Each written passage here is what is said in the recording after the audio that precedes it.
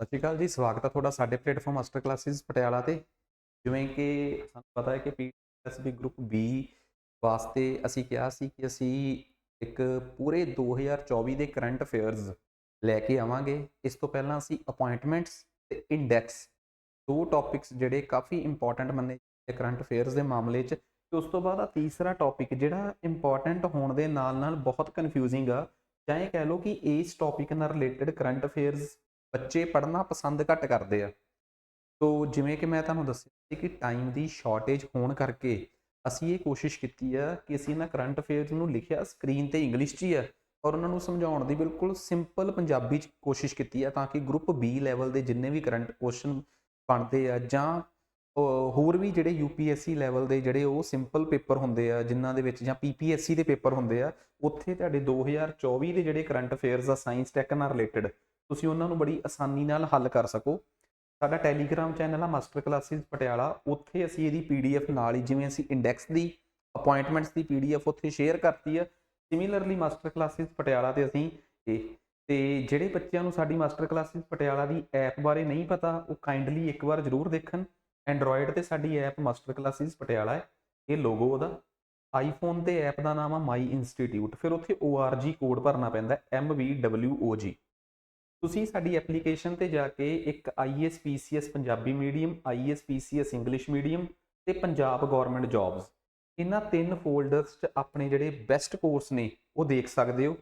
ਜਿਹੜੇ aspirant master classes Patiala ਨਾਲ group B ਵਾਸਤੇ ਜੁੜਨਾ ਚਾਹੁੰਦੇ ਆ, ਉਹਨਾਂ ਵਾਸਤੇ ਸਭ ਤੋਂ ਬੈਸਟ ਕੋਰਸ ਆ PSSB and Punjab police group B and C. Puri detail ਦੇ ਵਿੱਚ English, Punjabi, Punjab GK, current affairs ਤੋਂ ਲੈ ਕੇ ਕਰੰਟ ਅਫੇਅਰਸ ਇੱਕ ਤਾਂ ਅਸੀਂ ਪੂਰੇ ਡੇਲੀ ਬਾਈ ਵੀਕਲੀ ਕਰਾਉਂਦੇ ਆ, ਉਸ ਤੋਂ ਬਾਅਦ ਹੁਣ ਅਸੀਂ ਟੌਪਿਕ ਵਾਈਜ਼ ਵੀ ਕਵਰ ਕਰ ਰਹੇ ਹਾਂ, ਤਾਂ ਕਿ ਕਿਸੇ ਨੂੰ ਕਿਸੇ ਵੀ ਤਰੀਕੇ ਨਾਲ ਸਮਝ ਆ ਜਾਣ। ਇਹਦੇ ਤੋਂ ਬਾਅਦ ਕੱਲਾ GS ਦਾ ਕੋਰਸ ਵੀ ਹੈ, ਤੇ ਸਭ ਤੋਂ important Punjab PCS and IAS ਦਾ ਜੋ ਪ੍ਰੀ ਲੈਵਲ ਦਾ ਕੋਰਸ ਆ, ਇਹਦੇ 'ਚ ਤੁਸੀਂ ਦੇਖੋਗੇ ਟੋਟਲੀ ਡਿਫਰੈਂਟ ਕੰਟੈਂਟ ਆ। ਇਹ ਵਾਲਾ ਕੰਟੈਂਟ ਤਾਂ ਮਿਲਣਾ ਹੀ ਮਿਲਣਾ ਹੈ। ਜਦੋਂ ਤੁਸੀਂ ਇਸ ਕੋਰਸ ਨੂੰ ਜਾ ਕੇ ਖੋਲੋਗੇ ਆਪਣੇ ਨੂੰ, ਤਾਂ ਤੁਸੀਂ ਦੇਖੋਗੇ ਕਿ ਇਹਦੇ 'ਚ ਕਾਫੀ ਜ਼ਿਆਦਾ ਕੰਟੈਂਟ ਵੱਖਰੇ ਫੋਲਡਰ 'ਚ ਬਣਿਆ ਹੁੰਦਾ ਹੈ, ਜਿਹਦੇ 'ਚ PCS ਲੈਵਲ ਦੀ ਡਿਟੇਲ ਅਸੀਂ ਡਿਸਕਸ ਕੀਤੀ ਹੈ। ਉਸ ਤੋਂ ਬਾਅਦ ਜਦੋਂ ਅਸੀਂ ਇਸ ਕੋਰਸ ਤੇ ਜਾਂਦੇ ਹਾਂ, ਇਸ PCS ਪ੍ਰੀ ਕਮ ਮੇਨਸ, ਤਾਂ ਤੁਸੀਂ ਦੇਖੋਗੇ ਕਿ ਇਹਦੇ 'ਚ ਤੁਹਾਨੂੰ ਸਭ ਕੁਝ ਕਵਰ ਮਿਲੂਗਾ। ਜਿਵੇਂ ਇਸ ਕੋਰਸ ਦੇ ਵਿੱਚ ਤਾਂ ਤੁਹਾਨੂੰ ਆਹ ਦੇਖੋ, ਇੱਕ ਤਾਂ ਜਿਹੜੇ ਸਾਡੇ ਪੁਰਾਣੇ ਬੈਚ ਚੱਲ ਰਹੇ ਆ ਉਹਨਾਂ ਦਾ ਸਾਰਿਆਂ ਦਾ ਕੰਟੈਂਟ, ਗਰੁੱਪ ਬੀ ਲੈਵਲ ਤੇ PCS ਪ੍ਰੀ ਲੈਵਲ ਦਾ ਸਾਰਾ ਕੰਟੈਂਟ, ਇਹ ਸਾਨੂੰ ਮੇਨਸ ਵਾਲੇ ਕੋਰਸ 'ਚ ਮਿਲਣਾ ਹੀ ਮਿਲਣਾ। ਮੀਨਸ ਜਿਹੜਾ ਵੀ ਵੱਡਾ ਕੋਰਸ ਹੋਊਗਾ ਉਹਦੇ 'ਚ ਛੋਟੇ ਕੋਰਸਿਸ ਦਾ ਕੰਟੈਂਟ ਤਾਂ ਨਾਲ ਮਿਲਣਾ ਹੀ ਮਿਲਣਾ ਹੈ, ਠੀਕ ਹੈ। ਸੋ ਇਹਦੇ ਤੋਂ ਬਿਨਾਂ ਕੁਝ ਹੋਰ ਇਨਫੋਰਮੇਸ਼ਨ ਜਿਹੜੀ ਮੈਂ ਸ਼ੇਅਰ ਕਰਨਾ ਚਾਹੁੰਦਾ, ਮਾਸਟਰ ਕਲਾਸਿਸ ਪਟਿਆਲਾ ਦੇ ਪਲੇਟਫਾਰਮ ਤੇ ਤੁਸੀਂ 80 544 00797 ਇਸ ਨੰਬਰ ਤੇ ਕਾਲ ਕਰਕੇ ਪੰਜਾਬ GK ਦੀ ਜਿਹੜੀ ਸਾਡੀ ਕਿਤਾਬ ਆ ਇਲਮੇ ਪੰਜਾਬ, ਉਹ ਵੀ ਆਰਡਰ ਕਰ ਸਕਦੇ ਹੋ। ਤੇ ਪੰਜਾਬੀ ਪੇਪਰ A, ਜਿਹੜੀ ਪੰਜਾਬੀ ਪੇਪਰ A ਦੀ ਕਿਤਾਬ ਆ, ਉਹ ਜਿਹੜਾ ਪੰਜਾਬੀ ਦਾ 15 ਨੰਬਰ ਦਾ ਪੇਪਰ ਆਉਂਦਾ ਹੈ ਗਰੁੱਪ B ਦੇ ਪੇਪਰਾਂ 'ਚ, ਜਾਂ 13 ਨੰਬਰ ਦਾ ਪੇਪਰ ਆਉਂਦਾ ਹੈ ਗਰੁੱਪ C ਦੇ ਪੇਪਰਾਂ 'ਚ, ਉਹਨਾਂ ਨੂੰ ਵੀ ਬਹੁਤ ਸੰਜੀਦਗੀ ਨਾਲ ਕਵਰ ਕਰਦੀ ਹੈ। ਅਖਾਣ, ਮੁਹਾਵਰੇ, ਬਹੁਆਰਥਕ ਸ਼ਬਦ, ਬਹੁਤੇ ਸ਼ਬਦਾਂ ਦੀ ਥਾਂ ਇੱਕ ਸ਼ਬਦ, ਤੇ ਉਸ ਤੋਂ ਬਿਨਾ ਮੀਨਸ ਕਿ ਸਮਾਨਾਰਥਕ ਸ਼ਬਦ ਹੋ ਗਏ ਜਾਂ ਸ਼ੁੱਧ ਸ਼ਬਦ ਹੋ ਗਏ, ਉਹ ਬਹੁਤ ਹੱਦ ਤੱਕ ਕਵਰ ਕੀਤੇ ਆ।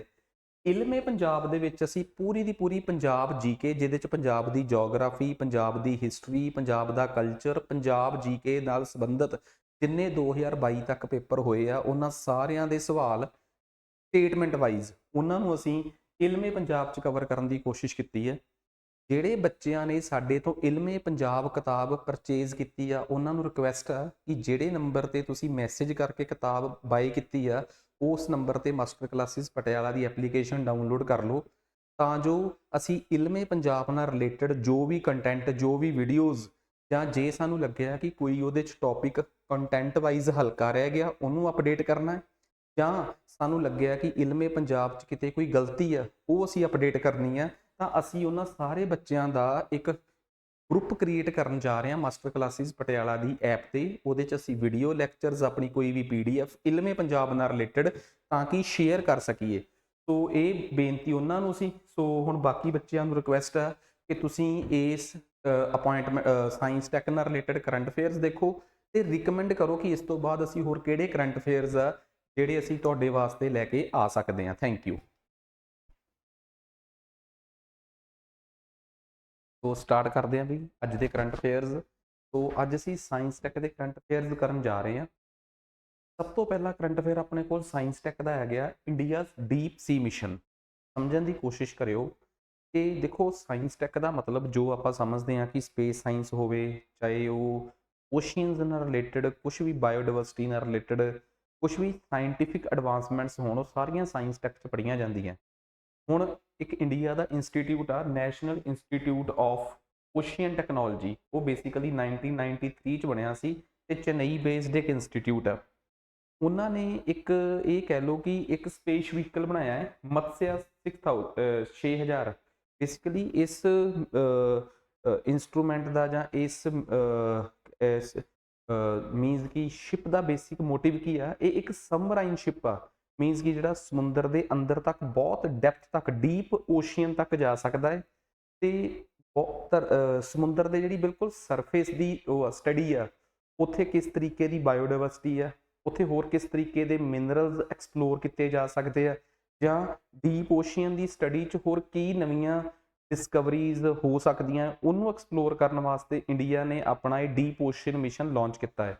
ਸਭ ਤੋਂ ਪਹਿਲੀ ਗੱਲ, ਇੰਡੀਆ ਦੁਨੀਆ ਦਾ 6ਵਾਂ ਦੇਸ਼ ਹੋਣ ਜਾ ਰਿਹਾ ਹੈ ਜਿਨ੍ਹਾਂ ਦਾ ਇਹ ਡੀਪ ਮਿਸ਼ਨ ਆ ਉਹ ਚੱਲੂਗਾ। ਤੇ ਬੇਸਿਕਲੀ ਜਿਸ ਮਤਸਿਆ 6000 ਸਬਮਰੀਨ ਨੂੰ ਅਸੀਂ ਯੂਜ਼ ਕਰਨ ਜਾ ਰਹੇ ਇਹਦੇ 'ਚ, ਬੇਸਿਕਲੀ ਇਹ ਆਪਣੇ ਆਪ 'ਚ 3 ਹਿਊਮਨਸ ਨੂੰ ਲੈ ਕੇ ਜਾ ਸਕਦੀ ਹੈ, 6 ਕਿਲੋਮੀਟਰ ਤੱਕ ਦੀ ਡੈਪਥ ਤੱਕ ਜਾ ਸਕਦੀ ਹੈ, ਐਂਡ ਇਹ ਡੀਪ ਓਸ਼ੀਅਨ 'ਚ ਜਾ ਕੇ ਉੱਥੋਂ ਦੇ ਰਿਸੋਰਸਿਸ ਤੇ ਬਾਇਓਡਾਇਵਰਸਿਟੀ ਭਾਵ ਉੱਥੋਂ ਦੀ ਜੈਵਿਕ ਵਿਭਿੰਨਤਾ ਨੂੰ ਐਕਸਪਲੋਰ ਕਰਨ ਦੀ ਕੋਸ਼ਿਸ਼ ਕਰੂਗੀ।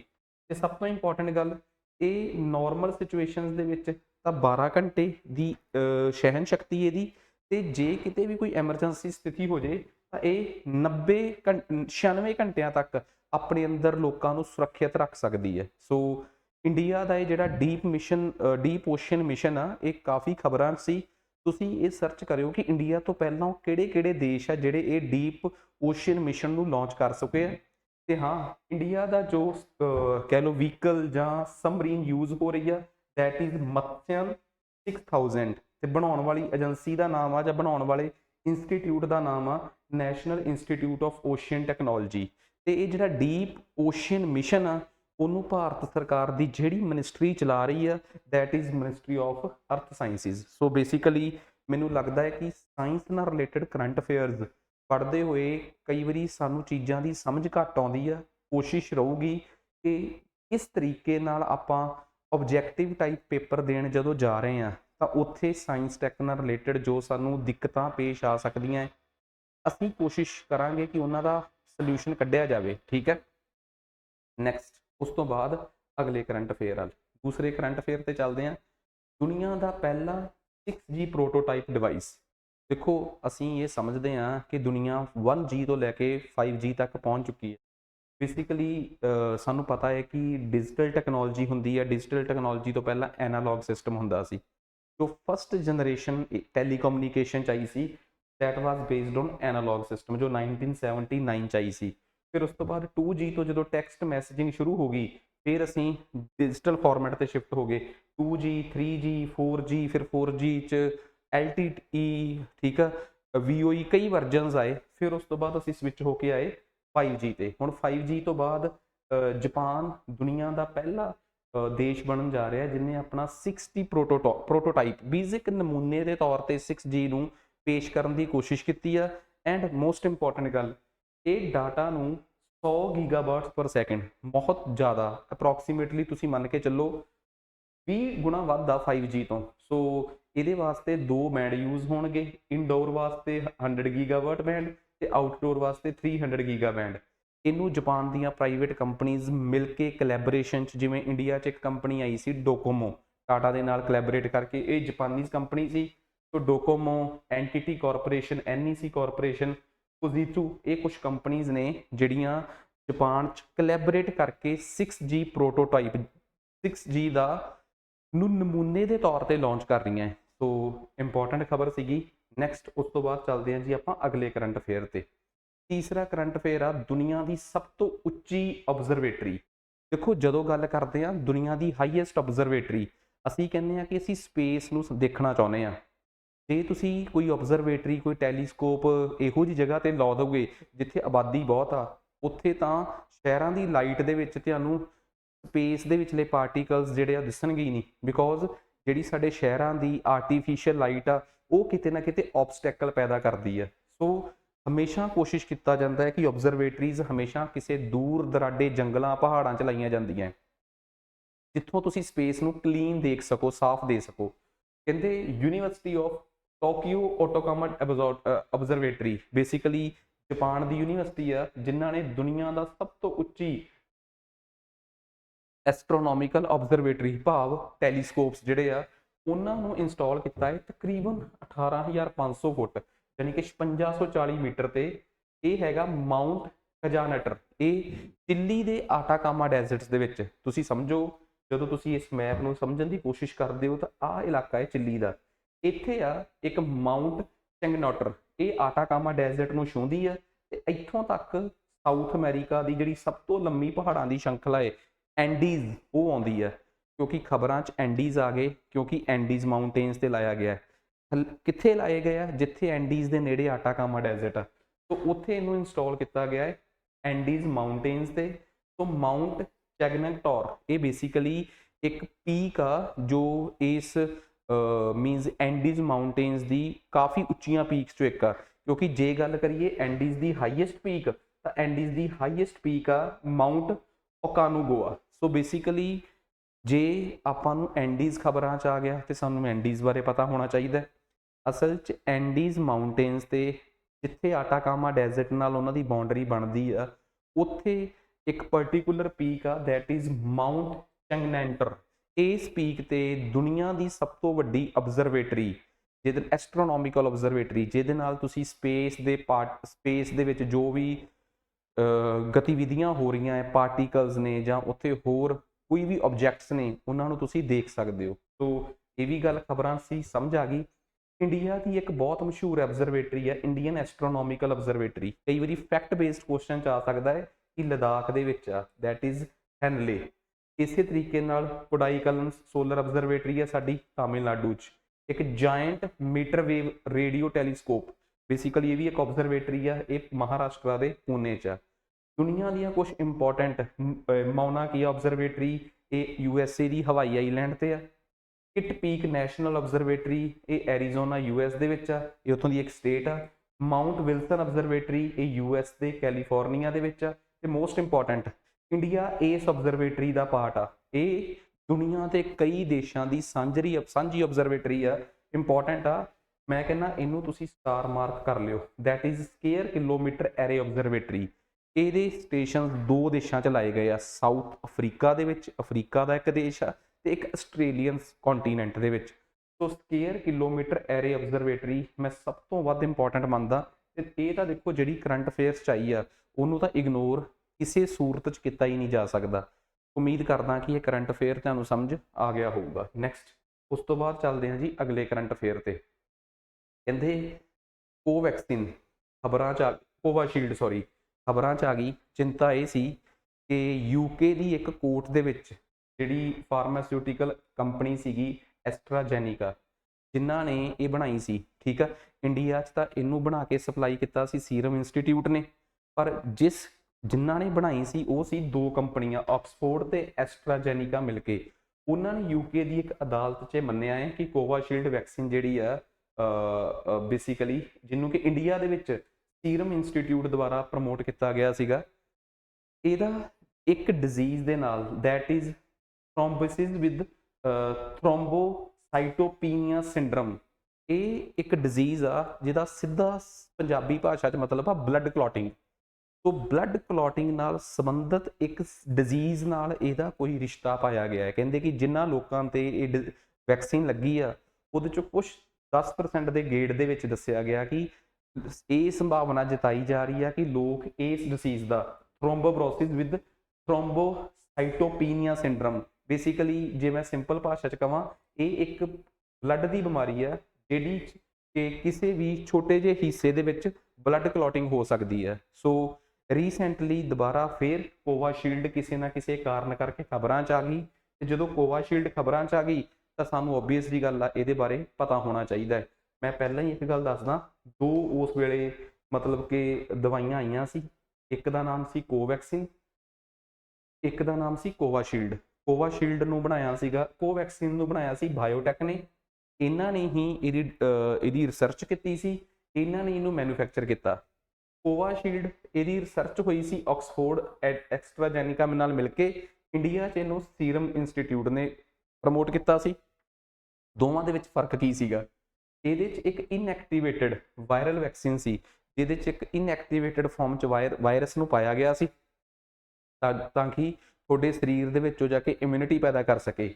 ਇਹਦੇ 'ਚ ਐਕਟਿਵ ਫਾਰਮ ਦਾ ਵਾਇਰਸ ਸੀਗਾ, ਮੀਨਸ ਇੱਕ ਵਾਇਰਲ ਵੈਕਟਰ ਸੀਗਾ ਜਿਹੜਾ ਬਿਲਕੁਲ ਇਨਐਕਟਿਵ ਨਹੀਂ ਸੀਗਾ, ਜਿਹੜਾ ਬਹੁਤ ਕਮਜ਼ੋਰ ਵਾਇਰਸ ਸੀਗਾ, ਉਹਨੂੰ ਯੂਜ਼ ਕੀਤਾ ਗਿਆ ਸੀ। ਸੋ ਇਹ ਦੋਵੇਂ ਆਪੋ ਆਪਣੇ ਤਰੀਕੇ ਆ, ਠੀਕ ਆ, ਮੀਨਸ ਕਿ ਕਿਸੇ ਵੀ ਵੈਕਸੀਨ ਦੇ ਬਣਨ ਦੇ। ਸੋ ਮੇਰੇ ਕਹਿਣ ਦਾ ਮਤਲਬ ਸਿਰਫ ਇਹ ਆ ਕਿ ਮੈਂ ਕੋਵੈਕਸਿਨ ਤੇ ਕੋਵਾਸ਼ੀਲਡ ਦੇ ਵਿੱਚ ਫਰਕ ਕਿਉਂ ਦੱਸਿਆ। ਇਹ ਫਰਕ ਮੈਨੂੰ ਤਾਂ ਦੱਸਣਾ ਪੈ ਰਿਹਾ ਕਿਉਂਕਿ ਕੋਵੈਕਸਿਨ ਤੇ ਕੋਵਾਸ਼ੀਲਡ ਇਹ ਦੋਵੇਂ ਖਬਰਾਂ 'ਚ ਆ ਗਏ, ਠੀਕ ਹੈ। ਨੈਕਸਟ ਉਸ ਤੋਂ ਬਾਅਦ ਅੱਗੇ ਆਪਣੇ ਕੋਲ ਆ ਗਿਆ ਗਤੀ ਸ਼ਕਤੀ ਵਿਸ਼ਵ ਵਿਦਿਆਲਿਆ।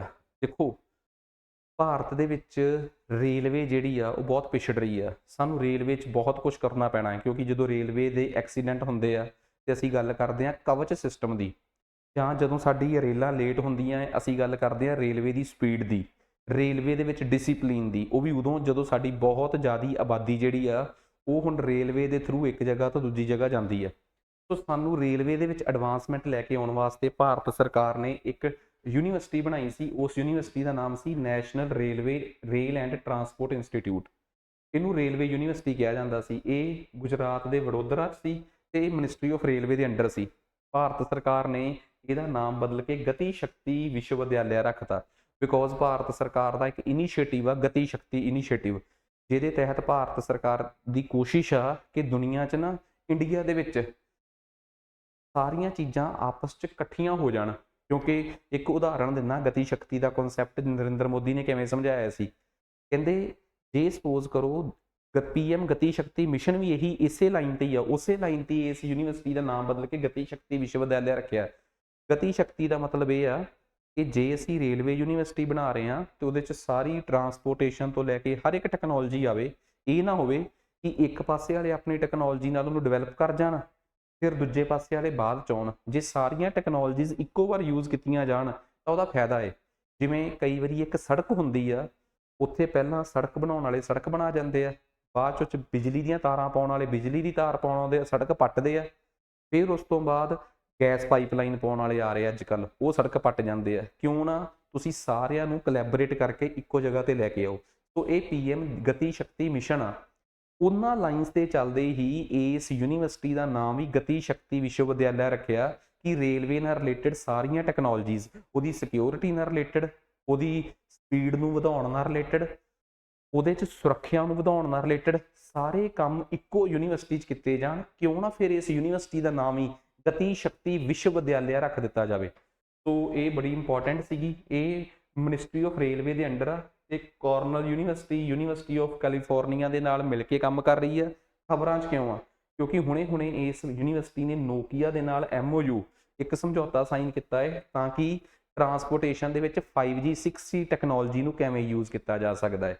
ਸੋ ਇਹ ਇੱਕ ਬੜਾ ਇੰਪੋਰਟੈਂਟ ਸਮਝੌਤਾ ਸੀ, ਖਬਰਾਂ ਸੀ, ਸੋ ਆਪਾਂ ਡਿਸਕਸ ਕਰ ਲਈ। Next pro clinical network facility. ਇਹ ਵੀ ਇੱਕ ਬੜਾ ਇੰਪੋਰਟੈਂਟ ਹੈ। ਜਦੋਂ ਤੁਹਾਨੂੰ ਪਤਾ ਕਿ ਕਰੋਨਾ ਨਾਮ ਦੀ ਮਹਾਮਾਰੀ ਨੇ ਦੁਨੀਆ ਦੇ ਵਿੱਚ ਇੱਕ ਸੰਕਟ ਖੜਾ ਕਰਤਾ, ਜਦੋਂ ਸਾਨੂੰ ਦੁਨੀਆ ਦੇ ਵਿੱਚ ਕਰੋਨਾ ਮਹਾਮਾਰੀ ਦੇ ਸੰਕਟ ਦਾ ਅਹਿਸਾਸ ਹੋਇਆ ਨਾ, ਤਾਂ ਸਾਨੂੰ ਉਦੋਂ ਸਮਝ ਆ ਗਿਆ ਕਿ ਹਰ ਦੇਸ਼ ਦੇ ਵਿੱਚ ਪ੍ਰੀ ਕਲੀਨਿਕਲ ਨੈਟਵਰਕ ਫੈਸਿਲਿਟੀ ਹੋਣੀ ਚਾਹੀਦੀ ਹੈ ਤਾਂ ਕਿ ਕਿਸੇ ਵੀ ਬਿਮਾਰੀ ਦੇ ਤੋਂ ਪਹਿਲਾਂ ਉਹਦੇ ਜਿਹੜੇ ਕਲੀਨਿਕਲ ਟੈਸਟ ਆ ਉਹ ਬੜੇ ਕਾਮਯਾਬੀ ਨਾਲ ਹੋ ਜਾਣ। ਐਂ ਹੀ ਨਹੀਂ ਕਿ ਕਿਤੇ ਉਹ ਲੋਕਾਂ ਨੂੰ ਚੱਕ ਕੇ ਉਹਨਾਂ 'ਤੇ ਟੈਸਟ ਕਰਦੇ ਫਿਰੋ। ਕੁਛ ਤੁਹਾਡੇ ਕੋਲ ਪਹਿਲਾਂ ਹੀ ਮਸ਼ੀਨਰੀ ਸੰਸਾਧਨ ਅਵੇਲੇਬਲ ਹੋਣੇ ਚਾਹੀਦੇ ਆ। ਸੋ ਇਸ ਗੱਲ ਦੀ ਚਿੰਤਾ ਦੁਨੀਆ ਦੇ ਵਿੱਚ ਇੱਕ ਸੰਗਠਨ ਆ, coalition for epidemic preparedness innovation, SEPI ਕਹਿ ਦਿੰਦੇ ਉਹਨੂੰ। ਉਹ ਓਸਲੋ ਬੇਸਡ ਯਾਨੀ ਕਿ ਨਾਰਵੇ ਬੇਸਡ ਇੱਕ ਸੰਸਥਾ ਹੈ। ਉਹਨਾਂ ਨੇ ਫਿਰ ਦੁਨੀਆ ਦੇ ਸਾਰੇ ਦੇਸ਼ਾਂ ਨੂੰ ਕਿਹਾ, ਵਰਲਡ ਹੈਲਥ ਆਰਗੇਨਾਈਜੇਸ਼ਨ ਦੇ ਨਾਲ ਮਿਲ ਕੇ, ਕਿ ਯਾਰ ਸਾਰੇ ਦੇਸ਼ ਕਲੀਨਿਕਲ ਨੈਟਵਰਕ ਫੈਸਿਲਿਟੀ ਦੇਣ। ਸੋ ਇਸੇ ਤਰੀਕੇ ਦੀ ਏਸ਼ੀਆ ਦੀ ਸਭ ਤੋਂ ਪਹਿਲੀ ਹੈਲਥ ਰਿਸਰਚ ਰਿਲੇਟਡ ਫੈਸਿਲਿਟੀ ਜਿਹੜੀ ਆ, ਜਿਹਨੂੰ ਕਿ ਇੰਡੀਆ ਦੇ ਵਿੱਚ ਲਾਂਚ ਕੀਤਾ ਗਿਆ ਹੈ। ਹੁਣ ਕਿੱਥੇ ਕੀਤਾ ਗਿਆ ਹੈ? ਬੇਸਿਕਲੀ ਇਹਨੂੰ ਤਿਆਰ ਕੀਤਾ ਗਿਆ ਇੰਡੀਆ 'ਚ ਇੱਕ translational health science and technology institute of Faridabad 'ਚ। ਉੱਥੇ ਅਸੀਂ ਏਸ਼ੀਆ ਦੀ ਪਹਿਲੀ ਪ੍ਰੀ ਕਲੀਨਿਕਲ ਨੈਟਵਰਕ ਫੈਸਿਲਿਟੀ ਲੈ ਕੇ ਆ ਰਹੇ ਹਾਂ, ਅਤੇ ਇਹ ਦੁਨੀਆ ਦੀ ਅਜਿਹੀ 9ਵੀਂ ਫੈਸਿਲਿਟੀ ਹੈ। ਇੱਥੇ ਪ੍ਰੀ ਕਲੀਨਿਕਲ ਟੈਸਟ ਹੋਇਆ ਕਰਨਗੇ ਤਾਂ ਕਿ ਕਿਸੇ ਵੀ ਦਵਾਈ ਦੇ ਬਣਨ ਤੋਂ ਬਾਅਦ ਉਹਦੀ ਰਿਸਰਚ 'ਚ ਕਮੀ ਨਾ ਰਹਿ ਜੇ, ਤਾਂ ਕਿ ਇਹ ਸ਼ੋਰ ਕਰਨ 'ਚ ਕਿ ਉਹ ਦਵਾਈ ਜੋ ਬਣੀ ਆ ਉਹ ਆਪਣੇ ਸਹੀ ਤਰੀਕੇ ਨਾਲ ਅਸਰ ਦਿਖਾ ਰਹੀ ਹੈ ਕਿ ਨਹੀਂ। ਸੋ ਇਹਦੇ ਵਾਸਤੇ ਬਹੁਤ ਐਡਵਾਂਸਡ ਟੈਕਨੋਲੋਜੀ ਯੂਜ਼ ਕੀਤੀ ਗਈ ਹੈ। State of the art technology ਦਾ ਮਤਲਬ ਉਸ ਵੇਲੇ ਦੀ ਸਿਰਾ ਟੈਕਨੋਲੋਜੀ। ਅਤੇ ਹਾਂ, ਇਹਦੇ 'ਚ ਬਹੁਤ ਸਾਰੇ ਐਕਸਪੈਰੀਮੈਂਟ ਕਰਨ ਵਾਸਤੇ ਜਾਨਵਰਾਂ ਤੋਂ ਲੈ ਕੇ ਇਸ ਤਰੀਕੇ ਦੇ ਕਿਸਮ ਦੇ ਛੋਟੇ ਮੋਟੇ ਜੀਵ ਹੋਣਗੇ, ਜਿਨ੍ਹਾਂ 'ਚ ਚੂਹੇ ਬਹੁਤ ਹੋਣਗੇ, ਉਹਨਾਂ ਨੂੰ ਸਟੋਰ ਕੀਤਾ ਜਾ ਸਕਦਾ ਤਾਂ ਕਿ ਕਲੀਨਿਕਲ ਟਰਾਇਲਸ ਕਰਨ ਨਾਲ ਰਿਲੇਟਡ ਕੋਈ ਵੀ ਕਮੀ ਪੇਸ਼ੀ ਨਾ ਰਹਿ ਜੇ ਹੁਣ ਆਪਣੇ ਕੋਲ। So preclinical networking facility India ਦੇ translational health science and technology institute, ਜੋ ਕਿ ਫਰੀਦਾਬਾਦ 'ਚ ਆ, ਉੱਥੇ ਸ਼ੁਰੂ ਹੋਣ ਜਾ ਰਹੀ ਹੈ। ਇਹ ਏਸ਼ੀਆ ਦੀ ਆਪਣੇ ਵਰਗੀ ਪਹਿਲੀ ਤੇ ਦੁਨੀਆ ਦੀ ਆਪਣੇ ਵਰਗੀ 9ਵੀਂ ਇੱਕ ਇਹੋ ਜਿਹੀ ਨੈਟਵਰਕ ਬਣੂਗਾ ਜਾਂ ਫੈਸਿਲਿਟੀ ਹੈ, ਜਿਹਨੂੰ ਭਾਰਤ ਸਰਕਾਰ ਸੈਪੀ ਯਾਨੀ ਕਿ ਕੋਲੇਸ਼ਨ ਫॉर ਐਪੀਡੈਮਿਕ ਪ੍ਰਪੇਅਰਨੈਸ ਇਨੋਵੇਸ਼ਨ, ਇਹ ਇੱਕ ਦੁਨੀਆ ਦਾ ਇਹੋ ਜਿਹਾ ਗੱਠਜੋੜ ਆ, ਕੋਲੇਸ਼ਨ ਆ, ਜਿਹਦੇ 'ਚ ਦੁਨੀਆ ਦੇ ਸਾਰੇ ਦੇਸ਼ ਸਿਰ ਜੋੜ ਕੇ ਬਹਿੰਦੇ ਆ ਕਿ ਯਾਰ ਸਾਰੇ ਦੇਸ਼ ਆਪੋ ਆਪਣੀਆਂ ਕੰਟਰੀਜ਼ ਦੇ ਵਿੱਚ ਪ੍ਰੀ ਕਲੀਨਿਕਲ ਟਰਾਇਲਸ ਕਰਨ ਵਾਸਤੇ, ਦਵਾਈ ਬਣਨ ਤੋਂ ਬਾਅਦ ਉਹਦੀ ਐਕਸਪੈਰੀਮੈਂਟ ਕਰਨ ਵਾਸਤੇ ਫੈਸਿਲਿਟੀਜ਼ ਨੂੰ ਵਧਾਉਣ। ਉਮੀਦ ਕਰਦਾ ਕਿ ਤੁਹਾਨੂੰ ਆਹ ਕਰੰਟ ਅਫੇਅਰ ਜਿਹੜਾ ਹੈ ਬਹੁਤ ਅੱਛੇ ਤਰੀਕੇ ਨਾਲ ਸਮਝ ਆ ਗਿਆ ਹੋਊਗਾ। ਨੈਕਸਟ ਉਸ ਤੋਂ ਬਾਅਦ ਅੱਗੇ ਆਪਾਂ ਗੱਲ ਕਰਦੇ ਹਾਂ ਇੰਡੀਆ ਦਾ ਪਹਿਲਾ H-125 ਹੈਲੀਕਾਪਟਰ। ਦੇਖੋ, ਇੱਕ ਅਮਰੀਕਨ ਕੰਪਨੀ ਆ ਏਅਰਬਸ, ਇੰਡੀਆ ਦੀ ਕੰਪਨੀ ਆ ਟਾਟਾ ਐਡਵਾਂਸਡ ਸਿਸਟਮ ਲਿਮਿਟਡ। ਇਹਨਾਂ ਨੇ ਫਾਈਨਲ ਅਸੈਂਬਲੀ ਲਾਈਨਸ ਤੇ ਚੱਲਦੇ, ਮੀਨਸ ਏਅਰਬਸ ਵਾਲੇ ਕਿਤੇ ਵੀ ਇਕਵਿਪਮੈਂਟਸ ਬਣਾਉਣਗੇ ਹੈਲੀਕਾਪਟਰ ਦੇ, ਉਹਨਾਂ ਦੀ ਫਾਈਨਲ ਅਸੈਂਬਲੀ ਇੰਡੀਆ 'ਚ ਹੋਇਆ ਕਰੂਗੀ। ਇਟ ਮੀਨਸ ਕਿਸੇ ਨਾ ਕਿਸੇ ਤਰੀਕੇ ਇੱਕ ਜਹਾਜ਼ ਦੀ ਫਾਈਨਲ ਮੈਨੂਫੈਕਚਰਿੰਗ ਇੰਡੀਆ 'ਚ ਹੋਊਗੀ। ਇਹ ਗੱਲ ਏਅਰਬਸ ਤੇ ਟਾਟਾ ਐਡਵਾਂਸ ਸਿਸਟਮ ਨੇ ਮਿਲ ਕੇ ਇਸੇ ਤਰਜ਼ ਤੇ ਪਹਿਲਾ ਹੈਲੀਕਾਪਟਰ H-125 ਤਿਆਰ ਕਰਨ ਦੀ ਕੋਸ਼ਿਸ਼ ਕੀਤੀ ਹੈ, ਤੇ ਇਹ ਇੰਡੀਆ 'ਚ ਬਣ ਕੇ ਇੰਡੀਆ 'ਚੋਂ ਸਪਲਾਈ ਹੋਇਆ ਕਰਨਗੇ। ਤੇ ਇਹ ਫੈਲ ਦੀ ਤਰਜ਼ ਤੇ ਫਾਈਨਲ ਅਸੈਂਬਲੀ ਲਾਈਨ ਦਾ ਮਤਲਬ ਆ ਕਿ ਜਦੋਂ ਸਾਰੇ ਕੰਪੋਨੈਂਟਸ ਇਕੱਠੇ ਕਰਕੇ ਲਿਆਂਦੇ ਜਾਣ ਤੇ ਇੱਕ ਜਗ੍ਹਾ ਤੇ ਉਹਨਾਂ ਦੀ ਪ੍ਰੋਪਰ ਅਸੈਂਬਲੀ ਕਰਕੇ ਉਹਨਾਂ ਨੂੰ ਫਾਈਨਲ ਪ੍ਰੋਡਕਟ ਬਣਾਇਆ ਜਾਵੇ। ਸੋ ਇਹਦੇ ਨਾਲ ਇਸੇ ਤਹਿਤ ਇੰਡੀਆ ਦੇ ਵਿੱਚ H-125 ਹੈਲੀਕਾਪਟਰ ਜਿਹੜੇ ਆ ਬਣਾਏ ਜਾ ਰਹੇ ਆ। ਭਾਰਤ ਸਰਕਾਰ ਦਾ ਮੇਕ ਇਨ ਇੰਡੀਆ ਜਿਹੜਾ ਮਿਸ਼ਨ ਆ, ਉਹਦੇ 'ਚ ਵੀ ਇੱਕ ਵੱਧਦਾ ਹੋਇਆ ਕਦਮ। ਹੁਣ ਗੱਲ ਕਰਦੇ ਹਾਂ, ਇਹ H-125 ਸਿੰਗਲ ਇੰਜਨ ਹੈਲੀਕਾਪਟਰ ਨੇ, ਜਿਹੜੇ ਕਿ ਕਿਸੇ ਵੀ ਤਰੀਕੇ ਦਾ fire fighting, law enforcement, passenger transportation, ਕਿਸੇ ਵੀ ਪਰਪਸ ਵਾਸਤੇ, ਜ਼ਰੂਰੀ ਨਹੀਂ ਆਰਮੀ ਲਈ, ਯਾਤਰੀ ਢਾਉਣ ਵਾਸਤੇ, ਕੋਈ ਤੇ ਅੱਗ ਲੱਗ ਗਈ ਉਹਨੂੰ ਕੰਟਰੋਲ ਕਰਨ ਵਾਸਤੇ, ਕਿਤੇ ਦੰਗੇ ਦੁੰਗੇ ਹੋ ਗਏ ਉੱਥੇ ਛਿੜਕਾਓ ਕਰਨ ਵਾਸਤੇ, ਕਿਸੇ ਵੀ ਪਰਪਸ ਨਾਲ ਵਰਤੇ ਜਾ ਸਕਦੇ ਆ। ਤੇ ਦੁਨੀਆ ਦੇ ਕਈ ਦੇਸ਼ ਇੰਡੀਆ ਤੋਂ ਇਹ ਮੰਗ ਰਹੇ ਆ। ਆਹ ਹੈ ਜੀ ਇੰਡੀਆ ਦਾ ਆਪਣਾ ਫਾਈਨਲ ਅਸੈਂਬਲੀ ਲਾਈਨਸ ਦੀ ਤਰਜ਼ ਤੇ ਬਣਿਆ ਪਹਿਲਾ ਹੈਲੀਕਾਪਟਰ H-125। ਸੋ ਇਹ ਹੈਲੀਕਾਪਟਰਸ ਨੇ, ਇਹਨਾਂ ਨੂੰ ਮਤਲਬ ਕਿ ਕਿੰਨੀ ਖਾਸੀਅਤ ਹੈ ਇਹਦੀ, ਮੇਕ ਇਨ ਇੰਡੀਆ ਪ੍ਰੋਗਰਾਮ ਦੇ ਤਹਿਤ ਇਹ ਬਣ ਕੇ ਨੇੜੇ ਦੇ ਗਵਾਂਢੀ ਦੇਸ਼ਾਂ ਨੂੰ ਐਕਸਪੋਰਟ ਕੀਤਾ ਜਾਊਗਾ। ਇਹ ਕਿਸੇ ਵੀ ਪ੍ਰਕਾਰ ਦਾ ਐਕਸਟ੍ਰੀਮ ਇਨਵਾਇਰਮੈਂਟ ਉਹਨੂੰ ਵੀ ਚੱਲ ਸਕਦਾ ਹੈ। ਇਹ ਇੱਕੋ ਇਕਲੌਤਾ ਹੈਲੀਕਾਪਟਰ ਆ ਜਿਹਨੂੰ ਮਾਊਂਟ ਐਵਰੈਸਟ ਤੇ ਵੀ ਲੈਂਡ ਕੀਤਾ ਜਾ ਸਕਦਾ ਹੈ, ਤੇ ਇਹ ਤਕਰੀਬਨ ਮੇਡ ਇਨ ਇੰਡੀਆ ਕਨਸੈਪਟ ਦੀ ਤਰਜ਼ ਤੇ ਬਣਿਆ ਪਹਿਲਾ ਇੱਕ ਉਹ ਆ ਫਾਲ ਕਨਸੈਪਟ ਦੇ ਤਹਿਤ। ਫਾਲ ਦਾ ਮਤਲਬ ਆ ਫਾਈਨਲ ਅਸੈਂਬਲੀ ਲਾਈਨ, ਜਿੱਥੇ ਤੁਸੀਂ ਕਿਤੇ ਵੀ ਪ੍ਰੋਡਕਟ, ਛੋਟੇ ਛੋਟੇ ਇੰਸਟਰੂਮੈਂਟ, ਤੁਹਾਡੇ ਪ੍ਰੋਡਕਟ ਕਿਤੇ ਬਣੇ ਹੋਣ, ਉਹਨਾਂ ਦੀ ਅਸੈਂਬਲੀ ਇੱਕ ਵੱਡੇ ਪ੍ਰੋਡਕਟ ਦੇ ਰੂਪ ਦੇ ਵਿੱਚ ਹੋਵੇ। ਸੋ ਉਮੀਦ ਕਰਦਾ ਕਿ ਤੁਹਾਨੂੰ ਇਹ ਸਾਰੇ ਦਾ ਸਾਰਾ ਕਨਸੈਪਟ ਜਿਹੜਾ ਹੈ ਉਹ ਚੰਗੀ ਤਰ੍ਹਾਂ ਸਮਝ ਆ ਗਿਆ ਹੋਊਗਾ। ਨੈਕਸਟ, ਇੰਡੀਆ ਦਾ ਪਹਿਲਾ ਕੁਆਂਟਮ ਮੈਗਨੈਟ ਡਾਇਮੰਡ ਮਾਈਕਰੋਚਿਪ ਇਮੇਜਰ। ਤੁਸੀਂ ਨੋਟਿਸ ਕੀਤਾ ਹੋਣਾ ਇੱਕ ਮਸ਼ੀਨ ਬਾਰੇ ਜਿਹਨੂੰ ਅਸੀਂ ਕਹਿੰਦੇ ਆ MRI, ਮੈਗਨੈਟਿਕ ਰੈਜ਼ੋਨੈਂਸ ਇਮੇਜਿੰਗ। ਅਸੀਂ ਕਹਿੰਦੇ ਆ ਕਿ MRI ਜਿਹੜੀ ਆ ਉਹਦੇ 'ਚ ਮੈਗਨੈਟਿਕ ਫੀਲਡ ਨੂੰ ਯੂਜ਼ ਕਰਕੇ ਸਰੀਰ ਦੇ ਅੰਦਰਲੇ ਹਿੱਸੇ ਦੀ ਫੋਟੋਗ੍ਰਾਫੀ ਲਈ ਜਾਂਦੀ ਹੈ, ਤੇ ਬੜੀ ਐਡਵਾਂਸਡ ਫੋਟੋਗ੍ਰਾਫੀ ਹੁੰਦੀ ਹੈ। ਸਿਮਿਲਰਲੀ ਕਹਿੰਦੇ ਇਸੇ ਤਰੀਕੇ ਨਾਲ ਹੁਣ ਇੱਕ ਕੁਆਂਟਮ ਡਾਇਮੰਡ ਮਾਈਕਰੋਚਿਪ ਇਮੇਜਰ ਆ ਰਿਹਾ ਹੈ, ਜਿਹੜਾ ਬੜੇ ਬਰੀਕ ਲੈਵਲ ਤੇ ਜਿਹੜੇ ਸਾਡੇ ਉਹ ਨੇ ਕਹਿ ਲਓ ਕਿ ਸੈਮੀ ਕੰਡਕਟਰਸ, ਉਹਨਾਂ ਦੀ ਬਰੀਕ ਲੈਵਲ ਤੇ ਇਮੇਜਿੰਗ ਕਰੂਗਾ, ਜਿਹਦੇ ਨਾਲ ਅਸੀਂ ਕੁਆਂਟਮ ਲੈਵਲ ਤੇ ਬਹੁਤ ਛੋਟੇ ਲੈਵਲ ਤੇ ਜਿਹੜੇ ਸੈਮੀਕੰਡਕਟਰਸ ਦੇ ਵਿੱਚ ਨੁਕਸ ਨੇ ਉਹ ਫੜ ਸਕਦੇ ਹਾਂ ਜਾਂ ਬਰੀਕ ਲੈਵਲ ਤੇ ਡਿਸਕਵਰੀਜ਼ ਕਰ ਸਕਦੇ ਹਾਂ। ਇੰਡੀਆ ਦਾ ਪਹਿਲਾ ਕੁਆਂਟਮ ਡਾਇਮੰਡ ਮਾਈਕਰੋਚਿਪ ਇਮੇਜਰ ਜਿਹੜਾ ਹੈ, ਜਿਹੜਾ ਕਿ ਬਹੁਤ ਡੂੰਘੇ ਲੈਵਲ ਤੇ ਜਾ ਕੇ ਬਿਨਾਂ ਟੁੱਟੇ ਇੱਕ ਇਮੇਜ ਲੈ ਸਕਦਾ ਹੈ ਸੈਮੀਕੰਡਕਟਰ ਚਿਪਸ ਦੀ, ਇਹਨੂੰ TCS ਨੇ ਤੇ IIT ਬੰਬਈ ਨੇ ਮਿਲ ਕੇ ਬਣਾਇਆ ਹੈ। ਕਿਉਂਕਿ ਕੁਆਂਟਮ ਲੈਵਲ ਤੇ ਜੇ ਅਸੀਂ ਚਾਹੁੰਦੇ ਹਾਂ ਨਾ ਕਿ ਸਾਡਾ ਜਿਹੜਾ ਇੱਕ ਨੈਸ਼ਨਲ ਕੁਆਂਟਮ ਮਿਸ਼ਨ ਵੀ ਆ, ਉਹਦਾ ਮਕਸਦ ਵੀ ਇਹ ਆ ਕਿ ਅਸੀਂ ਬਿਲਕੁਲ ਬਰੀਕ ਲੈਵਲ ਤੇ ਜਾ ਕੇ ਸੈਮੀਕੰਡਕਟਰ ਜਿਹੜੇ ਉਹਨਾਂ ਦੀ ਖੋਜ ਕਰੀਏ। ਕਿਉਂਕਿ ਇੱਕ ਗੱਲ ਦੇਖੋ, ਆਉਣ ਵਾਲਾ ਯੁੱਗ ਸੈਮੀਕੰਡਕਟਰਸ ਦਾ ਹੈ। ਸੈਮੀਕੰਡਕਟਰਸ ਦੀ ਸਟੱਡੀ ਜਿਹੜੀ ਆ ਉਹਦੀ ਖੂਬੀ ਕੀ ਆ ਕਿ ਬਹੁਤ ਬਰੀਕ ਲੈਵਲ ਤੇ, ਬਹੁਤ ਮਾਈਕਰੋ ਲੈਵਲ ਤੇ ਜਾ ਕੇ, ਕੁਆਂਟਮ ਮਾਈਕਰੋ ਤੋਂ ਵੀ ਛੋਟਾ ਕੁਆਂਟਮ ਲੈਵਲ ਤੇ ਜਾ ਕੇ ਤੁਹਾਡੇ ਇਲੈਕਟ੍ਰੋਨਸ ਦਾ ਆਦਾਨ ਪ੍ਰਦਾਨ ਹੁੰਦਾ ਹੈ। ਉਸ ਲੈਵਲ ਤੇ, ਉਸ ਸਥਿਤੀ ਦੇ ਵਿੱਚ ਸੈਮੀਕੰਡਕਟਰਸ ਦੀ ਫੋਟੋ ਕਲਿੱਕ ਕਰਨਾ, ਉਹਨਾਂ ਦੀ ਇਮੇਜ ਦੇਖਣੀ, ਉਹਨਾਂ ਦੇ ਸੁਭਾਅ 'ਚ ਆਈ ਵੇਰੀਏਸ਼ਨ ਦੇਖਣੀ, ਉਹ ਬਹੁਤ ਵੱਡੀ ਚੀਜ਼ ਆ। ਇਸੇ ਕਰਕੇ ਇਸ ਬਰੀਕੀ ਨਾਲ ਖਿੱਚੀ ਜਾ ਰਹੀ ਫੋਟੋਗ੍ਰਾਫੀ ਵਾਸਤੇ ਅਸੀਂ ਇਹਦਾ ਸ਼ਬਦ ਦਾ ਨਾਮ ਵਰਤਿਆ ਕੁਆਂਟਮ ਡਾਇਮੰਡ ਮਾਈਕਰੋਚਿਪ ਇਮੇਜਰ।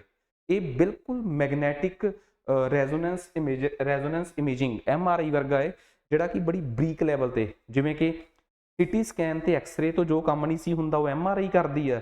ਜਿਹੜੀ ਨੋਰਮਲ ਫੋਟੋ ਕਲਿੱਕ ਹੁੰਦੀ ਆ, ਜਿਹਦੇ 'ਚ ਅਸੀਂ ਜਿਹੜੇ ਮਾਈਕਰੋਸਕੋਪ ਆ ਨੋਰਮਲ, ਜਿਨ੍ਹਾਂ 'ਚ ਅਸੀਂ ਇਹਨਾਂ ਸੈਮੀਕੰਡਕਟਰ ਚਿਪਸ ਨੂੰ ਦੇਖਦੇ ਹਾਂ, ਹੁਣ ਉਹਦੀ ਜਗ੍ਹਾ ਤੇ ਕੁਆਂਟਮ ਡਾਇਮੰਡ ਮਾਈਕਰੋਚਿਪ ਇਮੇਜਰ ਆ ਰਿਹਾ ਹੈ। ਸੋ ਬੇਸਿਕਲੀ ਇਹ MRI ਵਾਂਗ ਬਹੁਤ ਬਰੀਕ ਲੈਵਲ ਤੇ ਜਾ ਕੇ ਸੈਮੀਕੰਡਕਟਰਸ ਦੀ ਇਮੇਜ ਕਲਿੱਕ ਕਰ ਸਕਦਾ ਹੈ, ਜਿਹਦੇ ਨਾਲ ਸੈਮੀਕੰਡਕਟਰ ਟੈਕਨੋਲੋਜੀ ਦੇ ਵਿੱਚ ਜੇ ਪ੍ਰੋਪਰ ਕਲੈਰਿਟੀ ਨਾਲ ਇਮੇਜ ਨਾ ਆਉਣ ਕਰਕੇ ਜੋ ਕਿਤੇ ਫਾਲਟ ਰਹਿ ਜਾਂਦੇ ਸੀਗੇ ਉਹ ਨਹੀਂ ਹੁਣ ਰਹਿਣਗੇ। ਸੋ ਇੰਡੀਆ ਦਾ ਪਹਿਲਾ ਕੁਆਂਟਮ ਡਾਇਮੰਡ ਮਾਈਕਰੋਚਿਪ ਇਮੇਜਰ, ਜਿਹੜਾ ਕਿ ਬਰੀਕ ਲੈਵਲ ਤੇ ਸੈਮੀਕੰਡਕਟਰਸ ਦੀ ਫੋਟੋਜ਼ ਕਲਿੱਕ ਕਰੂਗਾ ਜਾਂ ਬਿਲਕੁਲ ਬਰੀਕ ਲੈਵਲ ਤੇ ਜਾ ਕੇ ਸਾਡੀ ਸੈਮੀਕੰਡਕਟਰ ਇੰਡਸਟਰੀ ਨੂੰ ਹੋਰ ਰਿਸਰਚ 'ਚ ਉੱਪਰ ਲੈ ਕੇ ਜਾਣ 'ਚ ਮਦਦ ਕਰੂਗਾ। ਸੋ ਉਹ ਇੰਡੀਆ ਦਾ ਪਹਿਲਾ ਇਸ ਤਰੀਕੇ ਦਾ ਇਮੇਜਰ ਜਿਹੜਾ ਹੈ ਉਹਨੂੰ TCS ਤੇ IIT ਬੰਬੇ ਨੇ ਮਿਲ ਕੇ ਬਣਾਇਆ ਹੈ। ਤੇ ਭਾਰਤ ਸਰਕਾਰ ਦਾ ਨੈਸ਼ਨਲ ਕੁਆਂਟਿੰਗ ਮਿਸ਼ਨ ਵੀ ਇਹ ਆ, ਅਸੀਂ ਜਿਹੜੇ ਕਲਾਸੀਕਲ ਕੰਪਿਊਟਰਸ ਆ ਇਹਨਾਂ ਦੀ ਬਜਾਏ ਹੁਣ ਕੰਮ ਵੀ ਕੁਆਂਟਮ ਕੰਪਿਊਟਰਸ ਤੋਂ ਲੈਣਾ ਹੈ। ਕੁਆਂਟਮ ਕੰਪਿਊਟਰਸ ਉਹ ਕੰਪਿਊਟਰ ਨੇ ਜਿਹੜੇ ਬਿਲਕੁਲ ਬਰੀਕ ਲੈਵਲ ਤੇ ਜਾ ਕੇ ਕੰਮ ਕਰਦੇ ਆ, ਠੀਕ ਹੈ। ਸੋ ਕੁਆਂਟਮ ਕੰਪਿਊਟਰਸ ਦੀ ਸਪੀਡ ਵੀ ਬਹੁਤ ਉੱਚੀ ਹੋਣ ਵਾਲੀ ਹੈ। ਭਾਰਤ ਸਰਕਾਰ ਦਾ department of science and technology, ਇਹਨਾਂ ਨੇ ਵੀ ਨੈਸ਼ਨਲ ਕੁਆਂਟਮ ਮਿਸ਼ਨ ਵਾਸਤੇ 2023 ਤੋਂ 2031 ਦਾ ਸਾਲ ਚੁਣਿਆ ਸੀ। ਇੰਡੀਆ ਦੁਨੀਆ ਦਾ ਅਜਿਹਾ 7ਵਾਂ ਦੇਸ਼ ਆ, US, Austria, Finland, France, Canada ਤੇ ਚਾਈਨਾ ਤੋਂ ਬਾਅਦ, ਜਿਨੇ ਆਪਣਾ ਨੈਸ਼ਨਲ ਕੁਆਂਟਮ ਮਿਸ਼ਨ ਲਾਂਚ ਕੀਤਾ ਹੈ। ਤੇ ਕੁਆਂਟਮ ਮਿਸ਼ਨ ਦੇ ਤਹਿਤ ਸਭ ਕੁਝ ਕਰਨਾ ਹੈ, ਕੰਪਿਊਟਰ ਵੀ ਬਣਾਉਣੇ ਆ, ਕੁਆਂਟਮ ਕੰਪਿਊਟਿੰਗ ਬੇਸਡ ਟੈਕਨੋਲੋਜੀਜ਼ ਵੀ ਬਣਾਉਣੀਆਂ। ਜਿਵੇਂ ਆਪਾਂ ਹੁਣੇ ਇੱਕ ਇਮੇਜਰ ਬਣਾ ਰਹੇ ਹਾਂ ਜਿਹੜਾ ਕਿ ਫੋਟੋਜ਼ ਕਲਿੱਕ ਕਰੇ, ਉਹ ਕੁਆਂਟਮ ਕੰਪਿਊਟਿੰਗ ਦੀ ਬੇਸਡ ਇੱਕ ਐਪਲੀਕੇਸ਼ਨ ਹੀ ਆ। ਸੋ ਇਹ ਸਭ ਕੁਝ ਕਰਨਾ ਹੈ। ਨੈਸ਼ਨਲ ਕੁਆਂਟਮ ਕੰਪਿਊਟਿੰਗ ਮਿਸ਼ਨ ਜਿਹੜਾ ਹੈ ਉਹਦੇ ਕੁਝ ਟਾਰਗੇਟਸ ਨੇ। ਉਹਨਾਂ ਦਾ ਟਾਰਗੇਟ ਇਹ ਆ ਕਿ ਅਸੀਂ ਅਗਲੇ 5 ਸਾਲਾਂ 'ਚ 50 ਤੋਂ ਲੈ ਕੇ 100 ਕਿਊਬਿਟਸ ਦੀ ਸਪੀਡ ਕੱਢੀਏ ਤੇ ਅਗਲੇ 8 ਸਾਲਾਂ 'ਚ 1000 ਫਿਜ਼ੀਕਲ ਕਿਊਬਿਟਸ ਤੱਕ ਦੀ ਸਪੀਡ ਕੱਢੀਏ। ਤੁਹਾਡੇ ਦਿਮਾਗ 'ਚ ਆਊਗਾ ਸਰ ਵਟ ਇਜ਼ ਕਿਊਬਿਟ? ਜਿਵੇਂ ਕਲਾਸੀਕਲ ਕੰਪਿਊਟਰ ਵਾਸਤੇ ਸਭ ਤੋਂ ਬੇਸਿਕ ਯੂਨਿਟ ਹੁੰਦੇ ਆ ਨਾ ਬਿਟਸ 0 ਤੇ 1, ਕੁਆਂਟਮ ਕੰਪਿਊਟਰਸ ਦੇ ਯੂਨਿਟ ਹੁੰਦੇ ਆ ਕਿਊਬਿਟ। ਤੁਸੀਂ ਮੈਨੂੰ ਕਮੈਂਟ ਕਰਕੇ ਦੱਸੋ who is father of quantum computing? Quantum computing ਦੇ ਪਿਤਾਮਾ ਕਿਹਨਾਂ ਨੂੰ ਕਿਹਾ ਜਾਂਦਾ ਹੈ? ਕੁਆਂਟਮ ਕੰਪਿਊਟਰਸ ਦੀ ਜਦੋਂ ਖੋਜ ਹੋਈ, ਸਮਝ ਲਓ ਕਿ ਕਲਾਸੀਕਲ ਕੰਪਿਊਟਰਸ ਤੋਂ ਕਿੰਨੇ ਗੁਣਾ ਵੱਧ ਸਪੀਡ ਹੋਊਗੀ ਇਹਨਾਂ ਕੁਆਂਟਮ ਕੰਪਿਊਟਰਸ ਦੀ, ਠੀਕ ਹੈ। ਸੋ ਇੰਡੀਆ ਦਾ ਨੈਸ਼ਨਲ ਕੁਆਂਟਮ ਮਿਸ਼ਨ ਵੀ ਪੜ੍ਹਾਤਾ ਮੈਂ ਤੁਹਾਨੂੰ। ਨੈਕਸਟ ਹੁਣ ਅਗਲੀ ਖਬਰ ਆਪਣੇ ਕੋਲ ਆ ਗਈ, ਇੰਡੀਆ ਆਪਣਾ ਦੂਜਾ ਪ੍ਰਾਈਵੇਟ ਬਿਲਡ ਰਾਕਟ ਜਿਹੜਾ ਹੈ ਉਹ ਲਾਂਚ ਕਰਨ ਜਾ ਰਿਹਾ ਹੈ। ਸਭ ਤੋਂ ਪਹਿਲਾਂ ਇੰਡੀਆ ਦੇ ਵਿੱਚ ਪ੍ਰਾਈਵੇਟ ਰਾਕਟਸ ਬਣਦੇ ਆ, ਬਿਲਕੁਲ ਪ੍ਰਾਈਵੇਟ ਕੰਪਨੀਜ਼, ਪ੍ਰਾਈਵੇਟ ਪਲੇਅਰਸ, ਜਾਂ ਇਸਰੋ ਤੋਂ ਬਿਨਾ ਬਾਕੀ ਕੋਈ ਵੀ ਪਲੇਅਰ ਚਾਹੇ ਸਰਕਾਰੀ ਵੀ ਆ ਉਹ ਪ੍ਰਾਈਵੇਟ ਰਾਕਟ ਹੀ ਹੋ ਗਿਆ, ਕਿਉਂਕਿ ਇਸਰੋ ਦੇ ਰਾਕਟ ਨੂੰ ਸਰਕਾਰੀ ਰਾਕਟ ਮੰਨਿਆ ਜਾਊਗਾ।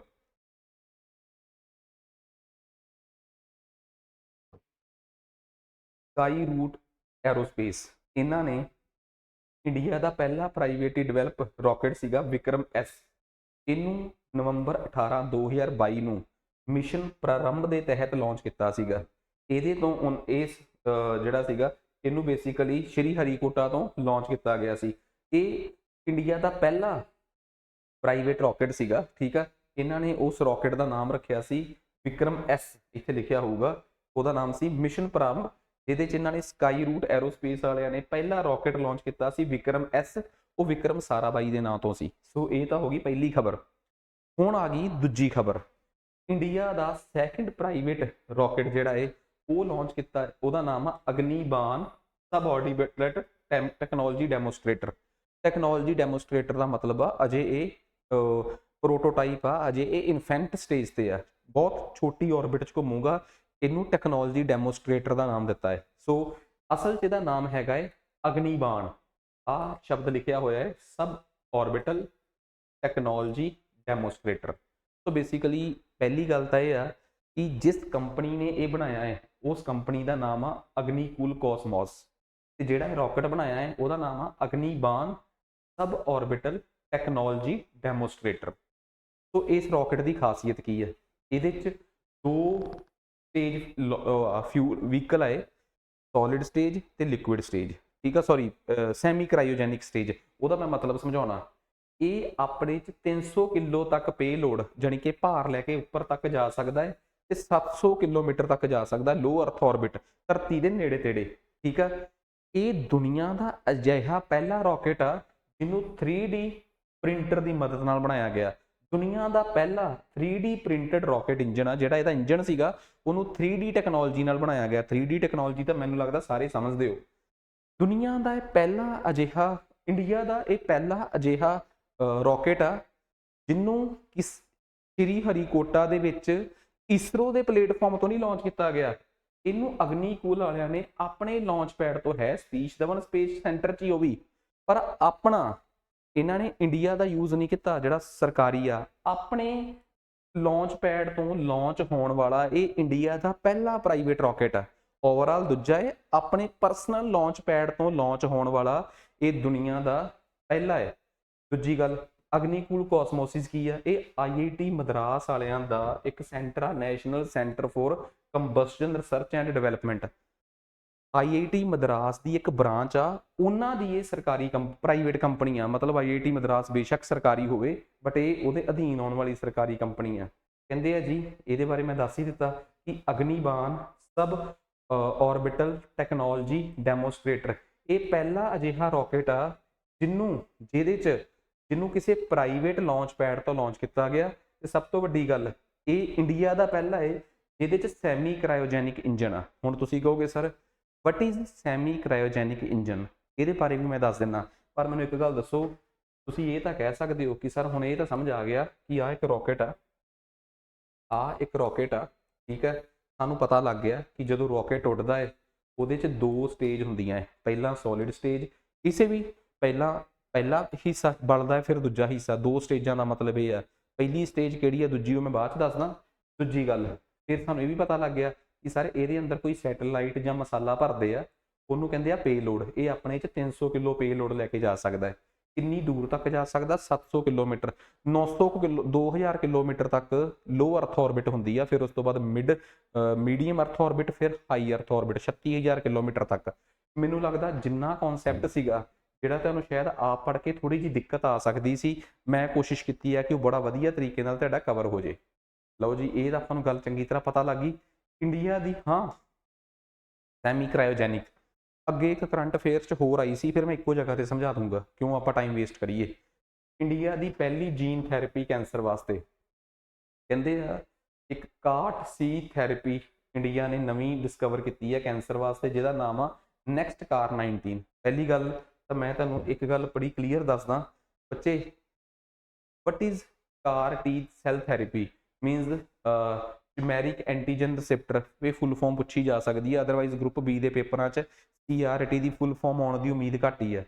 CAR-T T cell therapy basically ਹੈ ਕੀ ਆ? ਜਿਹਦੇ 'ਚ ਨਾ ਜਿਹੜੇ ਸਾਡੇ ਸੁਰੱਖਿਅਤ ਸੈੱਲ ਹੁੰਦੇ ਆ, ਜਿਹੜੇ ਸਾਡੀ ਸੁਰੱਖਿਆ ਕਰਦੇ ਆ, ਟੀ ਸੈਲਸ, ਉਹਨਾਂ ਨੂੰ ਜੈਨੇਟਿਕਲੀ ਮੋਡੀਫਾਈ ਕੀਤਾ ਜਾਂਦਾ ਹੈ।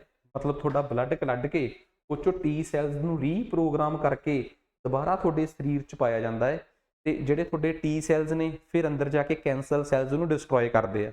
ਦਿਸ ਇਜ਼ ਬੇਸਿਕਲੀ ਇਹ ਜੈਨੇਟਿਕ ਟੈਕਨੋਲੋਜੀ, ਤੁਹਾਡੇ ਅੰਦਰੋਂ ਜੀਨਸ ਕੱਢ ਕੇ ਉਹਦੀਆਂ ਟੀ ਸੈਲਸ ਨੂੰ ਰਿਪੇਅਰ ਕਰਕੇ ਤੁਹਾਡੇ ਸਰੀਰ 'ਚ ਪਾਇਆ ਜਾਂਦਾ ਹੈ। ਪਹਿਲਾਂ ਮੀਨਸ ਕਿ ਇਹ ਇੱਕ ਟੈਕਨੋਲੋਜੀ ਹੈ ਜਿਹਨੂੰ ਜੀਨ ਥੈਰੇਪੀ ਕਿਹਾ ਜਾਵਾਂਗੇ, ਕਿਉਂਕਿ ਜੈਨੇਟਿਕ ਚੇਂਜ ਹੋਇਆ ਨਾ, ਤੁਹਾਡੇ ਅੰਦਰੋਂ ਟੀ ਸੈਲਸ ਨੂੰ ਕੱਢ ਕੇ ਉਹਨਾਂ ਨੂੰ ਰੀਪ੍ਰੋਗਰਾਮ ਕਰਕੇ ਟੀ ਸੈਲਸ ਨੂੰ ਇਨਸਰਟ ਕੀਤਾ ਗਿਆ। ਤਾਂ ਸੋ ਸਭ ਤੋਂ ਪਹਿਲੀ ਗੱਲ ਆ ਕਿ ਇਹਨੂੰ ਕਾਰਟ ਸੀ ਸੈਲ ਥੈਰੇਪੀ ਇਹਦਾ ਜਨਰਲ ਨਾਮ ਆ, ਤੇ ਜਿਹੜੀ ਸਪੈਸ਼ਲ ਕੈਂਸਰ ਨਾਲ ਰਿਲੇਟਡ ਜਿਹੜੀ ਇਹ ਟੈਕਨੋਲੋਜੀ ਅਸੀਂ ਕੱਢੀ ਆ ਇਹਦਾ ਨਾਮ ਆ ਨੈਕਸਟ ਕਾਰ 19। ਸੋ ਇਹ ਵੀ ਗੱਲ ਸਮਝ ਆ ਗਈ। ਇਹ ਆਈਆਈਟੀ ਬੰਬੇ ਦੇ ਵਿੱਚ ਇਹਦਾ ਉਦਘਾਟਨ ਕੀਤਾ ਦੇਸ਼ ਦੇ ਰਾਸ਼ਟਰਪਤੀ ਨੇ, ਤੇ ਇਹਨੂੰ ਤਿਆਰ ਕੀਤਾ ਇਸ ਟੈਕਨੋਲੋਜੀ ਨੂੰ ਆਈਆਈਟੀ ਬੰਬੇ ਤੇ ਟਾਟਾ ਮੈਮੋਰੀਅਲ ਸੈਂਟਰ, ਜਿਹੜਾ ਕਿ ਕੈਂਸਰ ਰਿਸਰਚ ਦਾ ਬੜਾ ਮਸ਼ਹੂਰ ਸੈਂਟਰ ਆ, ਇਹਨਾਂ ਦੋਵਾਂ ਨੇ ਮਿਲ ਕੇ। ਸੋ ਇਹ ਇੱਕ ਅਜਿਹੀ ਜੀਨ ਬੇਸਡ ਟ੍ਰੀਟਮੈਂਟ ਹੁੰਦਾ ਹੈ ਕਾਰ ਟੀ ਸੈਲ ਥੈਰੇਪੀ, ਤੇ ਇਸ ਕਾਰ ਟੀ ਸੈਲ ਥੈਰੇਪੀ ਦਾ ਨਾਮ ਆ ਨੈਕਸਟ ਕਾਰ 19।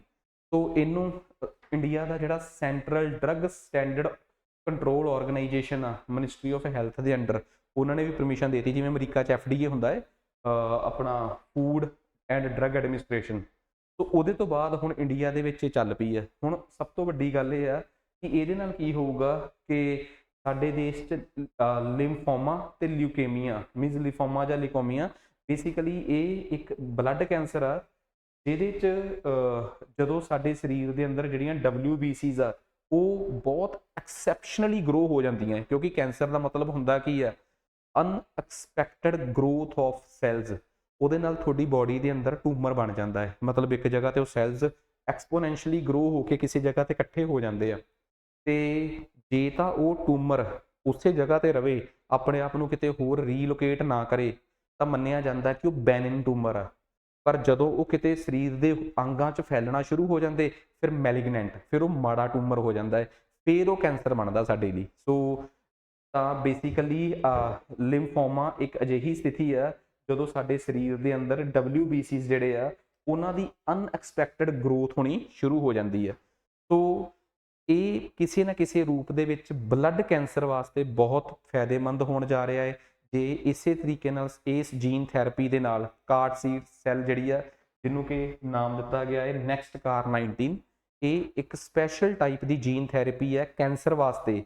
ਇਹਦੇ 'ਚ ਸਾਡੀ ਬੋਡੀ ਦੇ ਟੀ ਸੈਲਸ ਨੂੰ ਕੱਢ ਕੇ ਰੀਜਨਰੇਟ ਕਰਕੇ ਰੀਪ੍ਰੋਗਰਾਮਿੰਗ ਕਰਕੇ ਉਹਨਾਂ ਨੂੰ ਸਰੀਰ ਦੇ ਅੰਦਰ ਇੰਜੈਕਟ ਕੀਤਾ ਜਾਊਗਾ, ਤਾਂ ਜੋ ਸਾਡੇ ਸਰੀਰ ਦੇ ਅੰਦਰ ਕੈਂਸਰ ਸੈਲਸ ਦੇ ਨਾਲ ਉਹ ਲੜ ਸਕਣ ਤੇ ਉਹਨਾਂ ਨੂੰ ਡਿਸਟਰੋਏ ਕਰ ਸਕਣ, ਕਿ ਉਹ ਕਿਸੇ ਨਾ ਕਿਸੇ ਰੂਪ 'ਚ ਟਿਊਮਰ ਇਕੱਠਾ ਹੋਣਾ, ਸੈਲਸ ਦਾ ਇਕੱਠਾ ਹੋਣਾ, ਉਸ ਚੀਜ਼ ਦਾ ਨੂੰ ਰੋਕ ਸਕੇ।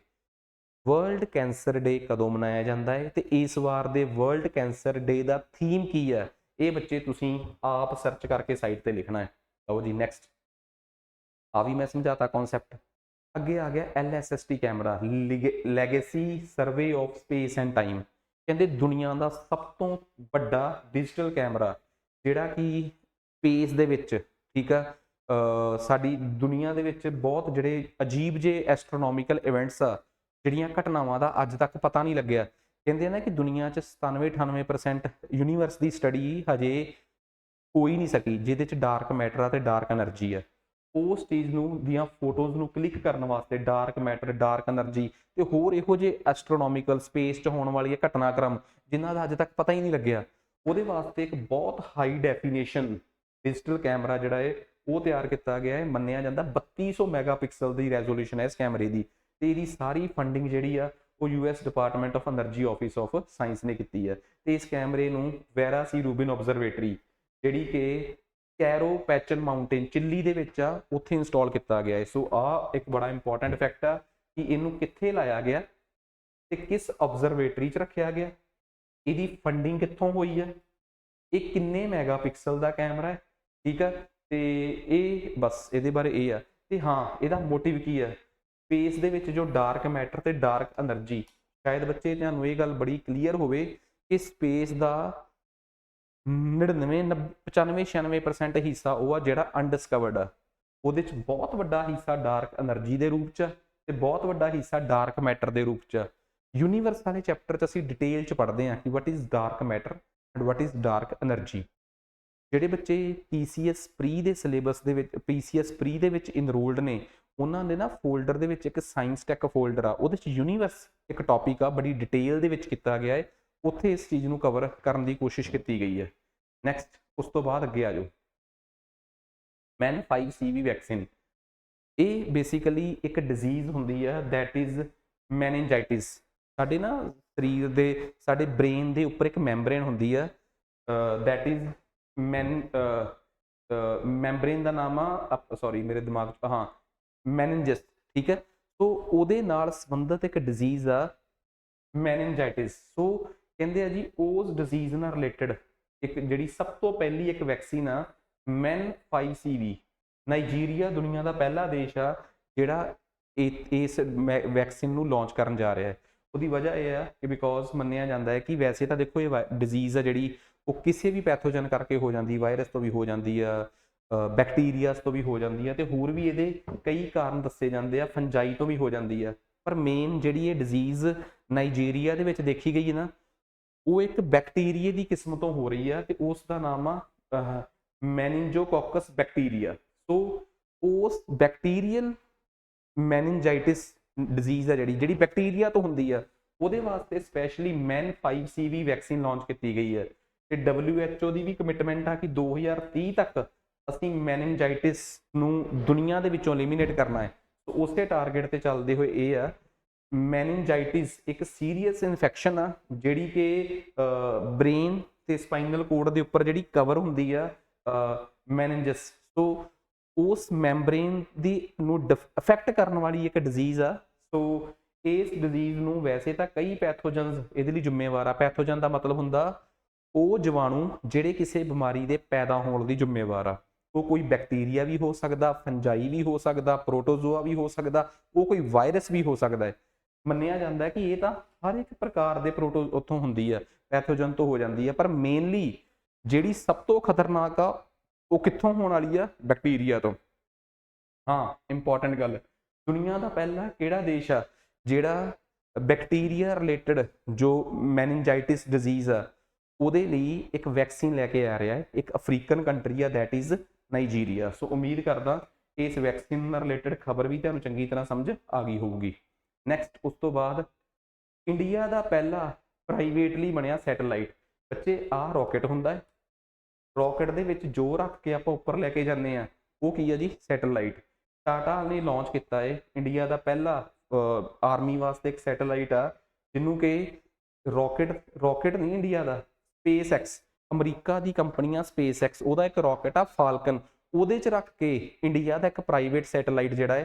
ਸੋਚ ਕੇ ਦੇਖੋ, ਹੁਣ ਇਸਰੋ ਨੇ ਪ੍ਰਾਈਵੇਟ ਕੰਪਨੀਆਂ ਨੂੰ ਠੇਕੇ ਦੇ ਰੱਖੇ ਆ ਕਿ ਯਾਰ ਤੁਸੀਂ ਰੌਕਟ ਵੀ ਬਣਾ ਸਕਦੇ ਹੋ, ਤੁਸੀਂ ਸੈਟੇਲਾਈਟਸ ਵੀ ਬਣਾ ਸਕਦੇ ਹੋ। ਜਿਵੇਂ ਅਮਰੀਕਾ ਦੇ ਵਿੱਚ ਨਾਸਾ ਤੋਂ ਬਿਨਾਂ ਜਿਹੜਾ ਉਹ ਆ ਆਪਣਾ ਸਪੇਸ ਐਕਸ, ਉਹ ਰੌਕਟਸ ਵੀ ਬਣਾ ਰਿਹਾ, ਸੈਟੇਲਾਈਟਸ ਵੀ ਬਣਾ ਰਿਹਾ, ਕਿੰਨਾ ਕੁਛ ਕਰ ਰਿਹਾ ਉਹ। ਸੋ ਉਸੇ ਲੜੀ 'ਚ ਚੱਲਦੇ ਹੋਏ ਇੰਡੀਆ ਦਾ ਪਹਿਲਾ ਪ੍ਰਾਈਵੇਟਲੀ ਬਿਲਡ ਸੈਟੇਲਾਈਟ ਆ TSAT-1A। ਸੋ ਇਹਨੂੰ ਲਾਂਚ ਕੀਤਾ ਗਿਆ ਕੈਂਡਲੀ ਸਪੇਸ ਸਟੇਸ਼ਨ ਫਲੋਰੀਡਾ ਤੋਂ। ਅਸਲ ਦੇ ਵਿੱਚ ਇਹਨੂੰ ਸਪੇਸ ਐਕਸ ਦਾ ਫਾਲਕਨ 9 ਰੌਕਟ ਜਿਹੜਾ ਹੈ ਉਹ ਲੈ ਕੇ ਗਿਆ। ਜਿਹੜਾ ਇਹ ਸੈਟੇਲਾਈਟ ਹੈ TSAT-1A, ਇਹਨੂੰ Tata advance system limited TASL ਨੇ ਬਣਾਇਆ ਹੈ। ਬੇਸਿਕਲੀ ਭਾਰਤ ਸਰਕਾਰ ਤੇ ਸਾਡੀਆਂ ਆਰਮਡ ਫੋਰਸਿਸ ਵਾਸਤੇ ਇਹ ਕੰਮ ਕਰੂਗਾ। ਇਹ ਬਹੁਤ ਹਾਈ ਡੈਫੀਨੇਸ਼ਨ ਇਮੇਜਿਸ ਕਲਿੱਕ ਕਰਕੇ ਦਊਗਾ, ਠੀਕ ਆ। ਸੋ ਉਮੀਦ ਕਰਦਾ ਆ ਕਿ ਇੰਡੀਅਨ ਆਰਮੀ ਵਾਸਤੇ ਇਹ ਕੰਮ ਕਰੂਗਾ। ਇਹ ਇੰਡੀਆ ਦਾ ਬਣਨ ਵਾਲਾ ਪਹਿਲਾ ਪ੍ਰਾਈਵੇਟਲੀ ਬਿਲਡ ਰੌਕਟ ਆ। ਤੁਸੀਂ ਮੈਨੂੰ ਦੱਸ ਸਕਦੇ ਹੋ ਇਸਰੋ ਦੀ ਉਹ ਕਿਹੜੀ ਕਮਰਸ਼ੀਅਲ ਆਰਮ ਆ? ਇਸਰੋ ਦਾ ਉਹ ਕਿਹੜਾ ਹਿੱਸਾ ਹੈ ਜਿਹੜਾ ਪ੍ਰਾਈਵੇਟ ਕੰਪਨੀਆਂ ਦੇ ਨਾਲ ਕੰਟੈਕਟ ਕਰ ਰਿਹਾ ਹੈ ਕਿ ਬਈ ਤੁਸੀਂ ਜਿਹੜਾ ਉਹਨਾਂ ਨੂੰ ਬਿਜ਼ਨਸ ਦੇ ਰਿਹਾ ਹੈ ਕਿ ਤੁਸੀਂ ਵੀ ਪ੍ਰਾਈਵੇਟ ਕੰਮ ਕਰੋ, ਉਹਨਾਂ ਨੂੰ ਸਪੋਰਟ ਵੀ ਕਰ ਰਿਹਾ ਹੈ। ਕਮਰਸ਼ੀਅਲ ਆਰਮ ਆਫ ਇਸਰੋ ਜਿਹੜੀ ਕਿ ਪ੍ਰਾਈਵੇਟ ਕੰਪਨੀਆਂ ਦੇ ਨਾਲ ਨੂੰ ਕਮਰਸ਼ੀਅਲ ਕੰਟਰੈਕਟ ਦੇ ਰਹੀ ਹੈ। ਸੋ ਇਹ ਤੁਸੀਂ ਸਰਚ ਕਰਕੇ ਜ਼ਰੂਰ ਲਿਖ ਕੇ ਦਿਓ ਮੈਨੂੰ, ਕਿਉਂਕਿ ਉਹਦੇ ਥਰੂ ਹੀ ਇਹ ਸਾਰੇ ਕੰਟਰੈਕਟ ਜਿਹੜੇ ਆ ਉਹ ਪਰਮਿਸ਼ਨ ਮਿਲਦੀ ਹੈ। ਇੱਕ ਹੋਰ ਬੜੀ ਇੰਪੋਰਟੈਂਟ ਖਬਰ, ਕਹਿੰਦੇ ਆ ਕਿ ਯੂਪੀਟਰ ਦਾ ਇੱਕ ਮੂਨ ਆ ਕੈਲਿਸਟੋ, ਉਹਦੇ ਤੇ ਹੁਣੇ ਓਜ਼ੋਨ ਦੇਖੀ ਗਈ ਹੈ, ਠੀਕ ਹੈ। ਸੋ ਇਹ ਇੱਕ ਖਬਰ ਆਈ ਸੀ, ਇਸੇ ਕਰਕੇ ਕੈਲਿਸਟੋ ਖਬਰਾਂ 'ਚ ਆ ਗਿਆ।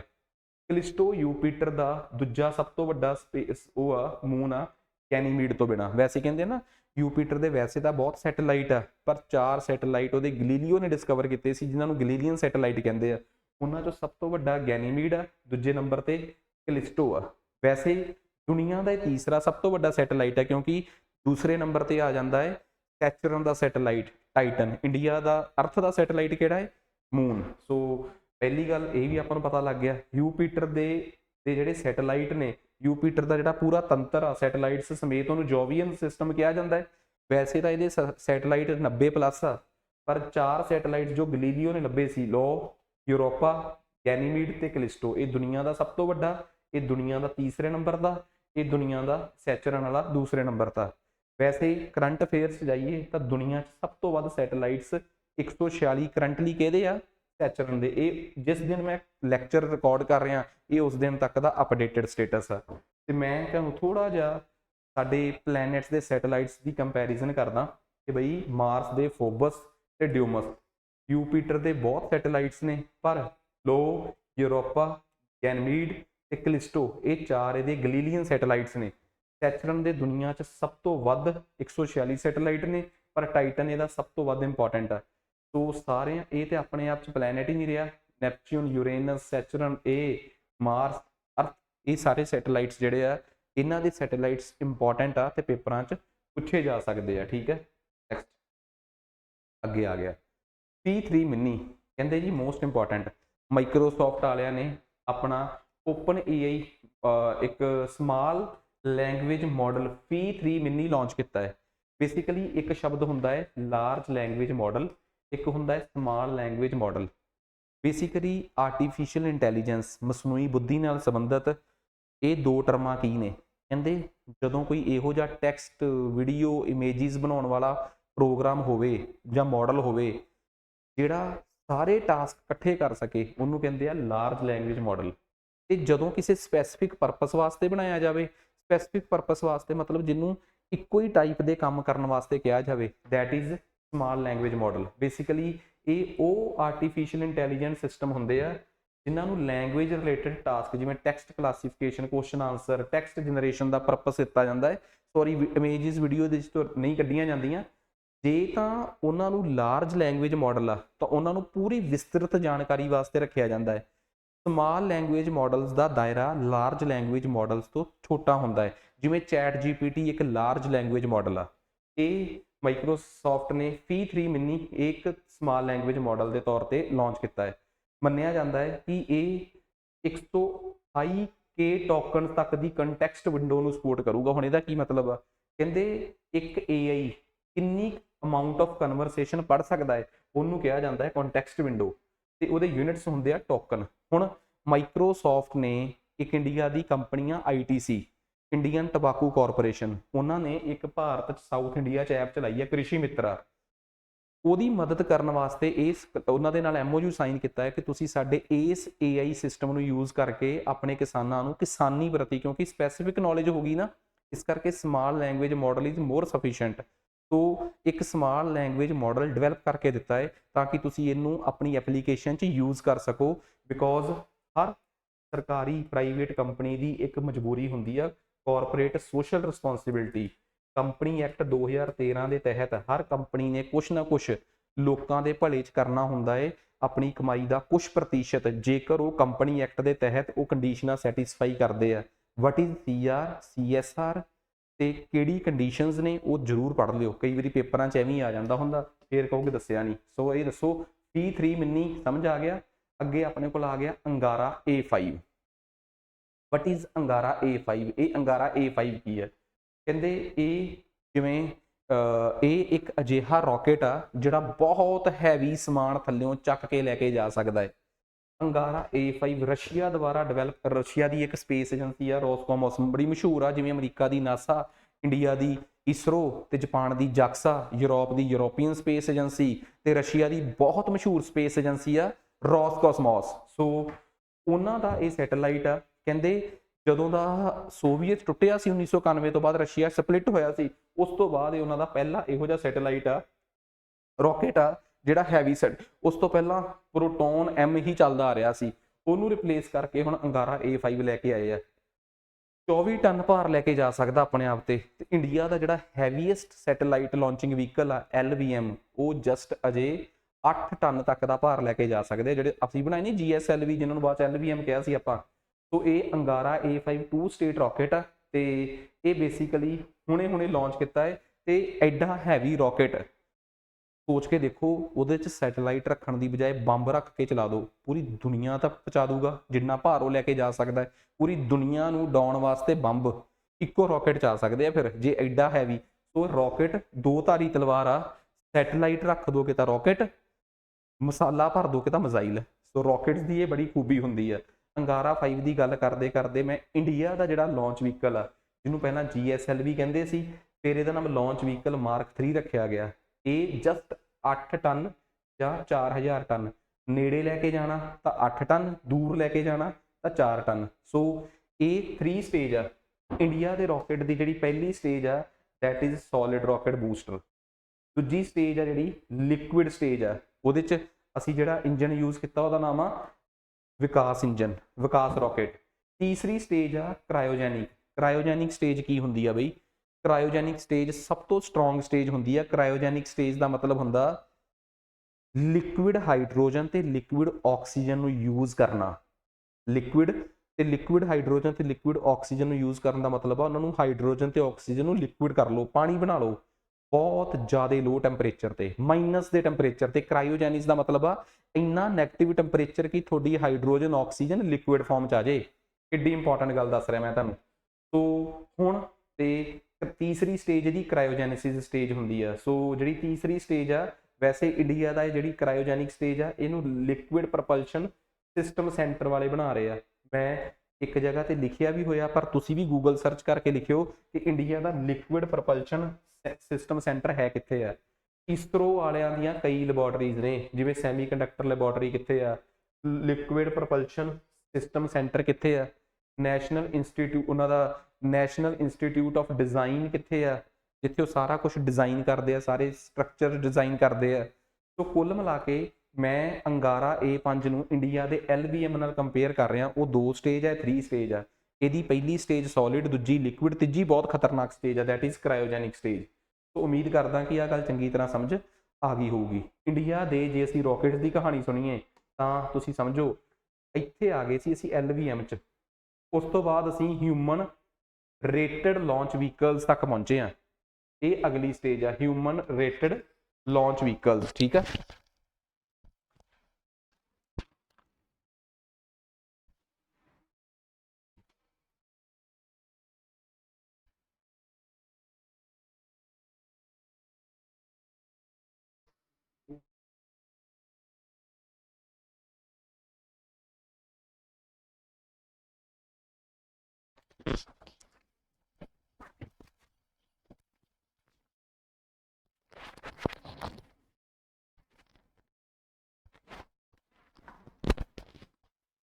ਹਾਂਜੀ, ਸੋ LVM ਤੋਂ ਬਾਅਦ ਹੁਣ ਅਸੀਂ ਹਿਊਮਨ ਰਿਲੇਟਡ ਲਾਂਚ ਵਹੀਕਲ ਵੀ ਬਣਾਏ ਆ। ਇਹ ਕਿਉਂ? ਅਸੀਂ ਇੱਕ ਆਪਣਾ ਮਿਸ਼ਨ ਲੈ ਕੇ ਜਾਣਾ ਹੈ ਗਗਨਯਾਨ। ਗਗਨਯਾਨ 'ਚ ਅਸੀਂ ਕੀ ਕਰਨਾ ਹੈ? ਅਸੀਂ ਹਿਊਮਨਸ ਨੂੰ ਉੱਪਰ ਲੈ ਕੇ ਜਾਣਾ ਹੈ। ਸੋ ਉਹਦੇ ਵਾਸਤੇ ਅਸੀਂ ਇੱਕ ਹੋਰ ਨਵੇਂ ਰਾਕਟਸ ਬਣਾਏ ਆ that is human related launch vehicles. ਜਦੋਂ ਅਸੀਂ ਹੈਵੀ ਮਟੀਰੀਅਲ ਉੱਪਰ ਲੈ ਕੇ ਜਾਣਾ ਹੁੰਦਾ that is launch vehicle mark 3। ਇਹ GSLV ਦੀ ਐਡਵਾਂਸ ਵਰਜਨ ਆ। ਇਸ ਤੋਂ ਪਹਿਲਾਂ ਸਾਡੇ ਕੋਲ ਹੁੰਦੇ ਸੀ ਪੋਲਰ ਸੈਟੇਲਾਈਟ ਲਾਂਚਿੰਗ ਵਹੀਕਲਸ। ਇਹ 4 ਸਟੇਜ ਹੁੰਦੇ ਸੀ, solid, liquid, solid, liquid. GSLV ਤੋਂ LMV ਇਹ ਆਏ 3 ਸਟੇਜ, ਪਹਿਲਾ ਸੋਲਿਡ, ਲਿਕੁਇਡ। ਤੀਜੀ ਸਟੇਜ ਨੇ ਇਤਿਹਾਸ ਰਚਿਆ, ਕ੍ਰਾਇਓਜੈਨਿਕ ਸਟੇਜ। ਉਹ ਸਟੇਜ ਹੁੰਦੀ ਆ ਰਾਕਟ ਦੀ ਜਿਹੜੀ ਬਹੁਤ ਮਜ਼ਬੂਤ ਹੁੰਦੀ ਆ ਤੇ ਬਹੁਤ ਉੱਪਰ ਤੱਕ ਰਾਕਟ ਨੂੰ ਲੈ ਕੇ ਜਾ ਸਕਦੀ ਹੈ। ਹੁਣ ਇੰਡੀਆ ਨੇ ਇਹਦੇ 'ਚ ਵੀ ਕੁਝ ਚੇਂਜਸ ਕਰਤੇ ਆ, ਉਹ ਅਗਲਾ ਕਰੰਟ ਅਫੇਅਰ, ਉਹ ਆਪਾਂ ਫੇਰ ਦੇਖਾਂਗੇ। ਉਸ ਤੋਂ ਪਹਿਲਾਂ ਅਸੀਂ ਸਮਝਦੇ ਹਾਂ ਅਗਲੇ ਕਰੰਟ ਅਫੇਅਰ ਬਾਰੇ। ਕਹਿੰਦੇ ਜਦੋਂ ਅਸੀਂ ਅਕਸਰ ਕਹਿੰਦੇ ਐਟਮ ਬੰਬ ਕੀ ਹੈ?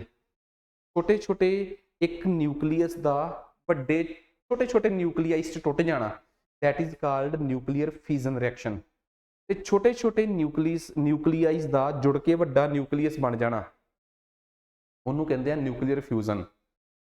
ਜਿਹੜਾ ਸਨ ਹੁੰਦਾ ਹੈ ਉਹਦੇ 'ਚ ਛੋਟੇ ਛੋਟੇ ਹਾਈਡਰੋਜਨ ਐਟਮ ਜੁੜਦੇ ਆ ਤੇ ਹੀਲੀਅਮ ਦਾ ਰੂਪ ਲੈਂਦੇ ਆ।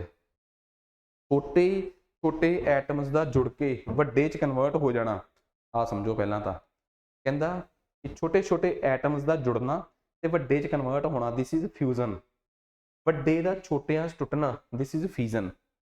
ਜਦ ਇੱਕ ਐਟਮ ਹੁੰਦਾ ਹੈ, ਮੰਨ ਲਓ ਤੁਹਾਨੂੰ ਕਿਸੇ ਨੇ ਕਹਿਤਾ ਹਾਈਡਰੋਜਨ ਐਟਮ ਆ, ਐਟਮ ਦੇ ਅੰਦਰ ਹਰ ਐਟਮ ਦੇ ਅੰਦਰ ਨਿਊਕਲੀਅਸ ਹੁੰਦਾ ਹੈ। ਐਟਮ ਲੈਵਲ ਤੇ ਨਹੀਂ, ਨਿਊਕਲੀਅਸ ਦਾ ਟੁੱਟਣਾ। ਦੇਖੋ ਰਿਐਕਸ਼ਨ ਅੰਦਰਲੇ ਲੈਵਲ ਤੇ ਹੋਈ ਆ। ਇੱਕ ਐਟਮ ਦੇ ਵਿੱਚੋਂ ਇੱਕ ਨਿਊਕਲੀਅਸ ਦਾ ਦੂਜੇ ਐਟਮ ਦੇ ਦੂਜੇ ਨਿਊਕਲੀਅਸ 'ਚ ਟਕਰਾ ਕੇ ਨਿਊਕਲੀਅਸ ਦਾ ਵੱਡਾ ਹੋ ਜਾਣਾ, ਉਹਦੇ ਵਾਸਤੇ ਆਪਾਂ ਕਹਿੰਦੇ ਆ ਫਿਊਜ਼ਨ। ਇੱਕ ਵੱਡੇ ਨਿਊਕਲੀਅਸ ਦਾ ਛੋਟੇ ਨਿਊਕਲੀਅਸ ਦੇ ਵਿੱਚ ਟੁੱਟ ਜਾਣਾ, ਸਮੇਤ ਐਟਮ ਟੁੱਟ ਜਾਣਾ, ਦਿਸ ਇਜ਼ ਕਾਲਡ ਨਿਊਕਲੀਅਰ ਫਿਜ਼ਨ। ਇਹਦੇ 'ਚ ਬਹੁਤ એનર્ਜੀ ਨਿਕਲਦੀ ਆ, ਇਹਦੇ 'ਚ ਉਹਦੇ ਤੋਂ ਵੀ ਬਹੁਤ ਜ਼ਿਆਦਾ એનર્ਜੀ ਨਿਕਲਦੀ ਆ। ਜਿੰਨੇ ਨਿਊਕਲੀਅਰ ਰਿਐਕਟਰਸ ਚੱਲਦੇ ਆ ਉਹ ਇਸ ਸਿਧਾਂਤ ਤੇ ਚੱਲਦੇ ਆ। ਐਟਮ ਬੰਬ ਵੀ ਇਸ ਸਿਧਾਂਤ ਦੇ ਬਣਦੇ ਆ। ਹਾਈਡਰੋਜਨ ਬੰਬ ਇਸ ਸਿਧਾਂਤ ਦੇ ਬਣਦੇ ਆ। ਹਾਈਡਰੋਜਨ ਬੰਬ ਦੀ ਤਾਕਤ ਤਾਂ ਵੀ ਜ਼ਿਆਦੀ ਆ। ਸਨ ਇਸ ਸਿਧਾਂਤ ਤੇ ਕੰਮ ਕਰਦਾ ਹੈ। ਹੁਣ ਦੁਨੀਆ ਆਰਟੀਫਿਸ਼ੀਅਲ ਸਨ ਬਣਾਉਣ ਦੀ ਕੋਸ਼ਿਸ਼ ਕਰ ਰਹੀ ਹੈ। ਦੁਨੀਆ ਦਾ ਸਭ ਤੋਂ ਪਹਿਲਾ ਆਰਟੀਫਿਸ਼ੀਅਲ ਸਨ, ਉਹਦੇ ਵਾਸਤੇ ਸ਼ਬਦ ਵਰਤਿਆ ਜਾਂਦਾ ਹੈ ਟੋਕਾਮੈਕ ਡਿਵਾਈਸ, ਆਰਟੀਫਿਸ਼ੀਅਲ ਸਨ ਜਿਹਦੇ ਚ ਨਿਊਕਲੀਅਰ ਫਿਊਜ਼ਨ ਦੀ ਪ੍ਰਕਿਰਿਆ ਕਰਾਈ ਜਾ ਸਕੇ। ਦੁਨੀਆ ਦਾ ਪਹਿਲਾ ਇਹੋ ਜਿਹਾ ਸਨ HH-70 ਚਾਈਨੀਜ਼ ਇੰਡਸਟਰੀ ਕੰਪਨੀ ਨੇ ਬਣਾਇਆ ਸੀਗਾ। ਹੁਣ ਖਬਰ ਕੀ ਆ, ਕਹਿੰਦੇ Korea superconducting tokamak advance research, ਇਹਨਾਂ ਦਾ ਜਿਹੜਾ ਕੋਰੀਆ ਦਾ ਇੱਕ ਸਨ ਆ ਕੇ ਸਟਾਰ, ਉਹਨੂੰ ਆਰਟੀਫਿਸ਼ੀਅਲ ਸਨ ਆਫ ਕੋਰੀਆ ਵੀ ਕਹਿੰਦੇ ਆ। ਉਹਨੇ ਇੱਕ ਚਮਤਕਾਰ ਕੀਤਾ, ਕਹਿੰਦੇ ਜੀ ਉਹਨੇ ਤਕਰੀਬਨ 48 ਸੈਕਿੰਡ ਤੱਕ 100 ਮਿਲੀਅਨ ਡਿਗਰੀ ਦਾ ਟੈਂਪਰੇਚਰ ਪੈਦਾ ਕਰਤਾ ਸੂਰਜ ਜਿੰਨਾ। ਸੋਚ ਕੇ ਦੇਖੋ ਸੂਰਜ ਤਾਂ ਕਿੰਨੇ ਸਾਲਾਂ ਤੋਂ ਤੇ ਪਤਾ ਨਹੀਂ ਕਿੰਨੇ ਸਾਲਾਂ ਤੱਕ ਇੰਨਾ ਟੈਂਪਰੇਚਰ ਪੈਦਾ ਕਰੀ ਜਾਊਗਾ। ਇਹਨੇ ਹਜੇ ਕੋਸ਼ਿਸ਼ ਕੀਤੀ ਆ ਸੂਰਜ ਜਿੰਨਾ ਟੈਂਪਰੇਚਰ ਅਟੇਨ ਕਰਨ ਦੀ 48 ਸਕਿੰਟ ਲਈ। ਇਹਦੇ ਅੰਦਰ ਨਿਊਕਲੀਅਰ ਫਿਊਜ਼ਨ ਦੀ ਰਿਐਕਸ਼ਨ ਕਰ ਕਰਕੇ ਇੱਕ ਸਥਿਤੀ ਪੈਦਾ ਕੀਤੀ ਗਈ ਤਾਂ ਕਿ ਸੂਰਜ ਜਿੰਨਾ ਟੈਂਪਰੇਚਰ ਪੈਦਾ ਕਰ ਸਕੀਏ। ਜੇ ਕੱਲ੍ਹ ਨੂੰ ਸੂਰਜ ਨਾ ਰਿਹਾ ਉਹਦੀ ਜਗ੍ਹਾ ਤੇ ਇਹਨੂੰ ਲਾ ਦਾਂਗੇ ਆਪਾਂ, ਹੋਰ ਵੀ ਬਹੁਤ ਕਿਤੇ ਕੰਮ ਆ ਸਕਦਾ ਹੈ। ਠੀਕ ਹੈ, ਸੋ ਇਹਨਾਂ ਦੀ ਕੋਸ਼ਿਸ਼ ਆ ਕਿ 2026 ਤੱਕ ਜਾਂਦੇ ਜਾਂਦੇ ਅਸੀਂ ਇੰਨਾ ਟੈਂਪਰੇਚਰ 300 ਸੈਕਿੰਡਸ ਵਾਸਤੇ ਮੇਨਟੇਨ ਕਰ ਸਕੀਏ। ਸੋ ਪੇਪਰ 'ਚ ਕੇ ਸਟਾਰ ਆ ਗਿਆ, ਇਹ ਕੋਰੀਆ ਦਾ ਆਰਟੀਫਿਸ਼ੀਅਲ ਸਨ ਆ ਜਿਹਦੇ ਨਾਮ ਹੁਣੇ ਰਿਕਾਰਡ ਲੱਗਿਆ ਹੈ। ਦੁਨੀਆ ਦੇ ਵਿੱਚ ਇੰਡੀਆ ਦਾ ਕੋਈ ਇਹੋ ਜਿਹਾ ਆਰਟੀਫਿਸ਼ੀਅਲ ਸਨ ਨਹੀਂ। ਮੈਂ ਗੱਲ ਦੱਸਦਾ, ਅੰਤਰਰਾਸ਼ਟਰੀ ਪੱਧਰ ਤੇ ਇੱਕ ਪ੍ਰੋਗਰਾਮ ਆ international thermo nuclear experiment reactor. ਇਹ ਦੁਨੀਆ ਦਾ ਸਭ ਤੋਂ ਵੱਡਾ ਆਰਟੀਫਿਸ਼ੀਅਲ ਸਨ ਆ। ਇਹਦੇ 'ਚ ਕੋਈ ਇੱਕ ਦੇਸ਼ ਕੋਲੈਬੋਰੇਟ ਨਹੀਂ ਕਰ ਰਿਹਾ, ਚਾਈਨਾ, ਇੰਡੀਆ ਤੇ ਯੂਰੋਪੀਅਨ ਕੰਟਰੀਜ਼ ਸਾਰੇ ਕਰ ਰਹੇ ਆ। ਇਹ ਪ੍ਰੋਜੈਕਟ ਜਿਹੜਾ ਹੈ ਇਹਦੇ 'ਚ ਸਾਰੇ ਦੇਸ਼ ਕੰਮ ਕਰ ਰਹੇ ਆ, ਚਾਈਨਾ, ਇੰਡੀਆ, US, ਫਰਾਂਸ, ਤੇ ਇਹ ਸਾਊਥ ਫਰਾਂਸ ਦੇ ਵਿੱਚ ਲੱਗਿਆ ਹੋਇਆ ਪ੍ਰੋਜੈਕਟ ਆ। ਇਸ ਪ੍ਰੋਜੈਕਟ ਦਾ ਆਫੀਸ਼ੀਅਲ ਨਾਮ ਆ international thermo nuclear experiment reactor. Punjabi 'ਚ ਇਹ ਆ ਕਿ ਇੱਕ ਮਸ਼ੀਨ ਆ ਜਿਹਦੇ ਅੰਦਰ ਆਰਟੀਫਿਸ਼ੀਅਲ ਸਨ ਬਣਾਉਣ ਦੀ ਕੋਸ਼ਿਸ਼ ਕੀਤੀ ਜਾ ਰਹੀ ਆ ਕਿ ਲੰਮੇ ਸਮੇਂ ਵਾਸਤੇ ਸੂਰਜ ਦੇ ਬਰਾਬਰ ਦੀ ਊਰਜਾ ਪੈਦਾ ਕੀਤੀ ਜਾਵੇ। ਸੋ ਇਹਦੇ 'ਚ ਭਾਰਤ ਦਾ ਇੱਕ ਇੰਸਟੀਟਿਊਟ ਆ, institute of plasma research, Ahmedabad 'ਚ, ਉਹ ਇੰਡੀਆ ਵੱਲੋਂ ਕੰਟਰੀਬਿਊਟ ਕਰ ਰਿਹਾ। ਇੰਡੀਆ ਵੱਲੋਂ ਜੋ ਯੋਗਦਾਨ ਉਹ 10% ਆ, ਤੇ ਜਦੋਂ ਇਹ ਪ੍ਰੋਜੈਕਟ ਕਾਮਯਾਬ ਹੋ ਗਿਆ ਇੰਡੀਆ ਇਹਦੇ 'ਚ 100% ਜੋ ਇਹਦੇ 'ਚੋਂ ਬੈਨੀਫਿਟ ਹੋਊਗਾ ਉਹਦਾ ਹਿੱਸੇਦਾਰ ਹੋਊਗਾ, ਕਿਉਂਕਿ ਹਰ ਇੱਕ ਦੇਸ਼ ਨੇ ਆਪੋ ਆਪਣੇ ਪੱਧਰ ਤੇ ਇਹਦੇ 'ਚ ਸ਼ੇਅਰ ਪਾਇਆ ਹੈ। ਸੋ ਉਮੀਦ ਕਰਦਾ ਕਿ ITER ਪ੍ਰੋਜੈਕਟ ਜਿਹੜਾ ਹੈ ਉਹ ਤੁਹਾਡਾ ਸਮਝ ਆ ਗਿਆ ਹੋਊਗਾ। ਫਿਊਜ਼ਨ ਕੀ ਹੈ ਵੀ ਗੱਲ ਕਲੀਅਰ ਹੋ ਗਈ। ਇੰਡੀਆ ਨੇ ਆਪਣਾ ਸਭ ਤੋਂ ਪਹਿਲਾ ਬ੍ਰਹਮੋਸ ਇੱਕ ਮਿਜ਼ਾਈਲ ਆ। ਕਹਿੰਦੇ ਇੱਕ ਮਿਜ਼ਾਈਲ ਜਿਹੜੀ ਹੁੰਦੀ ਆ ਨਾ ਉਹ ਇੱਕ ਰੌਕਟ ਹੀ ਹੁੰਦਾ, ਬਸ ਉਹਦੇ 'ਚ ਮਸਾਲਾ ਭਰ ਦਿਓ।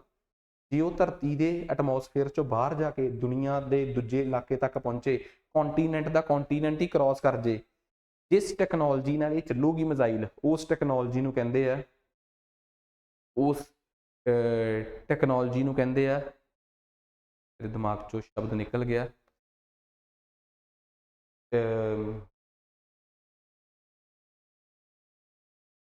ਖੈਰ ਸੌਰੀ, ਮੇਰੇ ਦਿਮਾਗ 'ਚ ਸ਼ਬਦ ਆ ਨਹੀਂ ਰਿਹਾ ਹੁਣ। ਠੀਕ ਆ, ਆ ਜਾਊਗਾ, ਮੈਂ ਨਾਲ ਦੀ ਨਾਲ ਦੱਸਦਾ।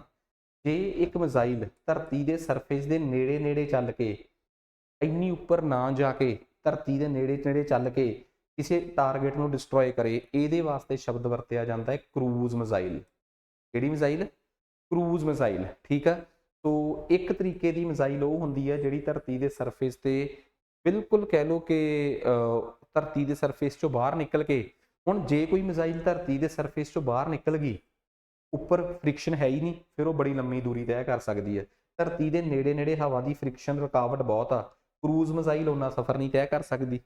ਧਰਤੀ ਤੋਂ ਬਹੁਤ ਉੱਪਰ ਜਾ ਕੇ ਤੁਸੀਂ ਉੱਡੋਗੇ, ਦੁਸ਼ਮਣ ਦੀ ਨਿਗਾਹ 'ਚ ਛੇਤੀ ਆ ਜਾਓਗੇ, ਪਰ ਜੇ ਧਰਤੀ ਦੇ ਨੇੜੇ ਉੱਡੋਗੇ ਦੁਸ਼ਮਣ ਦੀ ਨਿਗਾਹ 'ਚ ਜਲਦੀ ਨਹੀਂ ਆਓਗੇ।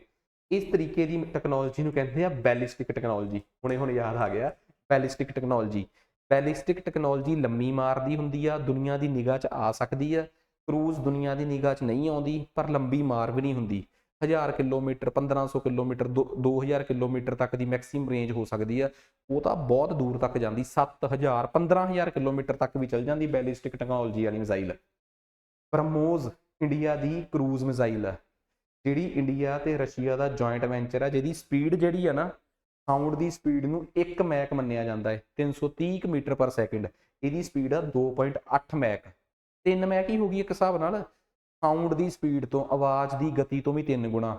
ਇਹਨੂੰ ਕਹਿੰਦੇ ਆ ਹਾਈਪਰਸੋਨਿਕ। ਸੋਨਿਕ ਦਾ ਮਤਲਬ ਸਾਊਂਡ ਦੀ ਸਪੀਡ ਦੇ ਬਰਾਬਰ, ਸਬ ਸੋਨਿਕ ਸਾਊਂਡ ਦੀ ਸਪੀਡ ਤੋਂ ਥੱਲੇ, ਤੇ ਸੁਪਰਸੋਨਿਕ ਸਾਊਂਡ ਦੀ ਸਪੀਡ ਤੋਂ ਉੱਪਰ, ਤੇ ਹਾਈਪਰਸੋਨਿਕ ਸਾਊਂਡ ਦੀ ਸਪੀਡ ਤੋਂ ਜ਼ਿਆਦਾ ਉੱਪਰ। ਇਹਨੂੰ ਮੈਂ ਸੁਪਰਸੋਨਿਕ ਕਹੂੰਗਾ।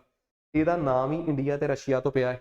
ਇਹ 2 ਸਟੇਜ ਮਿਜ਼ਾਈਲ ਆ, ਜਿਹਦੇ ਚ ਪਹਿਲੀ ਸਟੇਜ ਸੋਲਿਡ ਪ੍ਰੋਪੈਲੈਂਟ ਇੰਜਨ ਆ, ਦੂਜੀ ਰੌਕਟ ਸਟੇਜ ਆ। ਤੇ ਬ੍ਰਹਮੋਸ ਦੀ ਖਾਸੀਅਤ ਕੀ ਆ? ਇਹਦੀ ਰੇਂਜ ਆ 290 ਕਿਲੋਮੀਟਰ। ਇਹ 290 ਕਿਲੋਮੀਟਰ ਤੱਕ ਦੀ ਮਾਰ ਖਾ ਸਕਦੀ ਆ। ਇਹ ਇੰਡੀਆ ਦਾ ਇੱਕ ਅੰਤਰਰਾਸ਼ਟਰੀ ਸਮਝੌਤਾ ਹੈ ਦੁਨੀਆ ਦੇ ਅਮੀਰ ਦੇਸ਼ਾਂ ਦਾ, MTCR missile technology control regime. ਉਹਦੇ ਤਹਿਤ ਰਸ਼ੀਆ ਨੇ ਦੁਨੀਆ ਦੇ ਬਾਕੀ ਦੇਸ਼ਾਂ ਨੂੰ ਕਿਹਾ ਸੀ ਕਿ ਅਸੀਂ ਇੰਡੀਆ ਦੀ ਬ੍ਰਹਮੋਸ ਕਰੂਜ਼ ਮਿਜ਼ਾਈਲ ਬਣਾਉਣ 'ਚ ਮਦਦ ਤੇ ਕਰਾਂਗੇ, ਪਰ ਅਸੀਂ ਉਹਦੇ 'ਚ ਕਦੇ ਵੀ 300 ਕਿਲੋਮੀਟਰ ਤੋਂ ਵੱਡੀ ਰੇਂਜ ਦੀ ਮਿਜ਼ਾਈਲ ਨਹੀਂ ਦੇਵਾਂਗੇ। ਪਰ ਬਾਅਦ 'ਚ ਇੰਡੀਆ ਇਹਦਾ 35ਵਾਂ ਮੈਂਬਰ ਬਣ ਗਿਆ। ਹੁਣ ਕੋਈ ਚੱਕਰ ਨਹੀਂ, ਪਰ ਇੰਡੀਆ ਨੇ ਜਿਹੜੀਆਂ ਦੂਜੇ ਦੇਸ਼ਾਂ ਨੂੰ ਮਿਜ਼ਾਈਲਾਂ ਦੇ ਰਿਹਾ ਇੰਡੀਆ, ਉਹਨਾਂ ਦੀ ਰੇਂਜ ਹਜੇ ਵੀ 290 ਕਿਲੋਮੀਟਰ ਹੀ ਆ। ਇਹ ਮਿਜ਼ਾਈਲ ਧਰਤੀ ਤੋਂ ਵੀ ਫਾਇਰ ਹੋ ਸਕਦੀ ਆ। ਇਹਨੂੰ ਕਿਸੇ ਹਵਾਈ ਜਹਾਜ਼ ਨਾਲ ਲਾ ਦਿਓ, ਸਕੋਈ ਵਗੈਰਾ ਨਾਲ ਏਅਰ ਟੂ ਏਅਰ ਵੀ ਮਾਰ ਕਰ ਸਕਦੀ ਆ। ਸਮੁੰਦਰ 'ਚ ਵੀ ਇਹ ਉਹਦੇ ਤੇ ਏਅਰਕ੍ਰਾਫਟ ਕੈਰੀਅਰਸ ਤੇ ਜਾਂ ਡਿਸਟਰੋਇਰ ਸ਼ਿਪ ਹੁੰਦੇ ਆ, ਉਹਨਾਂ ਤੇ ਵੀ ਇਹਨੂੰ ਫਿੱਟ ਕੀਤਾ ਜਾ ਸਕਦਾ ਹੈ। ਬੜੀ ਘਾਤਕ ਮਿਜ਼ਾਈਲ ਆ। ਤੇ ਇਹਦਾ ਟੈਕਨੋਲੋਜੀ ਇਹ ਆ ਫਾਇਰ ਐਂਡ ਫੋਰਗਟ। ਇੱਕ ਵਾਰੀ ਚਲਾਤੀ, ਆਪਣੇ ਆਪ ਇਹਨੇ ਆਪਣੇ ਆਪ ਨੂੰ ਮੈਨੇਜ ਕਰ ਲੈਣਾ। ਤੁਹਾਨੂੰ ਉਹਦਾ ਪਿੱਛਾ ਕਰਕੇ ਉਹਨੂੰ ਰੈਗੂਲੇਟ ਕਰਨ ਦੀ ਲੋੜ ਹੀ ਨਹੀਂ ਪੈਣੀ। ਖਬਰ ਕੀ ਸੀ? ਇੰਡੀਆ ਨੇ ਬ੍ਰਹਮੋਸ ਮਿਜ਼ਾਈਲ ਦਾ ਪਹਿਲਾ ਬੈਚ ਫਿਲੀਪੀਨਸ ਨੂੰ ਭੇਜਿਆ। It means India the defence ਦੁਨੀਆ ਖਰੀਦ ਰਹੀ ਆ। ਤਾਂ ਓਬਵੀਅਸ ਜੀ ਗੱਲ ਆ, ਸਾਡੇ ਕੋਲ ਪੈਸਾ ਆਊਗਾ। ਸੋ ਬ੍ਰਹਮੋਸ ਮਿਜ਼ਾਈਲ, MTCR, ਕਿੰਨੇ ਮੈਂਬਰ, ਕੀ ਕਹਾਣੀ। ਉਮੀਦ ਕਰਦਾ ਕਿ ਇਹ ਕਹਾਣੀ ਸਾਰੀ ਚੰਗੀ ਤਰ੍ਹਾਂ ਸਮਝ ਆ ਗਈ ਹੋਊਗੀ। ਠੀਕ ਹੈ ਜੀ। ਉਸ ਤੋਂ ਬਾਅਦ ਅਗਲੀ ਖਬਰ ਆਪਣੇ ਕੋਲ ਆ ਗਈ, high yielding variety of high yielding wheat variety. ਠੀਕ ਹੈ, ਸੋ ਇਸ ਖਬਰ ਨੂੰ ਆਪਾਂ ਇਸ ਤੋਂ ਕਰਦੇ ਹਾਂ।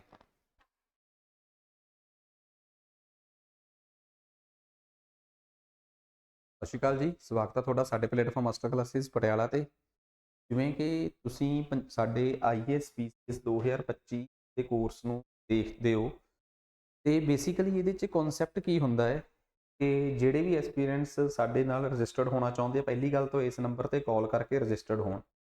ਜਦੋਂ ਵੀ ਤੁਸੀਂ ਕੋਰਸ ਤੇ ਇਨਰੋਲ ਹੁੰਦੇ ਹੋ ਨਾ, ਤਾਂ ਦੇਖੋ ਸਾਡਾ ਕੋਈ ਵੀ ਨਵਾਂ ਕੋਰਸ ਲਾਂਚ ਹੁੰਦਾ ਹੈ, ਜਿਵੇਂ ਸਪੋਜ਼ ਕਰ ਲੈਂਦੇ ਆ ਕਿ ਤੁਹਾਡੇ ਕੋਲ ਤੁਸੀਂ ਲੇਟ ਈਵਨਿੰਗ ਬੈਚ 'ਚੋਂ ਜਾਂ ਤੁਸੀਂ ਸਾਡੇ ਕੋਲ 20 ਨਵੰਬਰ ਵਾਲੇ ਬੈਚ 'ਚ ਆ ਰਹੇ ਹੋ।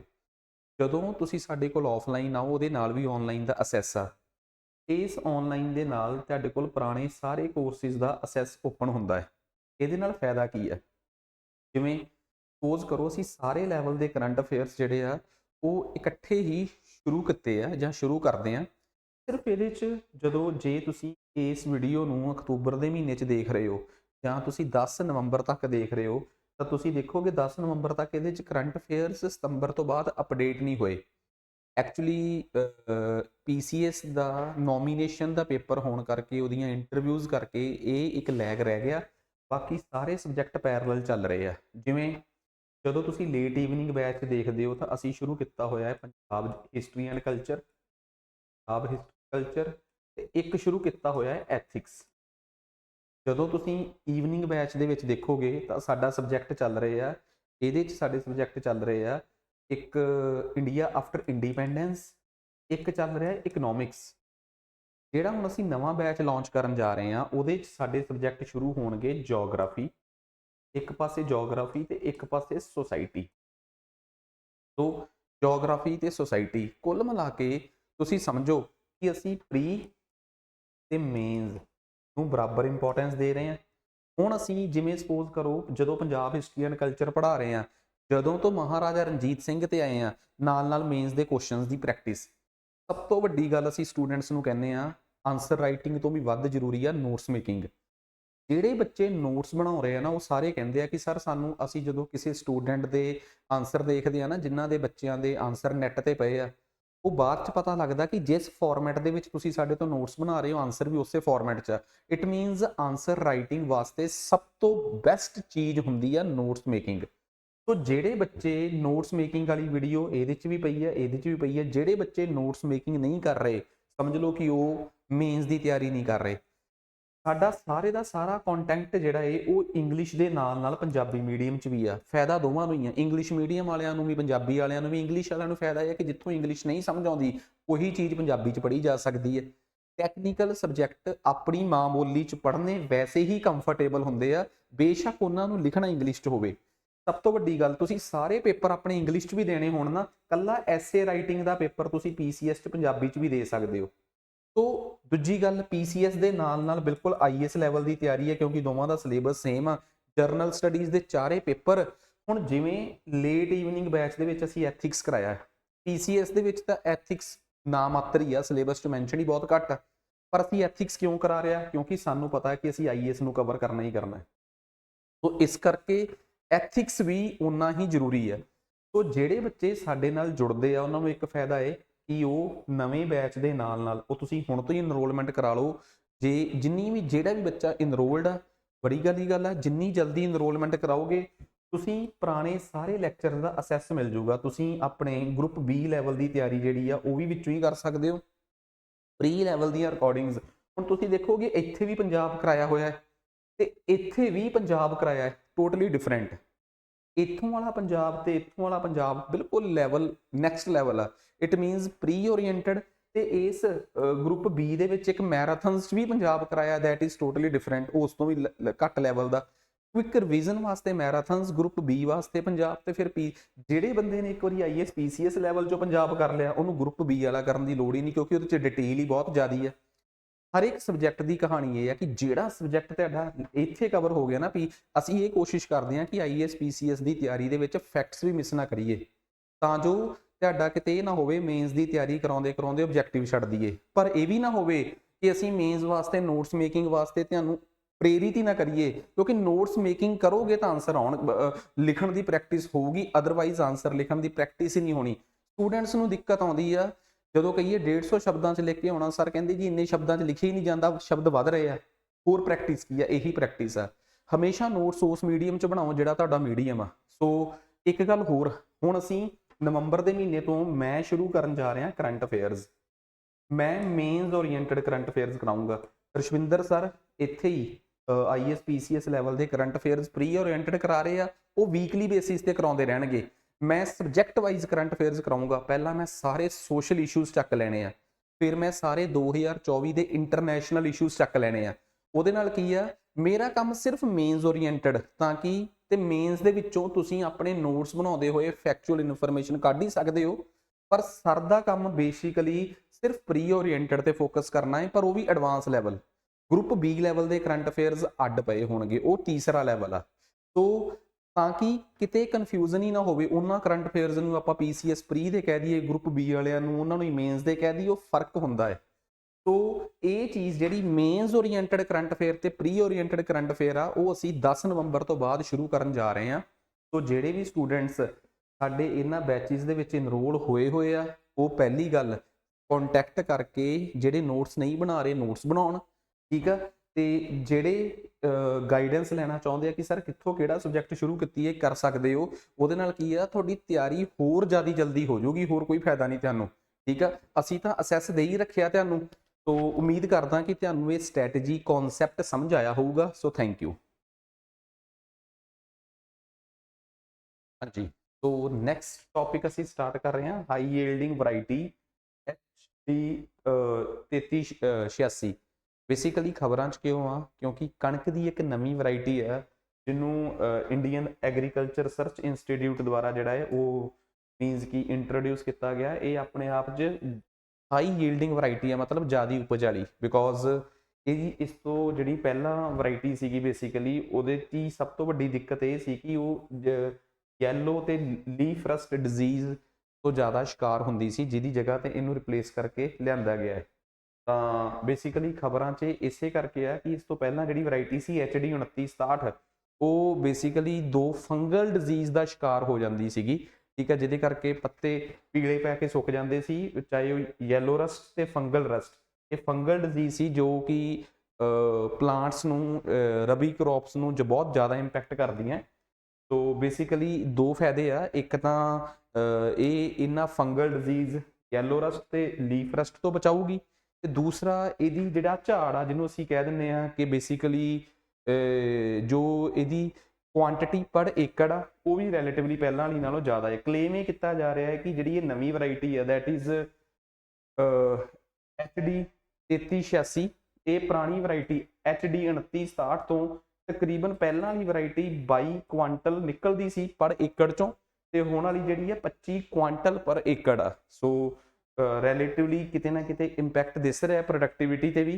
ਥੋੜਾ ਬਹੁਤਾ ਪੁੱਛਿਆ ਜਾ ਸਕਦਾ ਹੈ ਕਿ ਇੰਡੀਅਨ ਐਗਰੀਕਲਚਰ ਰਿਸਰਚ ਇੰਸਟੀਟਿਊਟ ਹੈ ਕੀ ਹੈ।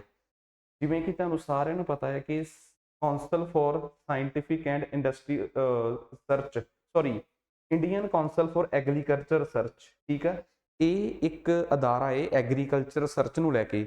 ਉਹਦੇ ਅੰਡਰ ਕਈ ਅਦਾਰੇ ਨੇ, ਕੋਈ ਪੋਟੈਟੋ ਰਿਸਰਚ ਤੇ ਆ, ਕੋਈ ਕਿਸੇ ਪ੍ਰਕਾਰ ਦੀ ਰਿਸਰਚ ਤੇ ਆ, ਕੋਈ ਲੀਚੀ ਰਿਸਰਚ ਇੰਸਟੀਟਿਊਟ ਆ, ਕੋਈ ਪੋਟੈਟੋ ਰਿਸਰਚ ਇੰਸਟੀਟਿਊਟ ਆ। ਐਵੇਂ ਦੇ ਬਹੁਤ ਸਾਰੇ ਰਿਸਰਚ ਇੰਸਟੀਟਿਊਟ ਜੋ ਐਗਰੀਕਲਚਰ ਨਾਲ ਸੰਬੰਧਿਤ ਨੇ। ਤੁਸੀਂ ICAR ਦੇ ਅੰਤਰਗਤ ਦੇਖੋ ਕਿਹੜੇ ਕਿਹੜੇ ਆ, ਉਹਨਾਂ ਦੇ ਹੈੱਡਕੁਆਟਰ ਤੱਕ ਤੁਹਾਡੇ ਕੋਲ ਪੇਪਰ 'ਚ ਪੁੱਛੇ ਜਾ ਸਕਦੇ ਆ।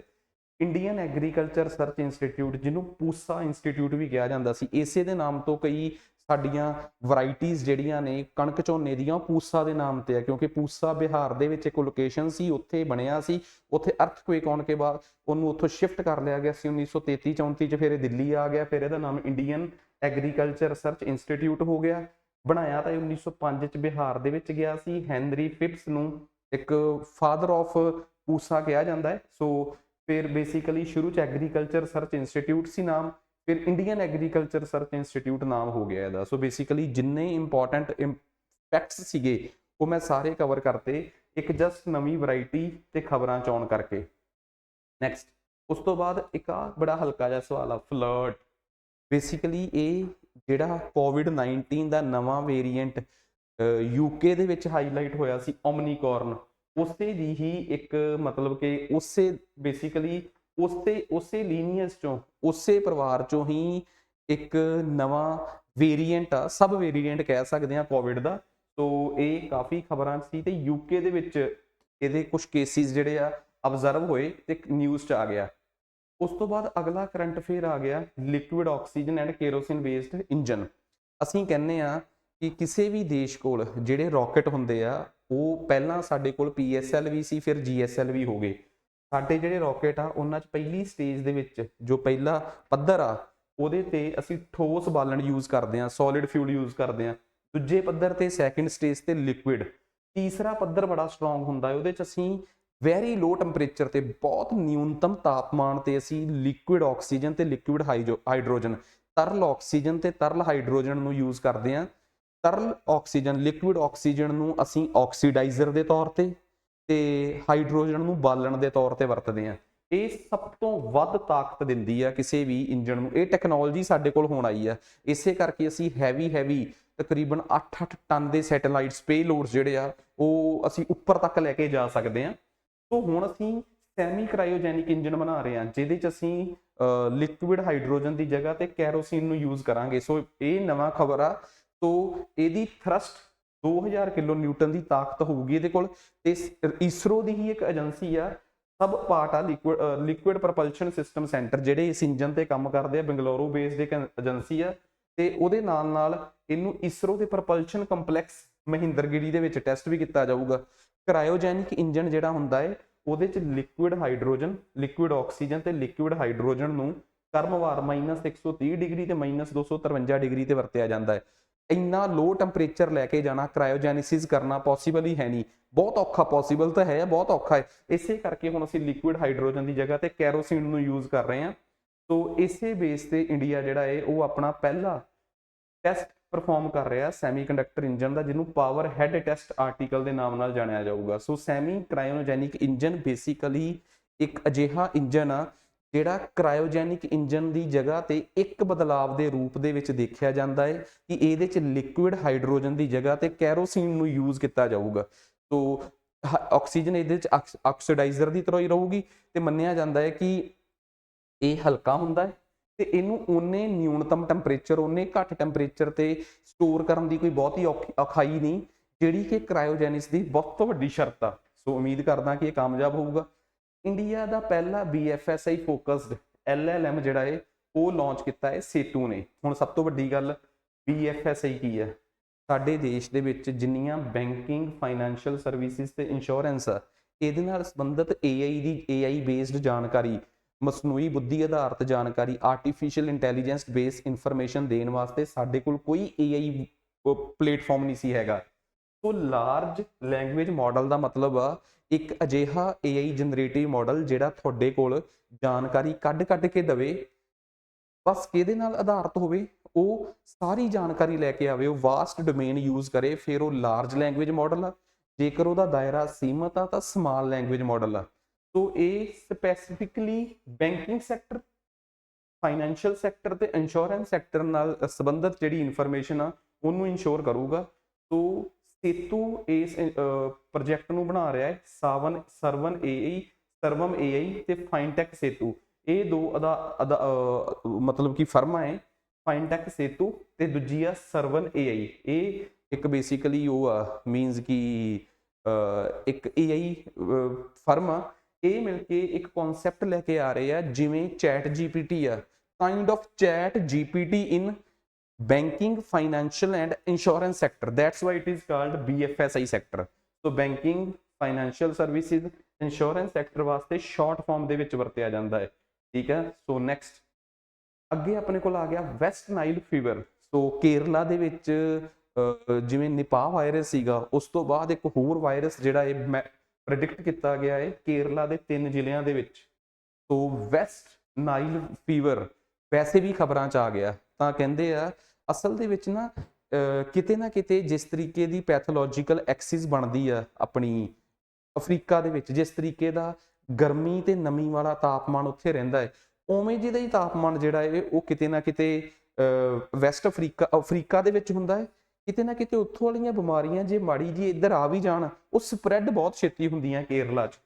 ਸੋ ਬੇਸਿਕਲੀ ਕਹਿੰਦੇ ਆ ਕਿ ਇਹ ਜਿਹੜਾ ਵੈਸਟ ਨਾਈਲ ਵਾਇਰਸ ਆ, ਇਹ ਆਪਣੇ ਆਪ 'ਚ ਸਿੰਗਲ ਸਟ੍ਰੈਂਡ RNA ਵਾਇਰਸ ਆ। ਦੇਖੋ ਵਾਇਰਸ ਕਿਸੇ ਵੀ ਪ੍ਰਕਾਰ ਦਾ, ਪਹਿਲੀ ਗੱਲ ਤਾਂ ਪਤਾ ਹੋਵੇ ਪੈਥੋਜਨ ਕੀ ਆ, ਕਿ ਇਹਨੂੰ ਇਸ ਬਿਮਾਰੀ ਨੂੰ ਫੈਲਾਉਣ ਲਈ ਕੋਈ ਬੈਕਟੀਰੀਆ ਹੈ, ਕੋਈ ਪ੍ਰੋਟੋਜ਼ੋਆ ਹੈ, ਕੋਈ ਵਾਇਰਸ ਆ। ਜੇ ਵਾਇਰਸ ਆ ਫਿਰ ਉਹ DNA ਆ ਕਿ RNA ਆ, ਸਿੰਗਲ ਸਟ੍ਰੈਂਡ ਆ, ਡਬਲ ਸਟ੍ਰੈਂਡ ਆ। ਸੋ ਐਵੇਂ ਦੇ ਸਵਾਲ ਰਟੇ ਹੋਣੇ ਚਾਹੀਦੇ ਆ ਤੁਹਾਨੂੰ। ਸੋ ਬੇਸਿਕਲੀ ਇਹ ਇੱਕ ਮੋਸਕੀਟੋ ਆ ਜਿਹੜਾ ਕਿ ਕੁਲੈਕਸ ਜੀਨਸ ਨਾਲ ਸੰਬੰਧਿਤ ਆ, ਉਸ ਵੰਸ਼ 'ਚੋਂ ਆਉਂਦਾ ਹੈ। ਉਹ ਇਹਨੂੰ ਸਪਰੈਡ ਕਰਦਾ ਹੈ ਤੇ ਬਰਡਸ ਜਿਹੜੇ ਆ ਉਹ ਜ਼ਿਆਦਾਤਰ ਇਹਦੇ ਹੋਸਟ ਦੇ ਤੌਰ ਤੇ ਕੰਮ ਕਰਦੇ ਆ, ਜਿਹੜੇ ਇਹਨੂੰ ਜਿਨ੍ਹਾਂ ਦੇ ਉੱਪਰ ਉਹ ਆਪਣੇ ਰਹਿਣ ਬਸੇਰਾ ਬਣਾਉਂਦਾ ਹੈ। ਇਹ virus Africa, Europe, middle east ਕਾਫੀ ਦੇਸ਼ਾਂ 'ਚ ਆ। ਸਭ ਤੋਂ ਪਹਿਲੀ ਵਾਰ ਇਹਨੂੰ ਯੂਗਾਂਡਾ ਦੇ ਵਿੱਚ 1937 'ਚ ਪ੍ਰੈਡਿਕਟ ਕੀਤਾ ਸੀ। ਇਹਦੀ ਡਿਸਕਵਰੀ 1999 'ਚ US 'ਚ ਹੋਈ ਸੀ। ਸੋ ਉਮੀਦ ਕਰਦਾ ਕਿ ਜੇ ਵੈਸਟ ਨਾਈਲ ਵਾਇਰਸ ਖਬਰਾਂ 'ਚ ਆ ਗਿਆ, ਕਿੱਥੇ ਪਹਿਲਾਂ ਪ੍ਰੈਡਿਕਟ ਹੋਇਆ, ਕਿਵੇਂ ਆ, ਇਹ RNA ਬੇਸਡ ਆ, DNA ਬੇਸਡ ਆ, ਡਬਲ ਸਟੈਂਡਰਡ, ਸਿੰਗਲ ਸਟੈਂਡਸ, ਸੋ ਇਹ ਸਾਰਾ ਆਪਾਂ ਨੂੰ ਕਵਰ ਹੋ ਗਿਆ। ਨੈਕਸਟ ਕਹਿੰਦੇ ਯੂਕਰੇਨ ਨੇ ਆਪਣਾ ਇੱਕ ਰੋਬੋਟ ਤਿਆਰ ਕੀਤਾ ਹੈ, ਜਿਹੜਾ ਉਹਨਾਂ ਵੱਲੋਂ ਫੋਰਨ ਮਿਨਿਸਟਰੀ ਦੀਆਂ ਆਫੀਸ਼ੀਅਲ ਅਨਾਉਂਸਮੈਂਟਸ ਕਰੂਗਾ। ਸੋ ਯੂਕਰੇਨ ਨੇ AI ਜਨਰੇਟਡ ਸਪੋਕਸਪਰਸਨ, ਜਿਹਦਾ ਨਾਮ ਰੱਖਿਆ ਹੈ ਵਿਕਟੋਰੀਆ ਸ਼ੀ, ਉਹਨੂੰ ਆਪਣੇ ਆਫੀਸ਼ੀਅਲ ਬਿਆਨ ਦੇਣ ਵਾਸਤੇ ਜ਼ਿੰਮੇਵਾਰੀ ਦਿੱਤੀ ਹੈ। ਸੋ ਜਸਟ ਖਬਰ ਸੀਗੀ, ਹੁਣ ਇਹਦੇ 'ਚ ਇਸ ਤੋਂ ਵੱਧ ਕੇ ਹੋਰ ਕੁਝ ਜ਼ਿਆਦਾ ਜਿਹੜੀ ਇਨਫੋਰਮੇਸ਼ਨ ਆ ਉਹ ਨਹੀਂ ਦਿੱਤੀ ਜਾ ਸਕਦੀ। ਨੈਕਸਟ ਉਸ ਤੋਂ ਬਾਅਦ ਅੱਗੇ ਆਪਣੇ ਕੋਲ ਆ ਗਿਆ 3D ਡਮੀ ਬੈਲਟ ਯੂਨਿਟ ਅਨਵੀਲਡ। ਦੇਖੋ ਓਬਵੀਅਸ ਜੀ ਗੱਲ ਆ, ਸਾਡੇ ਦੇਸ਼ 'ਚ ਇਲੈਕਸ਼ਨ ਕਮਿਸ਼ਨ ਚਾਹੁੰਦਾ ਹੈ ਕਿ ਵੱਧ ਤੋਂ ਵੱਧ ਅਵੇਅਰਨੈਸ ਫੈਲਾਵੇ। ਇਸ ਕਰਕੇ ਅਸੀਂ ਆਪਣੇ ਬੈਲਟਸ ਦੇ ਥਰੂ, EVMs ਦੇ ਥਰੂ ਵੱਧ ਤੋਂ ਵੱਧ ਲੋਕਾਂ ਤੱਕ ਜਾਣਕਾਰੀ ਲੈ ਕੇ ਜਾਣਾ ਚਾਹੁੰਦੇ ਹਾਂ। ਸੋ ਡਮੀ ਬੈਲਟਸ ਸਾਨੂੰ ਬਹੁਤ ਚਾਹੀਦੀਆਂ, ਠੀਕ ਹੈ। ਸੋ ਇਸੇ ਤਰੀਕੇ ਨਾਲ ਡਮੀ ਬੈਲਟ ਤਿਆਰ ਕਰਕੇ ਲੋਕਾਂ 'ਚ ਅਵੇਅਰਨੈਸ ਲਿਆਉਣ ਵਾਸਤੇ ਇੱਕ ਪ੍ਰੋਗਰਾਮ ਸੀਗਾ, ਜਿਹੜਾ ਮੀਨਸ ਕਿ ਉਹਨਾਂ ਦਾ ਚੱਲਦਾ ਹੈ ਆਪਣਾ ਇਲੈਕਸ਼ਨ ਕਮਿਸ਼ਨ ਦਾ, systematic voters education and electoral participation cell, ਸਵੀਪ ਕਹਿੰਦੇ ਆ। ਪੇਪਰ 'ਚ ਆ ਸਕਦਾ ਸਵੀਪ ਪ੍ਰੋਗਰਾਮ ਭਾਰਤ 'ਚ ਕਿਹਦੇ ਦੁਆਰਾ ਚਲਾਇਆ ਜਾਂਦਾ ਹੈ? ਇਲੈਕਸ਼ਨ ਕਮਿਸ਼ਨ ਆਫ ਇੰਡੀਆ ਦੁਆਰਾ। ਕਿਉਂ ਚਲਾਇਆ ਜਾਂਦਾ ਹੈ? ਤਾਂ ਕਿ ਲੋਕਾਂ 'ਚ ਜਾਗਰੂਕਤਾ ਲਿਆਂਦੀ ਜਾ ਸਕੇ ਇਲੈਕਟੋਰਲ ਪ੍ਰੋਸੈਸ, ਚੋਣਾਂ ਦੇ ਸੰਬੰਧੀ। ਸੋ ਵੱਖ-ਵੱਖ ਸਮਾਜ ਦੇ ਵੱਖ-ਵੱਖ ਹਿੱਸੇ ਨਾਲ ਸੰਬੰਧਿਤ ਲੋਕਾਂ ਦੀ ਚੋਣਾਂ 'ਚ ਹਿੱਸੇਦਾਰੀ, ਭਾਗੀਦਾਰੀ ਵੱਧ ਸਕੇ। ਇਸ ਕਰਕੇ ਇਸ ਇਨੀਸ਼ੀਏਟਿਵ ਨੂੰ ਲਿਆਂਦਾ ਗਿਆ। ਇਸੇ ਦੇ ਤਹਿਤ ਹੀ ਇੱਕ 3D ਪ੍ਰਿੰਟਿੰਗ ਟੈਕਨੋਲੋਜੀ ਦੇ ਨਾਲ ਮਿਲ ਕੇ ਇੱਕ ਪੋਲੀਐਸਟਿਕ ਐਸਿਡ, ਜਿਹੜਾ ਕਿ ਇੱਕ ਬਾਇਓਡੀਗ੍ਰੇਡੇਬਲ ਮਟੀਰੀਅਲ ਆ, ਜਿਹੜਾ ਕੋਰਨ ਸਟਾਰਚ ਤੋਂ ਬਣਦਾ ਹੈ, ਠੀਕ ਹੈ, ਮੱਕੀ ਦੇ ਉਹਦੇ ਤੋਂ ਐਕਸਕ੍ਰੀਟਾ ਤੋਂ ਬਣਦਾ ਹੈ। ਉਹਦੀ ਮਦਦ ਨਾਲ ਇੱਕ 3D ਪ੍ਰਿੰਟਿੰਗ ਦੀ ਟੈਕਨੋਲੋਜੀ ਨਾਲ ਇੱਕ ਡਮੀ ਬੈਲਟ ਯੂਨਿਟ ਬਣਾਏ ਗਏ ਆ ਜਿਹਦੇ ਨਾਲ ਜਿਨ੍ਹਾਂ ਨੂੰ ਦਿਖਾ ਕੇ ਲੋਕਾਂ 'ਚ ਅਵੇਅਰਨੈਸ ਲਿਆਂਦੀ ਜਾ ਸਕੇ, ਬੈਲਟਸ ਪ੍ਰਤੀ, ਇਲੈਕਟ੍ਰੋਨਿਕ ਵੋਟਿੰਗ ਮਸ਼ੀਨਸ ਪ੍ਰਤੀ ਲੋਕਾਂ ਨੂੰ ਅਵੇਅਰ ਕੀਤਾ ਜਾ ਸਕੇ। ਤੇ ਇਹ ਕੰਮ ਕਰ ਦਿਖਾਇਆ ਹੈ IIT ਗੁਹਾਟੀ ਨੇ। ਸੋ ਇੰਪੋਰਟੈਂਟ ਗੱਲ ਆ। ਸੋ ਖਬਰਾਂ ਸੀਗਾ ਅਸੀਂ ਇਹਨੂੰ ਡਿਸਕਸ ਕੀਤਾ। ਅੱਗੇ ਨਿਊ ਹੈਡ ਸ਼ੀਲਡ ਸੀ ਸਲੱਗ, ਬੇਸਿਕਲੀ ਇੱਕ ਨਵੀਂ ਪ੍ਰਜਾਤੀ ਭਾਰਤ ਦੇ ਜੂਲੋਜੀਕਲ ਸਰਵੇ ਆਫ ਇੰਡੀਆ ਨੇ ਲੱਭੀ ਆ। ਇਹ ਇੱਕ ਹੈਡ ਸ਼ੀਲਡ ਸੀ ਸਲੱਗ, ਬੇਸਿਕਲੀ ਇਸ ਤਰੀਕੇ ਦੀ ਪ੍ਰਜਾਤੀ ਆ ਜਿਹੜੀ ਪਾਣੀ ਦੇ ਨੇੜੇ ਮਰੀਨ ਏਰੀਆਸ 'ਚ, ਸਮੁੰਦਰੀ ਤੱਟਾਂ ਦੇ ਏਰੀਏ ਨੇੜੇ ਰੇਤ 'ਚ ਪਾਈ ਜਾਣ ਵਾਲੀ ਵੈਰਾਈਟੀ ਹੁੰਦੀ ਆ। ਇਹ ਇੱਕ ਮਰੀਨ ਪ੍ਰਜਾਤੀ ਆ ਜਿਹੜੀ ਕਿ ਬਿਨਾਂ ਬੈਕਬੋਨ ਤੋਂ ਇਨਵਰਟੀਬਰੇਟ ਹੁੰਦੀ ਆ, ਬਿਕੋਜ਼ ਇਹਦੀ ਬੈਕਬੋਨ ਨਹੀਂ ਹੁੰਦੀ, ਲਚਕੀਲੀ ਜੀ ਵੈਰਾਈਟੀ ਹੁੰਦੀ ਆ। ਸੋ ਇਹ ਜਸਟ ਮਤਲਬ ਕਿ ਆਪਣੇ ਸੈਂਸਰੀ ਔਰਗਨਸ ਜੋ ਮੀਨਸ ਕਿ ਜਿਵੇਂ ਆਪਣੇ ਆਈਜ਼, ਈਅਰਸ, ਨੋਜ਼ ਵਗੈਰਾ ਸੈਂਸਰੀ ਔਰਗਨਸ ਆ, ਉਹ ਆਪਣੀ ਸੈਂਸ ਦੇ ਨਾਲ ਹੀ ਆਪਣੇ ਸ਼ਿਕਾਰ ਨੂੰ ਲੱਭ ਪਾਉਂਦੀ ਆ। ਇਹ ਤਾਂ ਗੱਲ ਹੋ ਗਈ clear. Zoological survey of India ਨੇ ਇੱਕ ਜਿਹੜੀ ਨਵੀਂ ਭਾਰਤ 'ਚ ਹੈਡ ਸ਼ੀਲਡ ਸੀ ਸਲੱਗ ਦੀ ਵੈਰਾਈਟੀ ਮਿਲੀ ਹੈ, ਜਿਹੜੀ ਕਿ ਜ਼ਿਆਦਾਤਰ ਉੜੀਸਾ, ਵੈਸਟ ਬੰਗਾਲ 'ਚ ਪਾਈ ਜਾਂਦੀ ਆ। ਉਹਦਾ ਨਾਮ ਦ੍ਰੋਪਦੀ ਮੁਰਮੂ ਦੇ ਨਾਮ ਤੇ ਰੱਖਿਆ ਹੈ, ਤੇ ਉਹਦਾ ਨਾਮ ਰੱਖਿਆ ਹੈ ਮੈਲੋਨੋਚਾਈਮਸ ਦ੍ਰੋਪਦੀ। ਸੋ ਬੇਸਿਕਲੀ ਕਈ ਵਾਰੀ ਜਿਓਲੋਜੀਕਲ ਸਰਵੇ ਆਫ ਇੰਡੀਆ ਵਾਲੇ ਆਪਣੇ ਕਿਸੇ ਸੀਨੀਅਰ ਬਾਇਓਲੋਜਿਸਟ, ਜ਼ੂਲੋਜਿਸਟ, ਬੋਟਾਨਿਸਟ ਦੇ ਨਾਮ ਤੇ ਸਪੀਸ਼ੀਜ਼ ਦੇ ਨਾਮ ਰੱਖਦੇ ਆ, ਜਾਂ ਕਿਸੇ ਨੂੰ ਵੀ ਜੇ ਮਤਲਬ ਕਿ ਕੋਈ ਰਿਗਾਰਡ ਦੇਣਾ ਹੋਵੇ ਤਾਂ ਉਹਦੇ ਨਾਮ ਤੇ ਇਹ ਰੱਖਿਆ ਜਾ ਸਕਦਾ ਹੈ। Zoological survey of India Bharat the zoological the fields, zoology the field 'ਚ ਇੱਕ ਰਿਸਰਚ ਅਦਾਰਾ ਹੈ ਜਿਹੜਾ ਕਲਕੱਤੇ 'ਚ ਹੈੱਡਕੁਆਟਰ ਆ, ਜਿਹਦਾ ਤੇ 1916 'ਚ ਅੰਗਰੇਜ਼ਾਂ ਦੇ ਵੇਲੇ ਤੋਂ ਕੰਮ ਕਰਦਾ ਆ ਰਿਹਾ ਹੈ। ਸੋ ਮੋਸਟ ਇੰਪੋਰਟੈਂਟ ਆ, ਕਰੰਟ ਅਫੇਅਰ ਸੀਗਾ, ਪਰ ਉਹਦੇ ਬਿਹਾਫ ਤੇ ਕੁਝ ਸਟੈਟਿਕ ਇਨਫੋਰਮੇਸ਼ਨ ਵੀ ਜ਼ਰੂਰੀ ਸੀ। Core loading at India's first indigenous fast breeder reactor. ਸਮਝੋ, ਕਹਿੰਦੇ ਭਾਰਤ ਦੇ ਵਿੱਚ ਨਿਊਕਲੀਅਰ ਪ੍ਰੋਗਰਾਮ ਦੇ ਪਿਤਾਮਾ ਹੋਮੀ ਬਾਬਾ ਨੂੰ ਕਿਹਾ ਜਾਂਦਾ। ਬੜੀ ਕੰਟਰੋਵਰਸੀ 'ਚ ਉਹਨਾਂ ਦੀ ਮੌਤ ਹੋਈ ਸੀ। ਭਾਰਤ ਦੇ ਵਿੱਚ ਸਭ ਤੋਂ ਵਧੀਆ ਨਿਊਕਲੀਅਰ ਪਲਾਂਟ ਚਲਾਉਣ ਲਈ ਜਿਹੜਾ ਮਟੀਰੀਅਲ ਹੁੰਦਾ ਯੂਰੇਨੀਅਮ, ਉਹ ਮਿਲਦਾ ਹੀ ਨਹੀਂ। ਭਾਰਤ ਦੇ ਵਿੱਚ ਜਿਹੜੀਆਂ ਕੇਰਲਾ 'ਚ ਮੋਨੋਜ਼ਾਈਟ ਰੌਕਸ ਨੇ, ਉਹਨਾਂ 'ਚੋਂ ਮਿਲਦਾ ਹੈ ਥੋਰੀਅਮ। ਉਹ ਚੰਗੀ ਕੁਆਲਿਟੀ ਦਾ ਨਿਊਕਲੀਅਰ ਮਟੀਰੀਅਲ ਨਹੀਂਗਾ। ਉਹਨੂੰ ਮੈਂ ਕਹਿ ਸਕਦਾ ਕਿ it is not a fissile nuclear material. ਉਹ ਇਹੋ ਜਿਹਾ ਨਿਊਕਲੀਅਰ ਮਟੀਰੀਅਲ ਨਹੀਂਗਾ, ਪਦਾਰਥ ਨਹੀਂਗਾ ਜਿਹੜਾ ਫਿਜ਼ਾਈਲ ਹੋਵੇ, ਜਿਹੜਾ ਜਲਣਸ਼ੀਲ ਹੋਵੇ, ਜਿਹਨੂੰ ਅੱਗ ਲਾ ਕੇ ਨਿਊਕਲੀਅਰ ਮਟੀਰੀਅਲ ਦੇ ਤੌਰ ਤੇ ਵਰਤਿਆ ਜਾ ਸਕਦਾ ਹੋਵੇ। ਸੋ ਫਿਰ ਕੀ ਕੀਤਾ ਭਾਰਤ ਸਰਕਾਰ ਨੇ? ਹੋਮੀ ਬਾਬਾ ਨੂੰ ਜ਼ਿੰਮੇਵਾਰੀ ਦਿੱਤੀ। Homi Bhabha Tata institute of fundamental research, TIFR, Mumbai ਦੇ ਵਿੱਚ ਕੰਮ ਕਰਦੇ ਸੀ, ਜਿਹੜਾ ਕਿ ਸਾਡੇ ਦੇਸ਼ ਦੇ ਨਿਊਕਲੀਅਰ ਪ੍ਰੋਗਰਾਮ ਨੂੰ ਅੱਗੇ ਵਧਾ ਰਿਹਾ। ਉੱਥੇ ਹੀ ਭਾਰਤ ਨੇ ਬਾਰਕ, ਬਾਬਾ ਐਟੋਮਿਕ ਰਿਸਰਚ ਸੈਂਟਰ, ਹੁਣ ਉੱਥੇ ਹੀ ਸਾਡਾ ਕੰਮ ਕਰ ਰਿਹਾ। ਸੋ ਨਹਿਰੂ ਨੇ ਜਦੋਂ ਇਹਨਾਂ ਦੀ ਜ਼ਿੰਮੇਵਾਰੀ ਲਈ ਤਾਂ ਫਿਰ ਇਹਨਾਂ ਨੇ ਭਾਰਤ ਦਾ 3 ਸਟੇਜ ਨਿਊਕਲੀਅਰ ਪ੍ਰੋਗਰਾਮ ਬਣਾਇਆ। ਹੁਣ ਉਹ 3 ਸਟੇਜ ਨਿਊਕਲੀਅਰ ਪ੍ਰੋਗਰਾਮ ਭਾਰਤ ਦਾ ਹੋਮੀ ਬਾਬਾ ਨੇ ਡਿਜ਼ਾਈਨ ਕੀਤਾ। ਉਹਦੇ ਤਹਿਤ ਅਸੀਂ ਕਿਹਾ ਕਿ ਅਸੀਂ 3 ਪ੍ਰਕਾਰ ਦੇ ਨਿਊਕਲੀਅਰ ਰਿਐਕਟਰ ਬਣਾਵਾਂਗੇ। ਪਹਿਲੇ ਨਿਊਕਲੀਅਰ ਰਿਐਕਟਰ ਹੋਣਗੇ ਪ੍ਰੈਸ਼ਰਾਈਜ਼ਡ ਹੈਵੀ ਵਾਟਰ ਰਿਐਕਟਰਸ, ਜਿਹੜੇ ਜਿੱਥੇ ਮਤਲਬ ਕਿ ਆਪਾਂ ਜਿਹਦੇ 'ਚ ਯੂਰੇਨੀਅਮ ਦੂਜੇ ਦੇਸ਼ਾਂ ਤੋਂ ਲੈ ਕੇ, ਕਿਉਂਕਿ ਸਾਡੇ ਕੋਲ ਤਾਂ ਹੈ ਨਹੀਂ, ਯੂਰੇਨੀਅਮ ਨੂੰ ਯੂਜ਼ ਕਰਕੇ ਐਨਰਜੀ ਪੈਦਾ ਕਰਾਂਗੇ।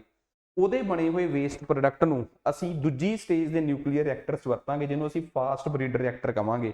ਇਹ ਪਲੂਟੋਨੀਅਮ ਨੂੰ ਐਜ਼ ਏ ਫਿਊਲ ਯੂਜ਼ ਕਰਨਗੇ, ਜਿਹੜਾ ਕਿ ਪਹਿਲੀ ਸਟੇਜ 'ਚੋਂ ਬਣਿਆ ਹੋਊਗਾ। ਇੱਥੋਂ ਇਹਨਾਂ ਰਿਐਕਟਰਸ ਦੇ ਵਿੱਚ ਜ਼ਿਆਦਾ ਐਨਰਜੀ ਨਹੀਂ ਮਿਲੂਗੀ ਸਾਨੂੰ, ਇਹਨਾਂ ਨਿਊਕਲੀਅਰ ਰਿਐਕਟਰਸ ਦੇ ਵਿੱਚ ਜ਼ਿਆਦਾ ਐਨਰਜੀ ਸਾਨੂੰ ਨਹੀਂ ਮਿਲੂਗੀ। ਹਾਂ, ਇੱਥੋਂ ਪ੍ਰੋਡਕਟ ਬਹੁਤ ਬਣੂਗਾ। ਇਸ ਸਟੇਜ ਜਿਹੜੇ ਇਸ ਕੈਟੇਗਰੀ ਦੇ ਨਿਊਕਲੀਅਰ ਰਿਐਕਟਰ ਹੋਣਗੇ, ਉਹ ਆਪਣੇ ਰਿਐਕਟੈਂਟ ਤੋਂ ਵੱਧ ਜੋ ਉਹਨਾਂ 'ਚ ਮਟੀਰੀਅਲ ਪਾਇਆ ਗਿਆ ਉਹਦੇ ਨਾਲੋਂ ਵੱਧ ਆਪਣਾ ਪ੍ਰੋਡਕਟ ਕੱਢਣਗੇ। ਤੁਸੀਂ ਕਹੋਗੇ ਫਿਰ ਉਹਦਾ ਕੀ ਫਾਇਦਾ? ਉਸ ਪ੍ਰੋਡਕਟ ਨੂੰ ਸਾਡੇ ਦੇਸ਼ 'ਚ ਐਕਸੈਸ 'ਚ ਮਿਲਣ ਵਾਲੇ ਥੋਰੀਅਮ ਨਾਲ ਯੂਜ਼ ਕਰਕੇ ਐਡਵਾਂਸ ਰਿਐਕਟਰਸ ਦੇ ਵਿੱਚ ਯੂਜ਼ ਕੀਤਾ ਜਾਊਗਾ। ਯੂਰੇਨੀਅਮ 233 ਤੇ ਇੱਕ ਥੋਰੀਅਮ, ਇਹਨਾਂ ਦੋਵਾਂ ਨੂੰ ਮਿਕਸ ਕਰਕੇ ਯੂਜ਼ ਕੀਤਾ ਜਾਊਗਾ। ਸਾਡੇ ਦੇਸ਼ 'ਚ ਪਾਇਆ ਜਾਣ ਵਾਲਾ ਜਿਹੜਾ ਥੋਰੀਅਮ, ਉਹ ਵੀ ਕੰਮੇ ਆ ਜਾਊਗਾ। ਅਸੀਂ ਇਸ ਸਟੇਜ ਦੇ ਤਾਂ ਬਹੁਤ ਨਿਊਕਲੀਅਰ ਰਿਐਕਟਰ ਬਣਾ ਲਏ। ਇਸ ਸਟੇਜ ਦਾ ਹਜੇ ਸਾਡੇ ਕੋਲ ਇੱਕੋ ਹੀ ਨਿਊਕਲੀਅਰ ਰਿਐਕਟਰ ਆ ਤਮਿਲਨਾਡੂ ਦੇ ਕਲਪੱਕਮ ਦੇ ਵਿੱਚ। ਸੋ ਇਸ ਤਰੀਕੇ ਦੇ ਨਿਊਕਲੀਅਰ ਰਿਐਕਟਰ ਡਿਵੈਲਪ ਕਰਕੇ ਫਿਰ ਅਸੀਂ ਇਹਨਾਂ ਰਿਐਕਟਰਸ ਤੇ ਵੀ ਕੰਮ ਕਰਾਂਗੇ। ਇਹ ਸਾਡੇ ਇੰਡੀਆ ਦਾ 3 ਸਟੇਜ ਪ੍ਰੋਗਰਾਮ ਹੋ ਗਿਆ। ਹੁਣ ਇਹ ਨਿਊਕਲੀਅਰ ਰਿਐਕਟਰਸ ਦੇ ਵਿੱਚ ਕੁਝ ਗੱਲਾਂ ਬੜੀਆਂ ਜ਼ਰੂਰੀ ਹੈ। ਨਿਊਕਲੀਅਰ ਰਿਐਕਟਰਸ ਦੇ ਵਿੱਚ ਕੁਝ ਚੀਜ਼ਾਂ ਜਿਹੜੀਆਂ ਨੇ, ਨਿਊਕਲੀਅਰ ਰਿਐਕਟਰ 'ਚ ਬੇਸਿਕਲੀ ਹੁੰਦਾ ਕੀ ਆ, ਮੰਨ ਲੈਂਦੇ ਆ ਯੂਰੇਨੀਅਮ। ਯੂਰੇਨੀਅਮ ਦੇ ਵਿੱਚ ਆ ਕੇ ਇੱਕ ਛੋਟੇ ਜਿਹੇ ਪਾਰਟੀਕਲ ਨੂੰ ਖਿੱਚ ਕੇ ਮਾਰਦੇ ਆ ਵਿੱਚ। ਕਿਵੇਂ ਮਾਰਦੇ ਹੋ, ਉਹਦੇ ਸਾਇੰਸ ਦੇ ਮਗਰ ਨਾ ਪਿਓ। ਨਿਊਟਰੋਨ ਫਿਰ ਇਹ ਪਦਾਰਥਾਂ 'ਚ ਟੁੱਟਦਾ ਹੈ। ਮੰਨ ਲਓ ਬੇਰੀਅਮ ਤੇ ਕ੍ਰਿਪਟੋਨ ਛੋਟੇ ਛੋਟੇ ਪਦਾਰਥਾਂ 'ਚ ਟੁੱਟਿਆ, ਨਾਲ ਟੁੱਟਣ ਦੇ ਨਾਲ ਇਹਨੇ 3 ਨਿਊਟਰੋਨ ਹੋਰ ਪੈਦਾ ਕਰਤੇ। ਕਿੰਨੇ ਨਿਊਟਰੋਨ ਹੋਰ ਪੈਦਾ ਕਰਤੇ? 3 ਨਿਊਟਰੋਨ। ਸਾਰਾ ਨਿਊਟਰੋਨ ਤਾਂ ਯੂਰੇਨੀਅਮ ਤਾਂ ਜਲਿਆ ਨਹੀਂ, ਇਸ ਨਿਊਟਰੋਨ ਦੇ ਵੱਜਣ ਕਰਕੇ 1% ਜਲਿਆ। ਇਹਨਾਂ 3 ਨਿਊਟਰੋਨਸ ਨੂੰ ਦੁਬਾਰਾ ਫਿਰ ਇਹਦੇ ਤੇ ਰਿਐਕਸ਼ਨ ਕਰਵਾ ਦਿੱਤੀ ਜਾਂਦੀ ਹੈ। ਇਹਨੂੰ ਕਹਿੰਦੇ ਆ ਚੇਨ ਰਿਐਕਸ਼ਨ। ਹੁਣ ਗੱਲ ਇਹ ਆ, ਜੇ ਇੱਕ ਯੂਰੇਨੀਅਮ ਤੋਂ 3 ਬਣੇ, ਫਿਰ ਤਿੰਨੇ ਯੂਰੇਨੀਅਮ ਤੇ ਫਿਰ ਟੱਕਰ ਗਏ ਕਿਉਂਕਿ 1% ਹੀ ਜਲਿਆ ਹਜੇ। ਫਿਰ 3 ਤੋਂ 9, 9 ਤੋਂ 27, ਇਹ ਤਾਂ ਬੜੀ ਨਾਲ ਇੱਥੋਂ ਪੈਦਾ ਹੁੰਦੀ ਆ ਬਹੁਤ ਜ਼ਿਆਦਾ ਮਾਤਰਾ 'ਚ ਹੀਟ। ਉਸ ਹੀਟ ਨੂੰ, ਉਸ ਊਰਜਾ ਨੂੰ ਪਾਣੀ ਗਰਮ ਕਰਨ ਲਈ ਵਰਤਿਆ ਜਾਂਦਾ ਹੈ। ਪਾਣੀ ਗਰਮ ਹੋ ਕੇ ਭਾਫ ਬਣਦਾ ਹੈ, ਭਾਫ ਨਾਲ ਟਰਬਾਈਨ ਘੁੰਮਦੇ ਆ, ਟਰਬਾਈਨ ਦੇ ਨਾਲ ਜਨਰੇਟਰ ਘੁੰਮਦਾ ਹੈ, ਉਹਦੇ ਨਾਲ ਬਿਜਲੀ ਪੈਦਾ ਹੁੰਦੀ ਹੈ।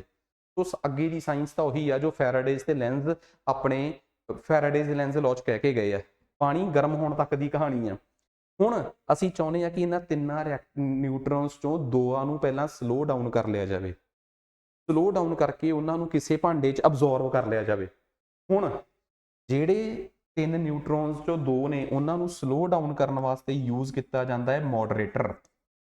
ਤੇ ਜਿਹੜੇ 2 ਨੇ ਉਹਨਾਂ ਨੂੰ ਫਿਰ ਅਬਜ਼ੋਰਬ ਵੀ ਕਰਨਾ ਹੈ। ਉਹਦੇ ਵਾਸਤੇ ਯੂਜ਼ ਹੋਣ ਵਾਲੇ ਪਦਾਰਥ ਦਾ ਨਾਮ ਆ ਕੂਲੈਂਟ। ਜਿਹੜਾ ਯੂਰੇਨੀਅਮ ਆ, ਇਸ ਯੂਰੇਨੀਅਮ ਦਾ ਨਾਮ ਆ ਫਿਊਲ, ਮੋਡਰੇਟਰ ਤੇ ਕੂਲੈਂਟ। ਇਹ ਕਿਸੇ ਨਿਊਕਲੀਅਰ ਰਿਐਕਟਰ 'ਚ ਕਿਹੜੇ ਬੋਰੋਨ ਤੇ ਕੈਡਮੀਅਮ ਦੀਆਂ ਰੋਡਸ ਕੀ ਹੁੰਦੀਆਂ? ਹੈਵੀ ਵਾਟਰ ਮੋਡਰੇਟਰ ਤੇ ਯੂਜ਼ ਦੇ ਤੌਰ ਤੇ ਕੰਮ ਹੁੰਦਾ ਹੈ। ਕੈਡਮੀਅਮ ਤੇ ਬੋਰੋਨ ਦੀਆਂ ਰੋਡਸ ਨੂੰ ਕੂਲੈਂਟ ਦੇ ਤੌਰ ਤੇ ਯੂਜ਼ ਕੀਤਾ ਜਾਂਦਾ ਹੈ। ਯੂਰੇਨੀਅਮ, ਪਲੂਟੋਨੀਅਮ, ਥੋਰੀਅਮ ਇਹ ਨਿਊਕਲੀਅਰ ਰਿਐਕਟਰ ਦਾ ਮਟੀਰੀਅਲ ਹੁੰਦਾ ਹੈ। ਮੇਰੀ ਗੱਲ ਸਮਝ ਗਏ? ਤੇ ਇੱਕ ਗੱਲ ਹੋਰ, ਹੁਣ ਇਹ ਵੀ ਇੱਕ ਬੜੀ ਤਗੜੀ ਕਨਫਿਊਜ਼ਨ ਆ। ਜੇ ਅਸੀਂ ਕਿਸੇ ਦੇਸ਼, ਇੰਡੀਆ ਦੇ ਵਿੱਚ ਕਿਸੇ ਜਗ੍ਹਾ ਤੇ ਨਿਊਕਲੀਅਰ ਪਲਾਂਟ ਲਾਇਆ, ਉੱਥੇ ਲਿਆ ਕੇ ਇੱਕ ਨਿਊਕਲੀਅਰ ਰਿਐਕਟਰ ਰੱਖਿਆ, ਉਸ ਨਿਊਕਲੀਅਰ ਰਿਐਕਟਰ ਦਾ ਨਾਮ ਕੁਝ ਹੋਰ ਹੋਊਗਾ, ਨਿਊਕਲੀਅਰ ਪਲਾਂਟ ਦਾ ਨਾਮ ਕੁਝ ਹੋਰ ਹੋਊਗਾ। ਮੰਨ ਲਓ ਜੇ ਮੈਂ ਤੁਹਾਨੂੰ ਪੁੱਛਾਂ ਕਿ ਇੰਡੀਆ 'ਚ ਪਹਿਲਾ ਨਿਊਕਲੀਅਰ ਰਿਐਕਟਰ ਕਿਹੜਾ ਸੀ, ਤੁਸੀਂ ਨਿਊਕਲੀਅਰ ਪਲਾਂਟ ਦਾ ਨਾਮ ਨਹੀਂ ਦੱਸਣਾ। ਜੇ ਮੈਂ ਪੁੱਛਾਂ ਇੰਡੀਆ ਦੇ ਵਿੱਚ ਪਹਿਲਾ ਨਿਊਕਲੀਅਰ ਪਲਾਂਟ ਕਿਹੜਾ ਬਣਿਆ ਸੀਗਾ, ਜਿਸ ਜਗ੍ਹਾ ਤੇ ਬਣਿਆ ਸੀ, ਤੁਸੀਂ ਉਸ ਪਲਾਂਟ ਦਾ ਨਾਮ ਦੱਸੋ ਕਿ ਜੈਤਾਪੁਰਾ, ਤਾਰਾਪੁਰਾ, ਹਰੀਪੁਰਾ, ਨਰੋਰਾ ਏ, ਰਾਵਤ ਭਾਟਾ ਏ ਜਾਂ ਹੋਰ ਕੋਈ ਆ। ਠੀਕ ਆ ਨਾ? ਕਾਇਗਾ ਏ, ਕੁੱਡਮਕੁਲਮ ਆ, ਪਲਕੱਪਮ ਆ। ਠੀਕ ਆ? ਸੋ ਕੀ ਨਾਮ ਆ? ਫਿਰ ਇੰਡੀਆ ਦੇ ਵਿੱਚ ਜਿਹੜਾ ਨਿਊਕਲੀਅਰ ਰਿਐਕਟਰ ਸਭ ਤੋਂ ਪਹਿਲੀ ਵਾਰ ਕਿਹੜੇ ਪਲਾਂਟ 'ਚ ਵਰਤਿਆ ਗਿਆ ਤੇ ਉਹਦਾ ਨਾਮ ਕੀ ਹੈ? ਭਾਰਤ ਦੇ ਵਿੱਚ ਨਿਊਕਲੀਅਰ ਪਲਾਂਟਸ ਨੂੰ ਚਲਾਉਣ ਵਾਸਤੇ ਕਿਹੜੀ ਸਰਕਾਰੀ PSU ਆ, ਪਬਲਿਕ ਸੈਕਟਰ ਅੰਡਰਟੇਕਿੰਗ ਆ, ਸਰਕਾਰੀ ਏਜੰਸੀ ਆ? ਭਾਰਤ ਦੇ ਵਿੱਚ ਇਸ ਟਾਈਮ ਕਿਹੜਾ ਨਿਊਕਲੀਅਰ ਰਿਐਕਟਰ ਕਿਹੜੀ ਸਟੇਟ ਦੇ ਕਿਹੜੇ ਜ਼ਿਲ੍ਹੇ 'ਚ ਆ? ਸਟੇਟ ਦਾ ਐਟਲੀਸਟ ਪਤਾ ਹੋਵੇ, ਇਹ ਵੀ ਪਤਾ ਕਰਨਾ ਹੈ। ਪਿਤਾਮਾ ਕਿਹਨੂੰ ਕਿਹਾ ਜਾਂਦਾ? 3 ਸਟੇਜ ਪ੍ਰੋਗਰਾਮ ਕੀ ਹੈ? ਭਾਰਤ ਦੇ ਵਿੱਚ ਕਿਹੜਾ ਨਿਊਕਲੀਅਰ ਮਟੀਰੀਅਲ ਸਭ ਤੋਂ ਵੱਧ ਮਿਲਦਾ ਹੈ ਤੇ ਉਹ ਕਿਹੜੀ ਸਟੇਟ 'ਚ ਕਿਹੜੀਆਂ ਚਟਾਨਾਂ 'ਚੋਂ ਮਿਲਦਾ ਹੈ, ਉਹ ਵੀ ਤੁਹਾਨੂੰ ਪਤਾ ਕਰਨਾ ਪੈਣਾ। ਮੈਂ ਗੱਲਾਂ 'ਚ ਦੱਸਦਾ। ਹੁਣ ਜਿਹੜਾ ਇਹਨਾਂ 'ਚੋਂ ਦੂਜੀ ਸਟੇਜ ਦਾ, ਹਾਂ, ਇੱਕ ਨਿਊਕਲੀਅਰ ਰਿਐਕਟਰ ਦੇ ਵਿੱਚ ਮੋਡਰੇਟਰ ਦਾ ਕੀ ਕੰਮ ਆ, ਕੂਲੈਂਟ ਦਾ ਕੀ ਕੰਮ ਆ, ਫਿਊਲ ਦਾ ਕੀ ਕੰਮ ਆ? ਫਿਊਲ ਤਾਂ ਬਈ ਇੰਧਨ। ਮੋਡਰੇਟਰ ਜਿਹਦੇ 3 ਨਿਊਟਰੋਨਸ ਐਕਸਟਰਾ ਬਣੇ ਸੀ, ਉਹਨਾਂ 'ਚੋਂ 2 ਨੂੰ ਸਲੋ ਕਰਨਾ ਹੈ ਮੋਡਰੇਟਰ ਨੇ। ਫਿਰ ਉਹਨਾਂ 2 ਨੂੰ ਅਬਜ਼ੋਰਬ ਕਰਨਾ ਹੈ ਕੂਲੈਂਟ ਨੇ। ਕੂਲੈਂਟ ਦਾ ਕੀ ਕੰਮ ਆ, ਮੋਡਰੇਟਰ ਦਾ ਕੀ ਕੰਮ ਆ, ਫਿਊਲ ਦਾ ਕੀ ਕੰਮ ਆ? ਠੀਕ ਆ ਨਾ? ਇਹ ਪੇਪਰ 'ਚ ਆ ਸਕਦਾ ਹੈ। ਹਰ ਇੱਕ ਗੱਲ ਤਾਂ ਮੈਂ ਨਿਊਕਲੀਅਰ ਰਿਐਕਟਰ ਨਾਲ ਸੰਬੰਧਿਤ ਸਮਝਾਤੀ। ਜਿਹੜੀ ਸਾਡੀ ਦੂਜੀ ਸਟੇਜ ਦੇ ਨਿਊਕਲੀਅਰ ਰਿਐਕਟਰ ਨੇ, ਜਿਨ੍ਹਾਂ ਨੂੰ ਫਾਸਟ ਬਰੀਡਰ ਰਿਐਕਟਰ ਕਿਹਾ ਜਾਂਦਾ ਹੈ, ਕਹਿੰਦੇ ਆ ਜੀ ਪਹਿਲੀ ਵਾਰ ਹੋਇਆ ਕਿ ਸਾਡਾ ਜਿਹੜਾ ਫਾਸਟ ਬਰੀਡਰ ਰਿਐਕਟਰ ਆ ਉਹ ਆਪਣੀ ਮੈਕਸਿਮਮ क्षमता ਤੇ ਕੋਰ ਲੋਡਿੰਗ ਤੇ ਪਹੁੰਚਿਆ ਹੈ। ਕਹਿੰਦੇ ਜੀ ਇਹ ਮਤਲਬ ਕਿ ਇਹਦੇ 'ਚ ਹੁਣ ਸਾਨੂੰ ਖੁਸ਼ੀ ਆ ਕਿ ਮਤਲਬ ਕਿ ਇਹ ਜਿੰਨਾ ਇਹਦੇ 'ਚ ਮਟੀਰੀਅਲ ਯੂਜ਼ ਕੀਤਾ ਜਾ ਰਿਹਾ ਹੈ ਉਹਦੇ ਨਾਲੋਂ ਵੱਧ ਆਪਣਾ ਪ੍ਰੋਡਕਟ ਕੱਢ ਰਿਹਾ ਹੈ ਤੇ ਇਹਦੇ 'ਚੋਂ ਨਿਕਲਣ ਵਾਲਾ ਪ੍ਰੋਡਕਟ ਜਿਹੜਾ ਹੈ, ਠੀਕ ਆ, ਸੋ ਬੇਸਿਕਲੀ ਤਾਂ ਕਿ ਇਹ ਪਲੂਟੋਨੀਅਮ 239 ਨਾਮ ਦਾ ਪ੍ਰੋਡਕਟ ਜਿਹੜਾ ਹੈ ਉਹ ਪੈਦਾ ਕਰ ਸਕੇ, ਇਹਨੂੰ ਅੱਗੇ ਬਾਕੀ ਦੇ ਨਿਊਕਲੀਅਰ ਰਿਐਕਟਰਾਂ 'ਚ ਯੂਜ਼ ਕੀਤਾ ਜਾ ਸਕੇ। ਫਾਸਟ ਬਰੀਡਰ ਨਿਊਕਲੀਅਰ ਰਿਐਕਟਰਸ ਦੀ ਉਹ ਸਟੇਜ ਆ, ਉਹ ਪੜਾਅ, ਉਹ ਕਿਸਮ ਆ ਜਿੱਥੇ ਸਾਨੂੰ ਊਰਜਾ ਨਹੀਂ ਘੱਟ ਮਿਲਦੀ। ਇਸ ਰਿਐਕਟਰ 'ਚੋਂ ਸਾਨੂੰ ਬਿਜਲੀ ਨਹੀਂ ਬਹੁਤ ਜ਼ਿਆਦਾ ਮਿਲੂਗੀ, ਪਰ ਇੱਥੇ ਪ੍ਰੋਡਕਟ ਬਹੁਤ ਮਿਲੂਗਾ ਜਿਹਨੂੰ ਅਸੀਂ ਆਪਣੇ ਥੋਰੀਅਮ ਦੇ ਨਾਲ ਜਾਂ ਬਾਕੀ ਪ੍ਰੋਡਕਟਸ ਦੇ ਨਾਲ ਯੂਜ਼ ਕਰ ਸਕਦੇ ਹੋਵਾਂਗੇ। ਸੋ ਖਬਰਾਂ ਸੀ ਕਿ ਸਾਡਾ ਫਾਸਟ ਬਰੀਡਰ ਰਿਐਕਟਰ ਇੰਡੀਆ ਦਾ ਕਿੱਥੇ ਆ? ਉਹ ਤਾਮਿਲਨਾਡੂ ਦੇ ਕਲਪੱਕਮ ਦੇ ਵਿੱਚ ਆ, ਸ਼ਾਇਦ ਲਿਖਿਆ ਹੋਵੇ ਇੱਥੇ, ਹਾਂ ਕਲਪੱਕਮ ਦੇ ਵਿੱਚ। ਇੰਡੀਆ 'ਚ ਕਿੱਥੇ ਕਿੱਥੇ ਨਿਊਕਲੀਅਰ ਰਿਐਕਟਰਸ ਨੇ? ਨਿਊਕਲੀਅਰ ਰਿਐਕਟਰਸ ਨੂੰ ਚਲਾਉਣ ਵਾਲੀ ਸਰਕਾਰੀ ਏਜੰਸੀ ਕਿਹੜੀ ਹੈ? ਤੇ ਸਾਡਾ ਇੰਡੀਆ ਦਾ ਪਹਿਲਾ ਨਿਊਕਲੀਅਰ ਰਿਐਕਟਰ ਕਿਹੜਾ ਸੀ ਤੇ ਨਿਊਕਲੀਅਰ ਪਲਾਂਟ ਕਿਹੜਾ ਹੈ ਤੇ ਕਿਹੜੀ ਸਟੇਟ 'ਚ? ਇਹੋ ਜਿਹੇ ਸਵਾਲਾਂ ਤੋਂ ਪੂਰੀ ਤਿਆਰੀ ਰੱਖਿਆ ਕਰੋ। ਇੰਡੀਆ ਦਾ 3 ਸਟੇਜ ਨਿਊਕਲੀਅਰ ਪ੍ਰੋਗਰਾਮ ਆ ਲਓ ਜੀ। ਕਹਿੰਦੇ ਇੰਡੀਆ 'ਚ ਪ੍ਰੈਜ਼ੈਂਟਲੀ 22 ਨਿਊਕਲੀਅਰ ਪਾਵਰ ਰਿਐਕਟਰਸ ਨੇ, ਠੀਕ ਆ, ਤੇ ਜਿਨ੍ਹਾਂ ਨੂੰ એનર્ਜੀ ਐਕਟ ਦੇ ਤਹਿਤ ਬਣਾਇਆ ਜਾਂਦਾ ਹੈ। ਸਭ ਤੋਂ ਲੇਟੈਸਟ ਤੇ ਸਭ ਤੋਂ ਵੱਡਾ ਕੁੱਡਮਕੁਲਮ 'ਚ, ਠੀਕ ਆ। ਇੰਡੀਆ ਦਾ ਪਹਿਲਾ ਤੇ ਓਲਡੈਸਟ ਨਿਊਕਲੀਅਰ ਪਲਾਂਟ ਤਾਰਾਪੁਰ ਆ, ਠੀਕ ਆ। ਐਟੋਮਿਕ એનર્ਜੀ ਰੈਗੂਲੇਟਰੀ ਬੋਰਡ ਆ ਸਾਡਾ, ਜਿਹੜਾ ਨਿਊਕਲੀਅਰ ਫੈਸਿਲਿਟੀਜ਼ ਨੂੰ ਰੈਗੂਲੇਟ ਕਰਕੇ ਚੱਲਦਾ ਹੈ। ਤੇ ਇੱਥੇ ਨਹੀਂ ਲਿਖਿਆ, ਹੁਣ ਮੈਂ ਦੱਸ ਹੀ ਦਿੰਦਾ, nuclear power corporation of India limited ਸਰਕਾਰੀ ਏਜੰਸੀ ਆ ਜਿਹੜੀ ਨਿਊਕਲੀਅਰ ਪਲਾਂਟ ਦਾ ਧਿਆਨ ਰੱਖਦੀ ਆ। ਤਾਰਾਪੁਰ ਇਨ ਮਹਾਰਾਸ਼ਟਰ, ਕਾਇਗਾ ਇਨ ਕਰਨਾਟਕਾ, ਜੈਤਾਪੁਰ ਵੀ ਇੱਥੇ ਆ, ਕਕਰਾਪੁਰ ਗੁਜਰਾਤ 'ਚ ਲੀਕ ਹੋ ਗਿਆ ਸੀ, ਰਾਜਸਥਾਨ ਵਾਲਾ ਰਾਵਤਬਾਟਾ 'ਚ, ਤਾਮਿਲਨਾਡੂ 'ਚ ਕੁੱਡਮਕੁਲਮ ਤੇ ਮਦਰਾਸ ਐਟੋਮਿਕ ਪਲਾਂਟ, ਇਹਨੂੰ ਕਲਪੱਕਮ ਵੀ ਕਹਿ ਦਿੰਦੇ ਆ, ਹਰੀਪੁਰਾ ਯੂਪੀ 'ਚ ਹਜੇ ਬਣ ਰਿਹਾ ਹੈ। ਇਹੋ ਜਿਹੇ ਹੋਰ ਵੀ ਕਈ ਆ ਜਿਹੜੇ ਕਿ ਅਪਡੇਟਡ ਹੋਣੇ ਚਾਹੀਦੇ ਆ। ਰਾਵਤਬਾਟਾ ਰਾਜਸਥਾਨ 'ਚ ਤੇ ਯੂਪੀ 'ਚ ਨਰੋਰਾ। ਸੋ ਇਹ ਗੱਲਾਂ ਪੇਪਰ 'ਚ ਆ ਸਕਦੀਆਂ। ਸੋ ਜੀ ਇਹ ਕਲੀਅਰ ਕਰਨ ਤੋਂ ਬਾਅਦ ਆਪਾਂ ਚੱਲਦੇ ਹਾਂ ਜੀ ਅੱਗੇ। ਨਾਰਥ ਇੰਡੀਆ ਦਾ ਪਹਿਲਾ ਹੈਮੋਪੈਥਿਕ ਕਾਲਜ ਕਿੱਥੇ ਹੈ, ਠੀਕ ਹੈ। ਹੁਣ ਇੰਪੋਰਟੈਂਟ ਗੱਲ, ਇੰਡੀਆ ਦਾ ਜਿਹੜਾ ਪਹਿਲਾ ਹੈਮੋਪੈਥਿਕ ਮੈਡੀਕਲ ਕਾਲਜ ਆ ਉਹ ਕਲਕੱਤੇ 1881 ਚ ਅੰਗਰੇਜ਼ਾਂ ਨੇ ਖੋਲ੍ਹਿਆ ਸੀ। ਨਾਰਥ ਇੰਡੀਆ ਦਾ ਪਹਿਲਾ ਹੈਮੋਪੈਥਿਕ ਕਾਲਜ ਜਸਰੋਤਾ ਕਠੂਆ ਜ਼ਿਲ੍ਹੇ 'ਚ ਖੋਲ੍ਹਿਆ ਜਾ ਰਿਹਾ ਹੈ। ਇਹ ਸੈਂਟਰ ਦੁਆਰਾ ਫੰਡਡ ਇੱਕ ਕਾਲਜ ਹੋਊਗਾ। ਭਾਰਤ ਸਰਕਾਰ ਦੀ ਆਯੂਸ਼ ਮਿਨਿਸਟਰੀ ਜਿਹੜੀ ਖੁਦ 2015 ਚ ਬਣੀ ਸੀ, ਜਿਹੜੀ ਸਾਡੇ ਦੇਸ਼ 'ਚ ਆਯੁਰਵੇਦ, ਯੋਗ, ਨੈਚੁਰੋਪੈਥੀ, ਯੂਨਾਨੀ, ਸਿੱਧ ਵਗੈਰਾ ਨੂੰ ਇਹੋ ਜਿਹੀਆਂ ਜਿਹੜੀਆਂ ਅਲਟਰਨੇਟ ਮੈਡੀਸਿਨ ਦੀਆਂ ਟੈਕਨੀਕਸ ਨੇ ਉਹਨਾਂ ਨੂੰ ਰੈਗੂਲੇਟ ਕਰਨ ਦਾ ਕੰਮ ਕਰਦੀ ਆ। ਤੇ ਕੁਝ ਮਿਸ਼ਨਸ, ਇੱਕ ਇਹਨਾਂ ਦੀ ਆਰੋਗਿਆਨ ਸਕੀਮ ਆ, ਇੱਕ ਇਹਨਾਂ ਦਾ ਨੈਸ਼ਨਲ ਮੈਡੀਸਨਲ ਪਲਾਂਟ ਬੋਰਡ ਆ ਜਿਹੜਾ ਪ੍ਰਮੋਟ ਕਰਦਾ ਜਿਹੜੀਆਂ ਦਵਾਈਆਂ ਇਸ ਆਯੁਰਵੇਦ 'ਚ ਯੂਜ਼ ਹੁੰਦੀਆਂ। ਇੱਕ ਇਹਨਾਂ ਦਾ ਮਿਸ਼ਨ ਆ ਕੇਂਦਰੀ ਪ੍ਰਯੋਜਿਤ ਸਕੀਮ, ਜਿਹਦੇ 'ਚ ਆਯੂਸ਼ ਹਸਪੀਟਲਸ ਦੀ ਗਿਣਤੀ ਵਧਾਈ ਜਾ ਰਹੀ ਹੈ ਜਿਹੜੇ ਆਯੁਰਵੇਦ, ਯੋਗਾ, ਸਿੱਧੀ, ਨੈਚੁਰੋਪੈਥੀ ਨਾਲ ਸੰਬੰਧਿਤ ਹੋਣਗੇ। Father of homoeopathy, I think ਜੇ ਮੈਂ ਗਲਤ ਨਾ ਹੋਵਾਂ ਤਾਂ ਉਹਨਾਂ ਦਾ ਨਾਮ ਸੈਮਿਊਲ ਆ, ਠੀਕ ਆ। ਤੇ ਇੱਕ ਹੋਰ ਗੱਲ ਕਹਿੰਦੇ ਆ ਕਿ ਰਣਜੀਤ ਸਿੰਘ ਦੇ ਅਕਾਲ ਚਲਾਣੇ ਵੇਲੇ ਜਿਹੜਾ ਉਹਨਾਂ ਦਾ ਡਾਕਟਰ ਸੀਗਾ ਹੈਂਗਰਬਰਗ, ਮੈਨੂੰ ਨਾਮ ਉਹਨਾਂ ਦਾ ਵੀ ਦਿਮਾਗ 'ਚੋਂ ਸਕਿਪ ਹੋ ਗਿਆ, ਉਹ ਵੀ ਸੈਮਿਊਲ ਦਾ ਚੇਲਾ ਸੀਗਾ। ਸੋ ਮਤਲਬ ਕਿ ਉਹ ਇੱਕ ਹੈਮੋਪੈਥਿਕ ਡਾਕਟਰ ਸੀ ਜਿਹੜਾ ਰਣਜੀਤ ਸਿੰਘ ਦਾ ਲਾਸਟ ਟਾਈਮ 'ਚ ਇਲਾਜ ਕਰ ਰਿਹਾ ਸੀ। ਕਈ ਕੰਟਰੋਵਰਸੀਜ਼ ਨੇ ਉਹਨਾਂ ਨਾਲ ਜੁੜੀਆਂ ਹੋਈਆਂ, ਉਹਨਾਂ ਦਾ ਨਾਮ ਐਗਜ਼ੈਕਟ ਦੇਖ ਲਿਓ ਕੀ ਆ। ਤੇ father of homoeopathy I think doctor Samuel ਨੇ, ਯੂਕੇ ਦੇ ਜਾਂ ਆਇਰਲੈਂਡ ਦੇ, ਉਹ ਵੀ ਕਨਫਰਮ ਕਰ ਲਿਓ ਕਿੱਥੋਂ ਦੇ। ਹਿੰਟ ਦੇਣਾ ਜ਼ਰੂਰੀ ਸੀ, ਕਈ ਵਾਰੀ ਸਾਰੀਆਂ ਚੀਜ਼ਾਂ ਯਾਦ ਨਹੀਂ ਹੁੰਦੀਆਂ, ਰਿਟੇਨ ਨਹੀਂ ਰਹਿ ਪਾਉਂਦੀਆਂ, ਕਿਉਂਕਿ ਮੈਂ ਕਿਹੜਾ ਪੇਪਰ ਦੇਣਾ, ਤੁਸੀਂ ਦੇਣਾ, ਪਰ ਮੈਨੂੰ ਇਹ ਹੁੰਦਾ ਕਿ ਹਰ ਇੱਕ ਚੀਜ਼ ਜਿਹੜੀ ਆ ਉਹ ਆਪਾਂ ਨੂੰ ਪਤਾ ਹੋਵੇ, ਠੀਕ ਹੈ। ਇੱਕ ਨਵੀਂ ਪਿੱਛੂ ਦੀ ਕਿਸਮ 8 ਅੱਖਾਂ ਵਾਲੀ ਥਾਈਲੈਂਡ ਦੇ ਵਿੱਚ ਮਿਲੀ। ਇਹਦੇ 'ਚ ਹੁਣ ਇਸ ਤੋਂ ਬਾਅਦ ਕਿ ਮੈਂ ਕੀ ਨਾਮ ਦੱਸਾਂ, ਉਹਦਾ ਕੀ ਨਾਮ ਰੱਖਾ ਸਾਇੰਟਿਸਟਾਂ ਨੇ, ਉਹ ਦੇਖ ਲਿਓ।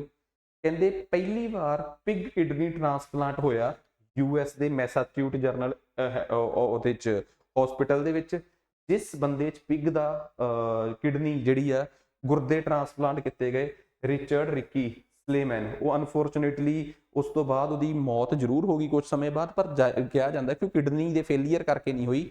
ਇਸ ਕਿਡਨੀ ਟ੍ਰਾਂਸਪਲੇਸ਼ਨ 'ਚ CRISPR-Cas9 technology, jean transplantation technology, ਉਹਦੇ ਜੈਨੇਟਿਕਲੀ ਇੱਕ ਸੀਜ਼ਰ ਟੈਕਨੋਲੋਜੀ ਆ ਜਿਹਦੇ ਨਾਲ ਵਿਚਲਾ ਹਿੱਸਾ ਕੱਟ ਕੇ ਉਹਨੂੰ ਦੁਬਾਰਾ ਉਹਦੇ 'ਚ ਜਿਹੜੇ ਆ ਕਿਡਨੀ ਜਿਹੜੀ ਉਹਨੂੰ ਇਨਸਰਟ ਕੀਤਾ ਜਾਂਦਾ। ਇਹ ਇੱਕ ਜੈਨੇਟਿਕ ਟੈਕਨੋਲੋਜੀ ਆ, CRISPR-Cas9 ਟੈਕਨੋਲੋਜੀ। ਸੋ ਉਹਦੇ ਨਾਲ ਉਹਦੇ ਬੋਡੀ 'ਚੋਂ ਜੀਨਸ ਕੱਟੇ ਗਏ ਤੇ ਨਵੇਂ ਜੀਨਸ ਜਿਹੜੇ ਆ ਉਹ ਪਾਏ ਗਏ। ਸੋ ਬੇਸਿਕਲੀ ਕਹਿੰਦੇ ਆ ਕਿ ਸਲੇਮੈਨ ਜਿਹੜਾ ਹੈ ਉਹ 2 ਹਫ਼ਤੇ ਬਾਅਦ ਹੀ ਉਹਨਾਂ ਦੀ ਡੈਥ ਹੋ ਗਈ। ਬਟ ਖੈਰ ਇਹ ਆ ਕਿ ਇਹ ਇੱਕ ਬੈਸਟ ਜ਼ੈਨੋ ਟ੍ਰਾਂਸਪਲਾਂਟੇਸ਼ਨ ਦੀ ਇੱਕ ਐਗਜ਼ਾਮਪਲ ਜ਼ਰੂਰ ਸੈੱਟ ਹੋਈ ਆ, ਜਿਹਦੇ 'ਚ ਇਨਸਾਨ ਦੇ ਵਿੱਚ ਦੂਸਰੇ ਜਾਨਵਰਾਂ ਤੋਂ, ਕਿਉਂਕਿ ਓਬਵੀਅਸ ਜੀ ਗੱਲ ਆ ਕਿ ਮਨੁੱਖੀ ਔਰਗਨਸ ਜਿਹੜੇ ਆ ਉਹ ਕਿਤੇ ਨਾ ਕਿਤੇ ਮਿਲਣੇ ਔਖੇ ਵੀ ਆ ਤੇ ਤਸਕਰੀ ਵਗੈਰਾ ਦੀ ਵੀ ਬਹੁਤ ਸੰਭਾਵਨਾ ਹੁੰਦੀ ਹੈ, ਇਸ ਕਰਕੇ ਉਹਨਾਂ ਤੋਂ ਥੋੜਾ ਜਿਹਾ ਰੱਖਿਆ ਜਾਂਦਾ। ਪਿਗਸ ਨੂੰ ਡੋਨਰ ਸਪੀਸ਼ੀਜ਼ ਦੇ ਤੌਰ ਤੇ ਜ਼ਿਆਦਾ ਦੇਖਿਆ ਜਾਂਦਾ ਹੈ ਕਿਉਂਕਿ ਇਹਨਾਂ ਦੇ ਜਿਹੜੇ ਔਰਗਨਸ ਆ, ਇਹਨਾਂ ਦਾ ਢਾਂਚਾ ਜਿਹੜਾ ਹੈ ਉਹ ਮਨੁੱਖੀ ਅੰਗਾਂ ਦੇ ਨਾਲ ਜ਼ਿਆਦਾ ਮੇਲ ਖਾਂਦਾ ਹੈ। ਸੋ ਪੇਪਰ 'ਚ ਆ ਸਕਦਾ ਹੈ ਕਿ ਕਿਸ ਟੈਕਨੋਲੋਜੀ ਨਾਲ ਇਹ ਟ੍ਰਾਂਸਪਲਾਂਟੇਸ਼ਨ ਹੋਈ ਤੇ ਜ਼ੈਨੋ ਟ੍ਰਾਂਸਪਲਾਂਟੇਸ਼ਨ ਦਾ ਮਤਲਬ ਕੀ ਹੁੰਦਾ, ਜਦੋਂ ਕਿਸੇ ਦੂਸਰੀ ਪ੍ਰਜਾਤੀਆਂ 'ਚੋਂ ਮਨੁੱਖ ਵਾਸਤੇ ਅੰਗ ਕੱਢ ਕੇ ਉਹਨਾਂ ਦੀ ਵਰਤੋਂ ਕਰਨਾ, ਠੀਕ ਹੈ, ਕਿਸ ਸ਼ਖਸ ਤੇ ਹੋਇਆ, ਕਿੱਥੇ ਹੋਇਆ। ਸੋ ਇਹ ਇੰਪੋਰਟੈਂਟ ਸੀ, ਆਪਾਂ ਇਹਨੂੰ ਡਿਸਕਸ ਕੀਤਾ। ਕੇਰਲਾ ਦੇ ਵਿੱਚ ਪਹਿਲਾ AI generated school teacher robot ਬਣਾਇਆ ਗਿਆ ਜਿਹਦਾ ਨਾਮ ਆਈਰਿਸ ਸੀਗਾ, ਜਿਹੜਾ ਕਿ ਸਾਰੀ ਦੇ ਵਿੱਚ ਸੀਗਾ। ਤੇ ਬੇਸਿਕਲੀ ਇਹ ਕੁਝ ਇਨਫੋਰਮੇਸ਼ਨ ਜਿਹੜੀ ਆ ਉਹ ਮਤਲਬ ਕਿ ਜਿਹੜਾ ਇਹ ਉਹ ਦਊਗਾ ਜਨਰੇਟਿਵ AI ਦੇ ਆਧਾਰ ਤੇ ਸੀ। ਇਹਦੇ ਬਾਰੇ ਆਪਾਂ ਆਲਰੇਡੀ ਪਹਿਲਾਂ ਵੀ ਕਈ ਕਰੰਟ ਅਫੇਅਰਸ ਦੇ ਵਿੱਚ ਇਸ ਟਰਮ ਨੂੰ ਡਿਸਕਸ ਕਰ ਚੁੱਕੇ ਹਾਂ। ਇੰਡੀਆ ਦਾ ਪਹਿਲਾ AI generated school teacher robot that is iris ਤੇ ਇਹਨੂੰ ਲਾਂਚ ਕੀਤਾ ਗਿਆ ਕੇਰਲਾ ਦੀ ਰਾਜਧਾਨੀ ਤਿਰਵੰਤਪੁਰਮ ਦੇ ਇੱਕ ਸਕੂਲ ਦੇ ਵਿੱਚ। ਨੈਕਸਟ ਅੱਗੇ ਨਾਰਥ ਇੰਡੀਆ ਦਾ ਪਹਿਲਾ ਹਿਊਮਨ DNA ਬੈਂਕ ਜਿਹੜਾ ਹੈ ਉਹ ਬਨਾਰਸ ਹਿੰਦੂ ਯੂਨੀਵਰਸਿਟੀ ਦੇ ਜ਼ੂਲੋਜੀਕਲ ਡਿਪਾਰਟਮੈਂਟ ਦੇ ਵਿੱਚ ਬਣਾਇਆ ਗਿਆ ਹੈ। ਠੀਕ ਹੈ, ਇੱਥੋਂ ਬਲੱਡ ਚੋਂ DNA ਲੈ ਕੇ, ਬਲੱਡ ਟਿਸ਼ੂਜ਼ ਵਗੈਰਾ ਚੋਂ DNA ਲੈ ਕੇ ਇੱਥੇ ਲੰਮੇ ਸਮੇਂ ਤੱਕ ਸਟੋਰ ਕੀਤੇ ਜਾ ਸਕਦੇ ਆ, ਤਾਂ ਕਿ ਦੇਖੋ ਦੁਨੀਆ ਦੇ ਵਿੱਚ ਬਹੁਤ ਸਾਰੇ ਇਹੋ ਜਿਹੇ ਪ੍ਰੋਜੈਕਟ ਚੱਲ ਰਹੇ ਆ। ਠੀਕ ਆ, ਹਿਊਮਨ ਜੀਨੋਮ ਪ੍ਰੋਜੈਕਟ ਚੱਲ ਰਿਹਾ, ਹੋਰ ਵੀ ਕਈ, ਤਾਂ ਕਿ ਕਿਸੇ ਵੀ ਸਰਵਿਸ ਵਾਸਤੇ, ਵੈਲਫੇਅਰ ਵਾਸਤੇ, ਰਿਸਰਚ ਵਾਸਤੇ ਹਿਊਮਨ ਦਾ ਜਿਹੜਾ DNA ਆ ਉਹਨੂੰ ਯੂਜ਼ ਕੀਤਾ ਜਾ ਸਕੇ। ਏਮਸ ਨੇ ਆਈ ਓਂਕੋਲੋਜੀ, ਠੀਕ ਆ, .ai ਨਾਮ ਦਾ ਇੱਕ AI ਬੇਸਡ ਪਲੇਟਫਾਰਮ ਲਾਂਚ ਕੀਤਾ ਹੈ, ਜਿਹੜਾ ਕਿ ਲੇਡੀਜ਼ ਦੇ ਵਿੱਚ, ਔਰਤਾਂ ਦੇ ਵਿੱਚ ਬ੍ਰੈਸਟ ਕੈਂਸਰ ਤੇ ਓਵਰੀ ਕੈਂਸਰ ਨੂੰ ਲੈ ਕੇ ਅਵੇਅਰਨੈਸ ਜਿਹੜਾ ਹੈ ਪੈਦਾ ਕਰੂਗਾ, ਲੋਕਾਂ ਨੂੰ ਉਹਦੀ ਜਾਣਕਾਰੀ ਦਊਗਾ। ਠੀਕ ਆ, ਸੋ ਜਸਟ ਕਰੰਟ ਅਫੇਅਰਸ ਆ ਤੇ ਆਪਾਂ ਨੂੰ ਪਤਾ ਹੋਣਾ ਚਾਹੀਦਾ ਵਰਲਡ ਕੈਂਸਰ ਡੇ ਜਿਹੜਾ ਕਿ 4 ਫਰਵਰੀ ਨੂੰ ਮਨਾਇਆ ਜਾਂਦਾ ਹੈ, ਉਹ ਜ਼ਰੂਰੀ ਹੈ। ਤੇ ਪਹਿਲੀ ਵਾਰ ਇਹ ਵਰਲਡ ਕੈਂਸਰ ਡੇ 2000 ਦੇ ਵਿੱਚ ਮਨਾਇਆ ਗਿਆ ਸੀਗਾ। ਠੀਕ ਆ, ਇਹ ਜ਼ਰੂਰ ਆ ਕਿ ਇਸ ਵਾਰ ਦੇ ਕਰੰਟ ਅਫੇਅਰ ਪੜ੍ਹ ਰਹੇ ਹੋ ਤਾਂ ਜਿਹੜੇ ਸਾਲ ਦੇ ਕਰੰਟ ਅਫੇਅਰ ਪੜ੍ਹ ਰਹੇ ਹੋ ਉਸ ਸਾਲ ਦੇ ਵਰਲਡ ਕੈਂਸਰ ਡੇ ਦਾ ਥੀਮ ਜ਼ਰੂਰ ਯਾਦ ਕਰ ਲਓ। ਠੀਕ ਹੈ, ਸੋ ਨੈਕਸਟ ਉਸ ਤੋਂ ਬਾਅਦ ਅੱਗੇ ਆਪਣੇ ਕੋਲ ਆ ਗਿਆ, ਕਹਿੰਦਾ ਇੰਡੀਆ ਨੇ ਆਪਣੀਆਂ ਬ੍ਰਹਮੋਸ ਐਕਸਟੈਂਡਡ ਰੇਂਜ ਸੁਪਰਸੋਨਿਕ ਮਿਜ਼ਾਈਲਸ ਜਿਹੜੀਆਂ ਨੇ ਉਹਨਾਂ ਦੀ ਮਨਜ਼ੂਰੀ ਦਿੱਤੀ ਆ ਨੇਵੀ ਵਾਸਤੇ। ਤੁਹਾਨੂੰ ਪਤਾ ਬ੍ਰਹਮੋਸ ਇੱਕ ਕਰੂਜ਼ ਮਿਜ਼ਾਈਲ ਮੈਂ ਆਲਰੇਡੀ ਪੜ੍ਹਾ ਚੁੱਕਿਆ, ਬ੍ਰਹਮਪੁੱਤਰਾ ਤੇ ਰਸ਼ੀਆ ਦੇ ਮਾਸਕੋ ਦਰਿਆ ਟਾਈਪ ਸਾਰਾ ਕੁਝ। Brahmaputra is called red river, ਇਹ ਵੀ ਸਾਨੂੰ ਪਤਾ। ਉੱਥੇ ਮਜ਼ੂਲੀ ਇੰਡੀਆ ਦਾ ਸਭ ਤੋਂ ਵੱਡਾ ਜਿਹੜਾ ਇੱਕ ਇਨਹੈਬਿਟਡ ਰਿਵਰਾਈਨ ਆਈਲੈਂਡ, ਉਹ ਵੀ ਪਤਾ ਆਪਾਂ ਨੂੰ। ਇੰਪੋਰਟੈਂਟ ਗੱਲ ਕੀ ਹੈ, ਕਹਿੰਦੇ ਜਦੋਂ ਦੇ ਅਸੀਂ MTCR missile technology control regime ਨਾਮ ਦੀ ਸੰਸਥਾ ਦੇ ਮੈਂਬਰ ਬਣੇ ਆ, 35ਵੇਂ ਮੈਂਬਰ ਬਣੇ ਆ, ਉਸ ਤੋਂ ਬਾਅਦ ਅਸੀਂ ਉਹਨਾਂ ਦੇਸ਼ਾਂ 'ਚ ਸ਼ਾਮਲ ਹੋ ਗਏ ਜਿਹੜੇ ਇੱਕ ਦੂਜੇ ਨੂੰ ਕਰੂਜ਼ ਮਿਜ਼ਾਈਲ ਦੀ 300 ਕਿਲੋਮੀਟਰ ਦੀ ਵੰਦ ਰੇਂਜ ਵਾਲੀ ਟੈਕਨੋਲੋਜੀ ਵੀ ਇੱਕ ਦੂਜੇ ਨਾਲ ਸ਼ੇਅਰ ਕਰ ਸਕਦੇ ਆ। ਪਹਿਲੀ ਗੱਲ ਇਹ ਆਪਾਂ ਨੂੰ ਗੱਲ ਸਮਝ ਆ ਗਈ ਤੇ ਜੱਚ ਵੀ ਗਈ। ਠੀਕ ਹੈ, ਸੋ ਇੰਡੀਆ ਨੇ ਇਹ ਜਿਹੜੀ ਬ੍ਰਹਮੋਸ ਐਕਸਟੈਂਡਡ ਰੇਂਜ ਮਿਜ਼ਾਈਲ ਆ, ਠੀਕ ਆ, ਇਹ ਆਪਣੀ ਨੇਵੀ ਵਾਸਤੇ 400 ਤੋਂ 500 ਕਿਲੋਮੀਟਰ ਦੀ ਤਿਆਰ ਕਰਨੀ ਆ, ਜਿਹੜੀ ਕਿ 300 ਕਿਲੋਮੀਟਰ ਵਾਲੀ ਸ਼ਰਤ ਤੋਂ ਪਾਰ ਆ। ਅਸੀਂ ਜਿਹੜੀਆਂ ਦੂਜੇ ਦੇਸ਼ਾਂ ਨੂੰ ਦਿੱਤੀਆਂ ਉਹ ਉਹੀ ਬ੍ਰਹਮੋਸ ਨੇ ਜਿਹੜੀਆਂ 300 ਕਿਲੋਮੀਟਰ ਤੋਂ ਥੱਲੇ ਆ, ਉਹ ਉਹਨਾਂ ਨੂੰ ਨਹੀਂ ਅਸੀਂ ਦੇ ਸਕਦੇ, ਕਿਉਂਕਿ ਉਹ ਦੇਸ਼ ਜਿਹੜੇ ਆ MTCR ਦਾ ਕੋਈ ਵੀ ਦੇਸ਼ ਕਿਸੇ ਦੂਜੇ ਦੇਸ਼ ਨੂੰ ਇਹੋ ਜਿਹੀ ਟੈਕਨੋਲੋਜੀ ਦੇ ਹੀ ਨਹੀਂ ਸਕਦਾ, ਕਰੂਜ਼ ਟੈਕਨੋਲੋਜੀ ਜਿਹੜੀ 300 ਕਿਲੋਮੀਟਰ ਤੋਂ ਵੱਧ ਰੇਂਜ ਦੀ ਹੋਵੇ ਤੇ 500 ਕਿਲੋ ਤੋਂ ਵੱਧ ਮਸਾਲਾ ਪੇਲੋਡ ਆਪਣੇ 'ਚ ਭਰ ਕੇ ਲੈ ਕੇ ਜਾ ਸਕਦੀ ਹੋਵੇ। ਸੋ ਕਿਉਂਕਿ ਉਹ ਦੇਸ਼ ਉਹਦੇ ਮੈਂਬਰ ਨਹੀਂ ਗਏ। ਸੋ ਆ ਸਾਰੀ ਕਹਾਣੀ ਜਿਹੜੀ ਆ fire and forget the concept ਮੈਂ ਉਮੀਦ ਕਰਦਾ ਤੁਹਾਨੂੰ ਪਤਾ ਹੋਊਗਾ। ਰਿਲਾਇੰਸ ਦੀ ਜਾਮਨਗਰ ਵਾਲੀ ਜਿਹੜੀ ਰਿਫਾਈਨਰੀ ਆ, ਉਹਨੇ ਮਤਲਬ ਕਿ ISCC ਸਰਟੀਫਾਈਡ ਪੋਲੀਮਰਸ ਜਿਹੜੇ ਆ, ਕੈਮੀਕਲ ਰਿਸਾਈਕਲਡ ਪੋਲੀਮਰਸ ਨੂੰ ਯੂਜ਼ ਕੀਤਾ ਹੈ ਆਪਣੀ ਰਿਫਾਈਨਰੀ 'ਚ। ਸੋ ਇਹਦੇ ਕਰਕੇ ਖਬਰਾਂ 'ਚ ਇੰਡੀਆ ਦੀ ਸਭ ਤੋਂ ਵੱਡੀ ਰਿਫਾਈਨਰੀ ਆ। ਜੇ ਅਸੀਂ ਆਇਲ ਰਿਫਾਈਨਰੀਜ਼ ਦੀ ਗੱਲ ਕਰੀਏ ਤਾਂ ਇੰਡੀਆ ਦੀ ਸਭ ਤੋਂ ਪੁਰਾਣੀ ਆਇਲ ਰਿਫਾਈਨਰੀ ਡਿਗਬੋਈ ਰਿਫਾਈਨਰੀ ਆ, ਜਿਹੜੀ 1901 ਦੇ ਵਿੱਚ ਅੰਗਰੇਜ਼ਾਂ ਦੇ ਵੇਲੇ ਲਾਈ ਗਈ ਸੀ ਅਸਾਮ ਦੇ ਡਿਗਬੋਈ 'ਚ, ਜਦੋਂ ਉੱਥੇ ਪੈਟਰੋਲੀਅਮ ਦੇ ਮਿਲਣ ਦੇ ਅਸਾਰ ਆਏ ਸੀ। ਜੇ ਇੰਡੀਆ ਦੇ ਵਿੱਚ ਰਿਫਾਈਨਰੀਜ਼ ਦੀ ਗੱਲ ਕਰੀਏ ਤਾਂ ਡਿਗਬੋਈ, ਬਰੌਨੀ ਜਿਹੜੀ ਆ ਬਿਹਾਰ ਦੇ ਵਿੱਚ, ਹਲਦੀਆ ਵੈਸਟ ਬੰਗਾਲ, ਮਥੁਰਾ UP, ਕੋਇਲਾ ਗੁਹਾਟੀ, ਪਾਣੀਪਤ ਹਰਿਆਣੇ ਦੇ ਵਿੱਚ, ਤੇ ਹਿੰਦੁਸਤਾਨ ਪੈਟਰੋਲੀਅਮ ਕਾਰਪੋਰੇਸ਼ਨ ਦੀ ਜਿਹੜੀ ਇੱਕ ਬੰਬਈ ਦੇ ਵਿੱਚ ਆ। ਉਸ ਤੋਂ ਬਾਅਦ ਇੱਕ ਪ੍ਰਾਈਵੇਟ ਕੋਲੈਬੋਰੇਸ਼ਨ ਦੇ ਵਿੱਚ ਬਣੀ ਹੋਈ ਆ ਪਟਿਆਲੇ ਦੇ ਵਿੱਚ, ਹਿੰਦੁਸਤਾਨ ਪੈਟਰੋਲੀਅਮ ਤੇ ਮਿੱਤਲ ਗਰੁੱਪ ਦੀ। ਬਠਿੰਡੇ ਦੇ ਵਿੱਚ ਗੁਰੂ ਗੋਬਿੰਦ ਸਿੰਘ ਰਿਫਾਈਨਰੀ। ਹੋਰ ਇੱਕ ਵਾਰੀ ਜ਼ਰੂਰ ਤੁਸੀਂ ਇਹ ਰਿਫਾਈਨਰੀਜ਼ ਜਿਹੜੀਆਂ ਨੇ ਉਹ ਦੇਖ ਲਿਓ, ਕਈ ਵਾਰੀ ਪੇਪਰ 'ਚ ਆ ਸਕਦੀਆਂ। ਨੈਕਸਟ, ਇੰਡੀਆ ਦਾ ਪਹਿਲਾ indigenously designed smart ammunition means ਇੱਕ ਗੋਲੀ ਰੂਪਾ ਜਾਂ ਵੱਡੀ ਵੱਡੀ ਜਿਵੇਂ ਰਿਫਿਊਜੀ ਫਿਲਮ ਦੇ ਵਿੱਚ ਪਹਿਲੀ ਮੂਵੀ ਆਈ ਸੀ, ਉਹਦੀ ਕੀ ਨਾਮ ਉਹਦਾ, ਅਮਿਤਾਭ ਬੱਚਨ ਦੇ ਬੇਟੇ ਅਭਿਸ਼ੇਕ ਬੱਚਨ ਦੀ, ਜਿਹਦੇ 'ਚ ਉਹ ਇਸ ਸਮਾਰਟ ਐਮੂਨੀਸ਼ਨ ਨੂੰ ਚਲਾਉਂਦਾ ਹੈ। ਠੀਕ ਹੈ, ਸੋ ਵੱਡੀ ਗੋਲੀ ਜਾਂ ਛੋਟੀ ਤੋਪ ਜਿਹੜੀ ਹੱਥ 'ਚੋਂ ਫੜ ਕੇ ਚਲਾਈ ਜਾ ਸਕਦੀ ਹੈ। ਸੋ ਇਹ ਇੱਕ ਅਜਿਹਾ ਸਮਾਰਟ ਇਮਿਊਨਾਈਜੇਸ਼ਨ ਹੈ ਜਿਹਨੂੰ ਮਿਊਨੀਸ਼ਨ ਇੰਡੀਆ ਲਿਮਟਿਡ, ਜਦੋਂ ਇੱਕ ਨਾ ਇੰਡੀਆ ਦੀ ਹਥਿਆਰ ਬਣਾਉਣ ਵਾਲੀ ਕੰਪਨੀ ਆ ਆਰਡੀਨੈਂਸ ਫੈਕਟਰੀ ਕਲਕੱਤੇ 'ਚ ਹੁੰਦੀ ਸੀ, ਉਹ ਜਦੋਂ ਦੀ ਰੀਸਟਰਕਚਰ ਹੋਈ ਆ ਆਰਡੀਨੈਂਸ ਫੈਕਟਰੀ ਬੋਰਡ ਜਿਹਨੂੰ ਭੰਗ ਕੀਤਾ ਹੈ, ਉਸ ਤੋਂ ਬਾਅਦ ਮਿਊਨੀਸ਼ਨ ਇੰਡੀਆ ਲਿਮਟਿਡ ਉਸੇ ਦੀ ਹੀ ਇੱਕ ਬ੍ਰਾਂਚ ਆ, ਉਹਨੂੰ ਨਵੇਂ ਸਿਰੇ ਤੋਂ ਕ੍ਰੀਏਟ ਕੀਤਾ ਗਿਆ ਕਾਰਪੋਰੇਸ਼ਨ ਦੇ ਤੌਰ ਤੇ, ਤਾਂ ਕਿ ਕਾਰਪੋਰੇਸ਼ਨਾਂ ਬਣਾਉਣ ਦਾ ਮਤਲਬ ਹੁੰਦਾ ਸਰਕਾਰ ਘਾਟੇ 'ਚੋਂ ਨਿਕਲ ਸਕੇ। ਸੋ ਉਹ ਪੂਨੇ ਬੇਸਡ ਏਜੰਸੀ ਆ, ਉਹਨਾਂ ਨੇ ਫਿਰ ਇਹ ਮਤਲਬ ਕਿ ਇੱਕ ਨਵੀਂ ਟਾਈਪ ਦੀ ਇੱਕ ਛੋਟੀ ਵੱਡੀ ਬੰਦੂਕ ਜਿਹਦੇ ਚੋਂ ਇਹ ਸਮਾਰਟ ਐਮੂਨੀਸ਼ਨ ਨੂੰ ਲਾਂਚ ਕੀਤਾ ਜਾ ਸਕੇ।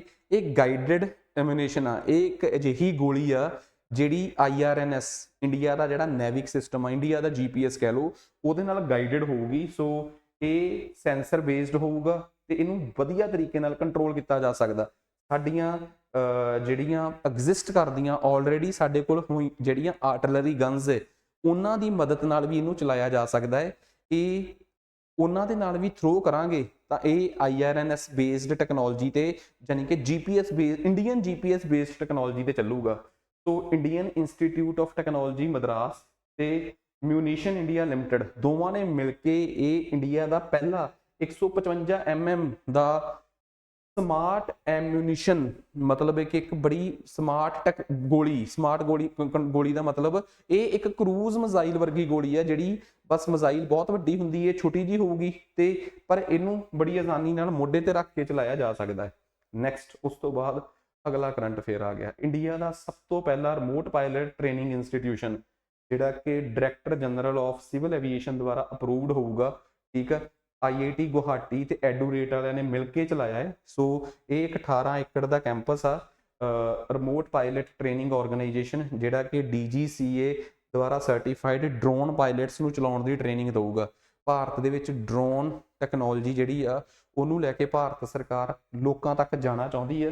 ਸੋ ਜਿਵੇਂ ਕਿ ਨਰਿੰਦਰ ਮੋਦੀ ਜੀ ਦੀ ਇੱਕ ਸਕੀਮ ਵੀ ਸੀ ਨਮੋ ਡਰੋਨ ਦੀਦੀ, ਕਿ ਲੇਡੀਜ਼ ਆਪਣੇ ਘਰਾਂ ਦੇ ਵਿੱਚ, ਆਪਣੇ ਪਿੰਡਾਂ ਦੇ ਵਿੱਚ, ਆਪਣੇ ਖੇਤਾਂ ਦੀ ਸੰਭਾਲ ਦੇ ਵਿੱਚ ਡਰੋਨ ਦੀ ਹੈਲਪ ਨਾਲ ਖਾਦ ਦਾ, ਪੈਸਟੀਸਾਈਡ, ਇਨਸੈਕਟੀਸਾਈਡ ਦਾ ਛਿੜਕਾਓ ਕਰ ਸਕਣ। ਸੋ ਇਸ ਕਰਕੇ ਇਹੋ ਜਿਹੇ ਸਾਰੇ ਪ੍ਰੋਜੈਕਟਾਂ ਨੂੰ ਕਾਮਯਾਬ ਕਰਨ ਵਾਸਤੇ ਅਸੀਂ ਚਾਹੁੰਦੇ ਹਾਂ ਕਿ ਲੋਕਾਂ ਨੂੰ ਡਰੋਨ ਚਲਾਉਣੇ ਆ ਜਾਣ। ਸੋ ਕੁਛ 5 ਡੇ ਕੋਰਸ ਹੋਊਗਾ ਕਿਵੇਂ ਡਰੋਨ ਚਲਾਇਆ ਜਾ ਸਕਦਾ ਹੈ ਇਹਦੇ ਨਾਲ ਰਿਲੇਟਡ। ਸੋ RPTO, ਸੋ IIT ਗੁਹਾਟੀ ਦੇ ਵਿੱਚ ਹੀ ਇਹ ਬਣਾਇਆ ਗਿਆ ਹੈ ਜਿੱਥੇ ਇਹ ਟ੍ਰੇਨਿੰਗ ਦਿੱਤੀ ਜਾਊਗੀ। ਕਹਿੰਦੇ ਇੰਡੀਆ ਦੇ ਵਿੱਚ ਨਿਪਾਹ ਵਾਇਰਸ ਜਿਹੜਾ ਇਹ ਖਬਰਾਂ 'ਚ ਕਿਉਂ ਸੀਗਾ, ਕਿਉਂਕਿ ਇੰਡੀਆ ਦੇ ਵਿੱਚ ਵੀ ਕੇਰਲਾ ਇਹਦੀ ਚਪੇਟ 'ਚ ਆ। ਇੱਥੇ ਖਬਰਾਂ 'ਚ ਇਹ ਆ ਕਿ ਨਿਪਾਹ ਵਾਇਰਸ ਨੂੰ ਲੈ ਕੇ ਪਹਿਲੀ ਵੈਕਸੀਨ ZOX1 ਨਿਪਾਹ B ਵੈਕਸੀਨ, ਉਹਨੂੰ ਮਤਲਬ ਕਿ ਆਕਸਫੋਰਡ ਯੂਨੀਵਰਸਿਟੀ ਨੇ ਉਹਦੇ ਟਰਾਇਲ ਸ਼ੁਰੂ ਕਰਤੇ ਹੈ। ਸੋ ਖਬਰਾਂ ਦੇ ਵਿੱਚ ਸੀਗੀ ਗੱਲ ਤੇ ਆਪਾਂ ਉਹਨੂੰ ਚੰਗੀ ਤਰ੍ਹਾਂ ਡਿਸਕਸ ਕਰ ਲਿਆ, ਠੀਕ ਆ। ਕਲੀਨਿਕਲ ਟਰਾਇਲ ਸ਼ੁਰੂ ਹੋ ਗਏ ਆ। ਹੁਣ ਗੱਲ ਕਰ ਲੈਂਦੇ ਆ। ਨਿਪਾਹ ਵਾਇਰਸ ਇੱਕ ਜ਼ੂਨੋਟਿਕ ਡਿਜ਼ੀਜ਼ ਵਾਇਰਸ ਆ ਜਿਹੜਾ ਜਾਨਵਰਾਂ ਤੋਂ ਮਨੁੱਖਾਂ ਤੱਕ ਟ੍ਰਾਂਸਫਰ ਹੁੰਦਾ ਹੈ। ਇਹ ਬੇਸਿਕਲੀ RNA ਬੇਸਡ ਵਾਇਰਸ ਆ, ਠੀਕ ਆ।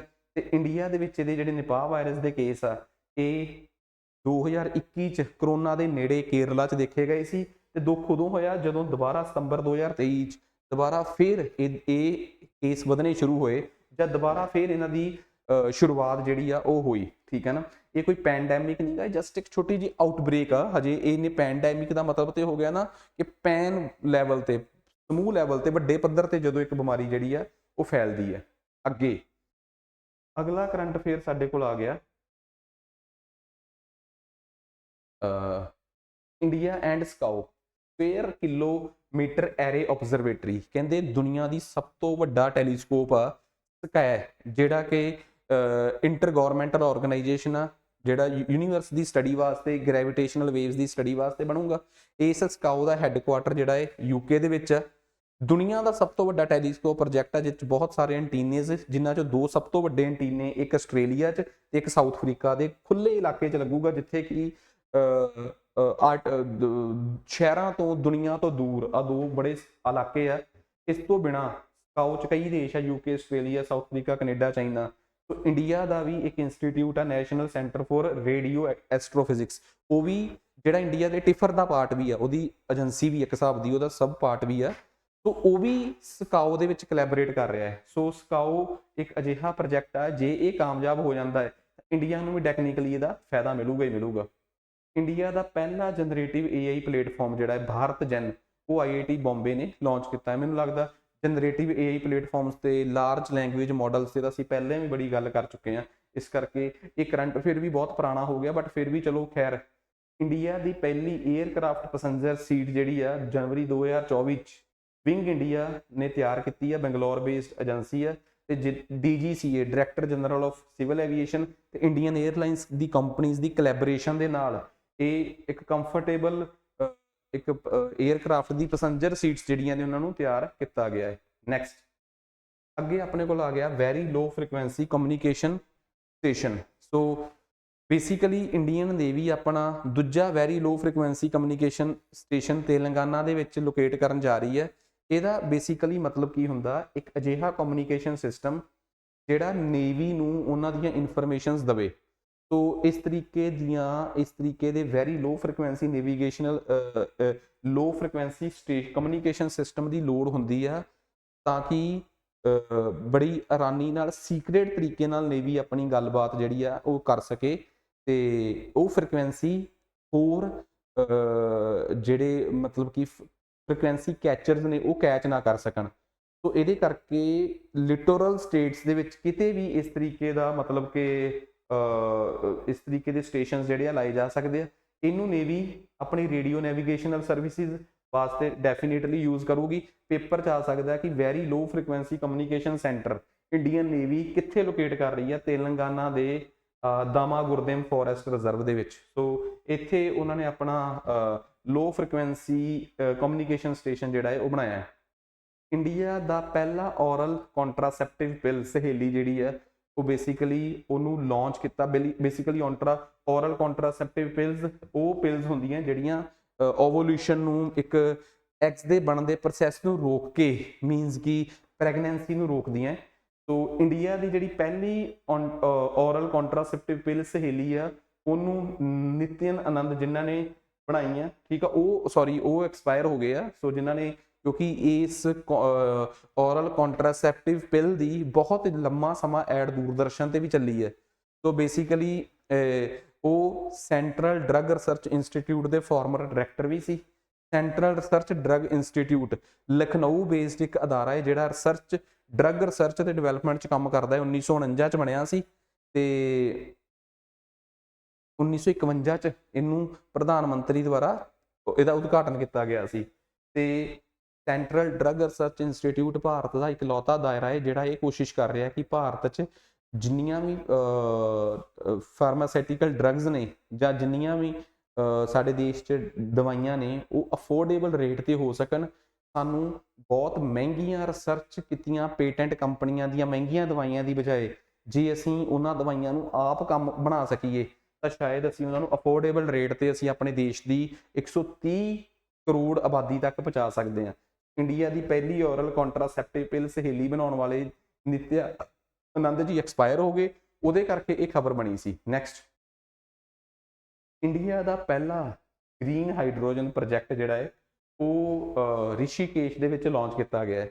ਬੇਸਿਕਲੀ ਗ੍ਰੀਨ ਹਾਈਡਰੋਜਨ ਹੁੰਦੀ ਕੀ ਹੈ? ਦੇਖੋ, ਅਸੀਂ ਕਹਿ ਦਿੰਦੇ ਹਾਂ ਹਾਈਡਰੋਜਨ ਐਨਰਜੀ ਚਾਹੀਦੀ ਹੈ ਸਾਨੂੰ, ਪਰ ਗੱਲ ਇਹ ਆ ਹਾਈਡਰੋਜਨ ਐਨਰਜੀ ਦਾ ਫਾਇਦਾ ਤਾਂ ਹੀ ਹੈ ਜੇ ਉਹ ਗ੍ਰੀਨ ਹਾਈਡਰੋਜਨ ਆ, ਕਿਉਂਕਿ ਗ੍ਰੀਨ ਹਾਈਡਰੋਜਨ ਬਾਰੇ ਮੰਨਿਆ ਜਾਂਦਾ ਹੈ ਕਿ ਉਹਨੂੰ ਰੀਨਿਊਏਬਲ ਸੋਰਸਿਸ ਤੋਂ ਤਿਆਰ ਕੀਤਾ ਜਾਂਦਾ। ਜਿਵੇਂ ਸਪੋਜ਼ ਕਰੋ ਤੁਸੀਂ ਸੋਲਰ ਪੈਨਲ ਨੂੰ ਗਰਮ ਕੀਤਾ, ਉੱਥੋਂ ਸੋਲਰ ਪੈਨਲਸ ਦੇ ਨਾਲ ਇਲੈਕਟ੍ਰੀਸਿਟੀ ਪੈਦਾ ਕੀਤੀ, ਉਹਦੇ ਨਾਲ ਤੁਸੀਂ ਪਾਣੀ ਨੂੰ ਗਰਮ ਕਰਕੇ ਉਹਦੇ ਚੋਂ ਹਾਈਡਰੋਜਨ ਅੱਡ ਕੱਢ ਲਈ।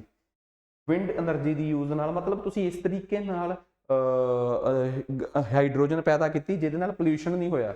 ਜੇ ਤੁਸੀਂ ਫੋਸਿਲ ਫਿਊਲਸ ਨੂੰ ਵਰਤ ਕੇ ਹੀ ਹਾਈਡਰੋਜਨ ਐਨਰਜੀ ਬਣਾਈ ਕਿ ਬਈ ਉਹ ਕਲੀਨ ਐਨਰਜੀ ਆ, ਫਾਇਦਾ ਹੀ ਕੀ ਹੋਇਆ? ਤੁਸੀਂ ਉਹਨੂੰ ਬਣਾਉਣ ਵਾਸਤੇ ਤਾਂ ਅੱਗ ਫੂਕ ਲਈ। ਗ੍ਰੇ ਹਾਈਡਰੋਜਨ ਐਨਰਜੀ ਜਿਹੜੀ ਹੈ ਜਦੋਂ ਹਾਈਡਰੋਕਾਰਬਨਸ ਦੀ ਮਦਦ ਨਾਲ ਨੈਚੁਰਲ ਗੈਸ ਚੋਂ ਜਦੋਂ ਅਸੀਂ ਹਾਈਡਰੋਜਨ ਐਕਸਟਰੈਕਟ ਕਰਦੇ ਹਾਂ, ਜੇ ਅਸੀਂ ਫੋਸਿਲ ਦੀ ਮਦਦ ਨਾਲ ਉਹਨੂੰ ਸਾੜ ਕੇ ਬਣਾਉਂਦੇ ਹਾਂ ਸੋ ਇਹ ਮੰਨਿਆ ਜਾਂਦਾ ਹੈ ਬਲੂ ਹਾਈਡਰੋਜਨ। ਰੈਲੇਟਿਵਲੀ ਗ੍ਰੇ ਹਾਈਡਰੋਜਨ ਤੋਂ ਪੋਲਿਊਸ਼ਨ ਘੱਟ ਆ, ਪਰ ਸਭ ਤੋਂ ਕਲੀਨ ਹਾਈਡਰੋਜਨ ਹੁੰਦੀ ਆ ਗ੍ਰੀਨ ਹਾਈਡਰੋਜਨ। ਸੋ ਗ੍ਰੀਨ ਹਾਈਡਰੋਜਨ ਨੂੰ ਲੈ ਕੇ ਅਸੀਂ ਪਹਿਲਾ ਆਪਣਾ ਪਾਇਲਟ ਪ੍ਰੋਜੈਕਟ ਜਿਹੜਾ ਹੈ ਉਹ ਉੱਤਰਾਖੰਡ 'ਚ ਲਾਂਚ ਕਰ ਰਹੇ ਹਾਂ। ਇੱਥੇ ਕੋਸ਼ਿਸ਼ ਕੀਤੀ ਜਾਊਗੀ ਕਿ ਹਾਈਡਰੋ ਐਨਰਜੀ ਦੀ ਮਦਦ ਨਾਲ, ਵਿੰਡ ਐਨਰਜੀ ਜਾਂ ਸੋਲਰ ਐਨਰਜੀ ਦੀ ਮਦਦ ਨਾਲ ਗ੍ਰੀਨ ਹਾਈਡਰੋਜਨ ਜਿਹੜੀ ਆ ਬਣਾਈ ਜਾਵੇ। ਦ੍ਰਿਸ਼ਟੀ 10 ਅਨਮੈਨਡ ਏਰੀਅਰ ਵਹੀਕਲ, ਸੋ ਇਹਨੂੰ ਅਡਾਨੀ ਡਿਫੈਂਸ ਐਂਡ ਐਰੋਸਪੇਸ ਨੇ ਇੰਡੀਅਨ ਉਹਦੇ ਵਾਸਤੇ ਆਰਮਡ ਫੋਰਸਿਸ ਲਈ ਬਣਾਇਆ। ਸੋ ਇਹ ਇੱਕ ਅਜਿਹੇ ਅਨਮੈਨਡ ਏਰੀਅਰ ਵਹੀਕਲਸ ਨੇ, ਡਰੋਨਸ ਨੇ ਜਿਹੜੇ ਕਿ ਆਰਮੀ ਵਾਸਤੇ ਸਰਵੇਲੈਂਸ ਇੰਟੈਲੀਜੈਂਸ ਦਾ ਕੰਮ ਕਰਨਗੇ ਤੇ ਆਪਣੇ ਅੰਦਰ 450 ਕਿਲੋ ਪੇਲੋਡ ਲੈ ਕੇ ਜਾ ਸਕਦੇ ਆ।